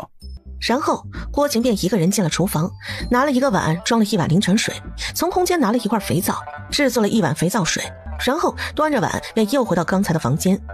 大牛哥，你去厨房把我准备好的那水桶提过来，一会儿等催吐完之后专门给小牛喝。另外再找一个大盆过来。郭大牛一听郭晴安排事儿给他，立马就去做去了。然后郭晴又找了2个婶子，让把郭小牛扶起来，想办法把肥皂水喂下去。强丫头，你要的东西我准备好了。婶子，那你就放外边吧。然后又找了2个婶子，把王梅花抬到屋外，离屋子远一点。把王梅花抬到外边之后，就让人把粪便稀释了一下，给王梅花喂粪便水。原本是没有人愿意做的，但是想想以前这女人没少在村里作妖，于是以前跟王梅花有仇的几个婶子挽起袖子就开干了，场面一度壮观的控制不住。过后没多久，屋里屋外就开始了一阵阵作呕的声音。得亏是把王梅花抬出来了，那味道太上头了，以至于大家都离他远远的，完全没有人要上前帮忙的意思。这边吐着，去紫阳县请大夫的村民也回来了。大夫看着屋外远处的王梅花，远远的都能闻到那臭气熏天的味道了，完全没打算要过去的意思，然后跟着郭村长就进了屋子，给郭小牛把了把脉，翻了翻眼皮。异物吐出来之后，目前已无大碍，我开些药吃一吃，调理调理就可以了。劳烦大夫了。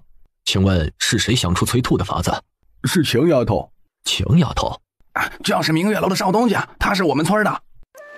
敢问兄台可否帮忙引荐一下？我想见见这位姑娘。我带你去吧。晴丫头在家吗？村长叔，我在家。晴丫头，这是刚才给小牛看病的大夫。秦姑娘，真是不好意思，不请自来，冒昧打扰，还请秦姑娘莫要见怪。无碍，大夫可是有事。老夫想跟秦姑娘请教一下，您用何物给那孩子催吐的？原来是因为这事，那请大夫稍等片刻。然后从空间拿了一块完整的肥皂出来。刚才我用的就是这样东西，我自己自制的香膏，因为里面含有一些成分是可以起到清理肠胃的功效的，所以刚才不得已就只好拿出来一试。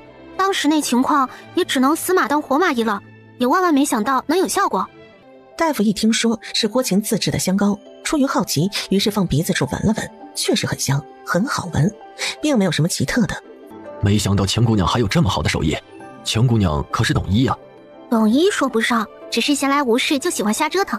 女人嘛，天生就爱美，对香膏更是无法抗拒。外边买的又总是不合心意，就自己做了些自己跟家人用用。制作的时候也纯粹就是出于好奇，就加了一点能够清理肠胃的药材粉在里面试试。我们这儿靠着山，认识几样草药也是很常见的。原来如此，今日多谢秦姑娘为老夫解惑。大夫客气了，举手之劳而已。既然如此，那没什么事，老夫就离去了。秦姑娘告辞。大夫慢走，村长叔，麻烦您帮忙送送大夫。郭村长将大夫送出来之后，也与大夫拜别，忙农活去了。原来你身上那淡淡的香味是用这个东西？对啊，香不？香。喜欢不？喜欢。喜欢，那就送你啦。为夫需要用什么来谢过夫人呢？那就以身相许吧。好，那就今晚吧。行，到时候记得用这香膏洗香香等着本夫人。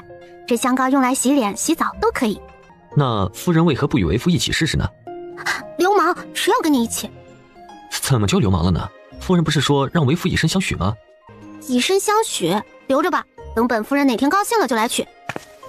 哎，夫人去哪儿啊？带上为夫一起啊！你勾引我家男人，今天不给我个交代，就别想回去。什么叫勾引他家男人？哼，怎么勾引我家男人还不敢承认呢？王梅花，我看你病得不轻，是不是没钱看大夫啊？哼，你才有病了，我好得很。哼，你以为你有2个臭钱了不起，还不是靠男人？整天勾搭这个勾搭那个，甚至连我男人你都不放过。哟，我整天勾搭这个勾搭那个，我自己怎么不知道？你就这么清楚？你就装吧，我今天就把你勾搭男人的事说出来，看你还能装到几时。行，那你说吧，正好我也听听，我勾搭谁了？怎么勾搭的？勾搭到什么地步了？来，村民们，有时间的都出来听戏了。你别你了，要说就抓紧，我时间可宝贵着呢。哎呀喂，乡亲们了，都来评评理了。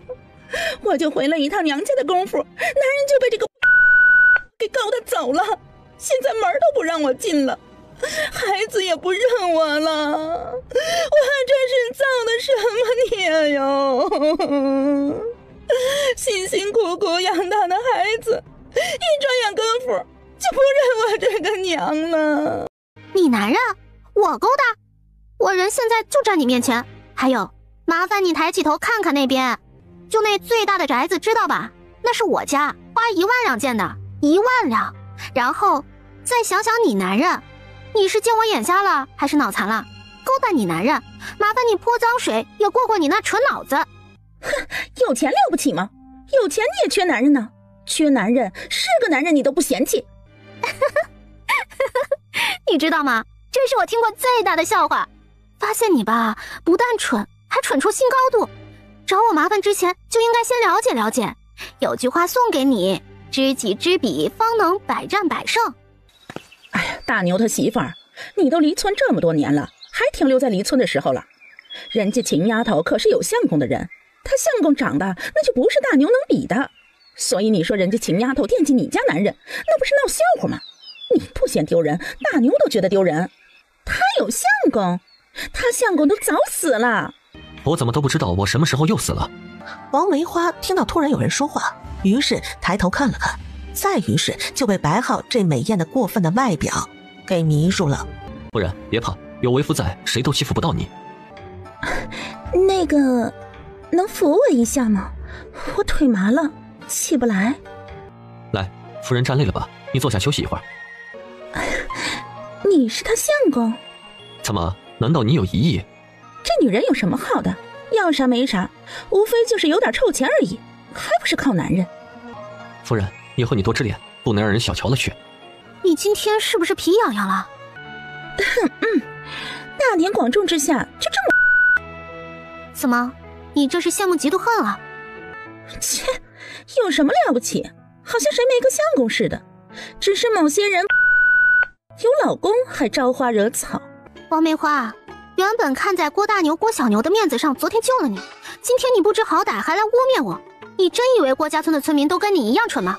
人参猪脑说的就是你，一口一个勾引你家男人，现在我家男人就站在这儿，来对比一下，我是眼瞎还是脑袋被门夹了，去勾引你男人？哼，说我到底谁？我男人一出现你就风姿，你以为你16岁的小姑娘啊？一朵臭黄花还想摆出梅花的姿态，也不把脸撕下来洗洗，看看到底有多厚。眼睛被屎遮了，怪不得看不到郭大牛的好，跟野男人跑了。现在知道郭大牛出息了，又想回来巴结人家，没听过好牛不吃回头草吗？更何况你这草还是打了百草枯的，谁敢碰？本姑奶奶凭本事赚钱，一不偷二不抢，你倒好，一来就又给我泼脏水，说我靠男人，你倒说说我靠谁了？还说你没靠男人？要没有明月楼的二东家，能有你的今天？哼，我靠他，那也是凭本事靠。明月楼同样也靠我，这叫互相依靠。哈哈，能让我三嫂依靠，我是很荣幸的。可惜的是，我在这靠着我三哥三嫂，是谁这么不长眼，在这里乱喷呢？哟，三哥你在啊？我还以为你的女人被欺负了，你没出来撑腰呢。就这用不着我撑腰，你三嫂厉害着呢。是吗？那我有没有错过这场好戏啊？刚错过，你再早一点就可以全程观看了。唉，那可惜了。我去，这哪里来的乞丐，这么臭！郭家村怎么能让这种人进来污染空气啊？哼，没事儿，昨天刚掉茅坑救出来的。你这会儿怎么舍得回来了？再不回来，西瓜就没有了。三嫂，快别说了，就是因为惦记着西瓜，我这次损失惨重，你得好好补偿我。咋回事儿？走，回去，咱们好好说道说道。我知道了一个天大的秘密。三人都好奇地盯着王梅花。闭嘴！村长，你们是真傻还是假傻呀？你们没听到那人叫那女人三嫂吗？你们知道那人是谁吗？那个女人的男人是皇室中人。此话一出口，全村都直冒冷汗，还有一股寒气横空直降。郭村长的心里是10万只草泥马。蠢女人，要你说嘛，全世界就你聪明，这下谁也保不住你了。哼，自己自求多福吧。这个女人知道的太多了。郭晴什么也没说，只是苦笑的摇了摇头。这女人人参猪脑都还是高看她的。之后郭晴三人便头也不回的就走了。叫郭大牛来把她拉回去。你个丢人现眼的玩意儿，昨天就不应该去救你，让你直接下去，省得又出来丢人。郭大牛，你干啥？你给我撒手，撒手，听到没？你弄疼我了。你个没用的东西，就知道找老娘出气。我告诉你，你最好对老娘我好一点，老娘很快就要发达了。等老娘发达了，看老娘怎么收拾你。大牛，把你媳妇拉回去，看好她了，不要让她再出去胡言乱语，丢人现眼没脑子的玩意儿。说完，勒着双手便头也不回的就走了。郭大牛见大家都散去了，拽着王梅花也赶紧走。结果王梅花还骂骂咧咧的，郭大牛直接反手就是一巴掌过去。你给我闭嘴！你个不要脸的，一天天的不带脑子出门，赶紧自求多福吧你！这次郭大牛一巴掌外加一句自求多福，可算是点醒了这个无脑的女人。大牛，不会的，肯定不会的，对不对？他们不敢乱来的，对不对？你自己自求多福吧。郭大牛完全不知道该怎么回答这该死的女人，只能这么给她一句，然后继续拽着她往回走。秋凤，秋凤，你救救我！小牛他爹，这是怎么了？秋凤，你救救我！你那个不要脸的小妹想要我命！要你命？对，她仗着自己……蠢女人，叫你闭嘴！叫你闭嘴！奶奶，你干嘛打我？我打的就是你！你说你跟个男人跑了就跑了，回来做甚？回来也就回来了，好好的日子不过，非要惹事，典型了吃饱了撑的。打打你，让你清醒清醒，什么该说，什么不该说，蠢货！秋凤，你就站着，看着我挨打。我何止看，我还跟着一起打。郭大嫂说着，上去就直接薅住了王梅花的头发，就开干。最后，奶奶也不管以多欺少，也直接上手，2打1，可想而知谁输谁赢。郭大牛站一旁，拉也不是，不拉也不是，最后干脆让3个女人打，打累了总该松手了吧。最后3个女人都累到直接瘫坐在地上。我造的什么孽哟！哥都这么对我，我做错了什么？郭大嫂跟奶奶打也打了，气也出了，两人自己也挂了彩，最后也懒得搭理这个蠢女人了。郭大嫂扶起奶奶就直接回去了。你要的消息我给你带来了，银子你可准备好？不错，比预期的时间快了不少。说吧，打探到什么消息了？原来什么？正在王梅花准备开口说出内幕的时候，突然来了好几条的五步蛇，直扑正在说话的两人。怎么样，处理干净没？这事可不能留下，到时候伤害到老百姓，那就完犊子了。都处理干净了，我办事您放心。行，处理干净了就走吧。大牛，不好了！大牛，你媳妇儿今天跑到林家村跟一个男人在山上私会，结果遇到了毒蛇，这2人都不幸被毒蛇咬了，你快去看看吧。当郭大牛听到郭村长带回来的消息的时候，自己半天都没有反应过来。这戏这么精彩的吗？就说觉得奇怪，王梅花都跟男人跑了2年多了，这会儿出现，原来是被当枪使，回郭家村是有目的的。还好他够蠢。大皇子还是一点都没变，还是那么蠢。是有点蠢，所以才有那么蠢的手下，然后再找了个那么蠢的王梅花。三嫂，什么事这么好笑啊？说来我也笑笑。我现在都还没走出那道伤心事，全身都疼。你呀，就是太玻璃心了，是你的跑不掉，不是你的强求不来。你堂堂一三皇子，大度点儿。疼！三嫂，我要一个大西瓜救命！都这么多天了，还要西瓜才能救啊？很快西瓜没了，我看你怎么活。不行，三嫂，剩下的西瓜你一定要替我保住，吃完那些西瓜我肯定能痊愈。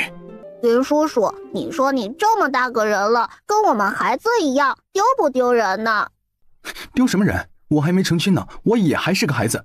云叔叔，你也好意思说自己是个孩子，都老男人还差不多。你看我爹娘孩子都我这么大了，你也该赶紧娶个媳妇儿过日子了。哪里老了？你这小屁孩不许瞎说，云叔叔就是个孩子，不许反驳。胡子一大把还不老？哪里有胡子？没有的事，别瞎说。云叔叔，你不老实，明明就胡子大把大把的。娘亲说了，有就是有，没有就是没有，一定不能说谎。嘿，你们这俩小屁孩，这几个月不见，说话是一套一套的啊！云叔叔天天这么辛苦的为你们爹娘奔波赚钱，你们就不能让着点我吗？小心云叔叔一生气就不去给你娘谈生意，到时候你就没有银子买好吃的了。哼，行了，让着你。哼，真乖，幼儿最棒最可爱了。云叔叔既然是孩子，那就陪我们玩吧。玩什么？捉迷藏。捉迷藏就是先选定一个侦探，剩下的人在规定的场地内就去躲起来，第一个被找到的下一局当侦探，侦探找到藏好的人，那个人就念一首诗，如果找不到，侦探可以呼叫寻找失败，这样的话就侦探念诗，不会念就学一首。没玩过，那云叔叔陪你们玩玩。那第一局，锦云叔叔你当侦探，我跟悠儿妹妹去躲，场地限制就在这个花园。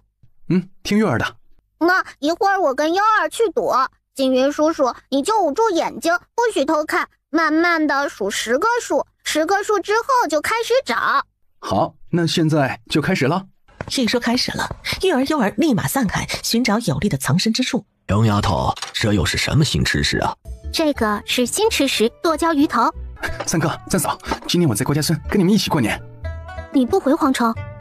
今年不回那儿没意思。我看不是因为没有意思，是因为没有你三嫂做的好吃是吧？哼，不回就不回吧，反正这也是你的家，你在这过年也热闹。好啦，决定了行。不过这离过年也没多久了，那你还出去吗？不出去了，反正今年明年的订单都排满了，这生意也没人抢我们的，我就好好的放个假，在这里好好吃吃三嫂做的各种美食。想吃我做的美食可以，不过提前咱们得先说好了，要吃什么自己提前准备材料，我只负责做，不然这么多人，你们是想把我累死啊？这个没问题。要吃自己学着做，不会做就去喝西北风去。三哥，不带这么欺负人的。这一招在我这儿不管用，你三嫂也累了1年了，也要休假。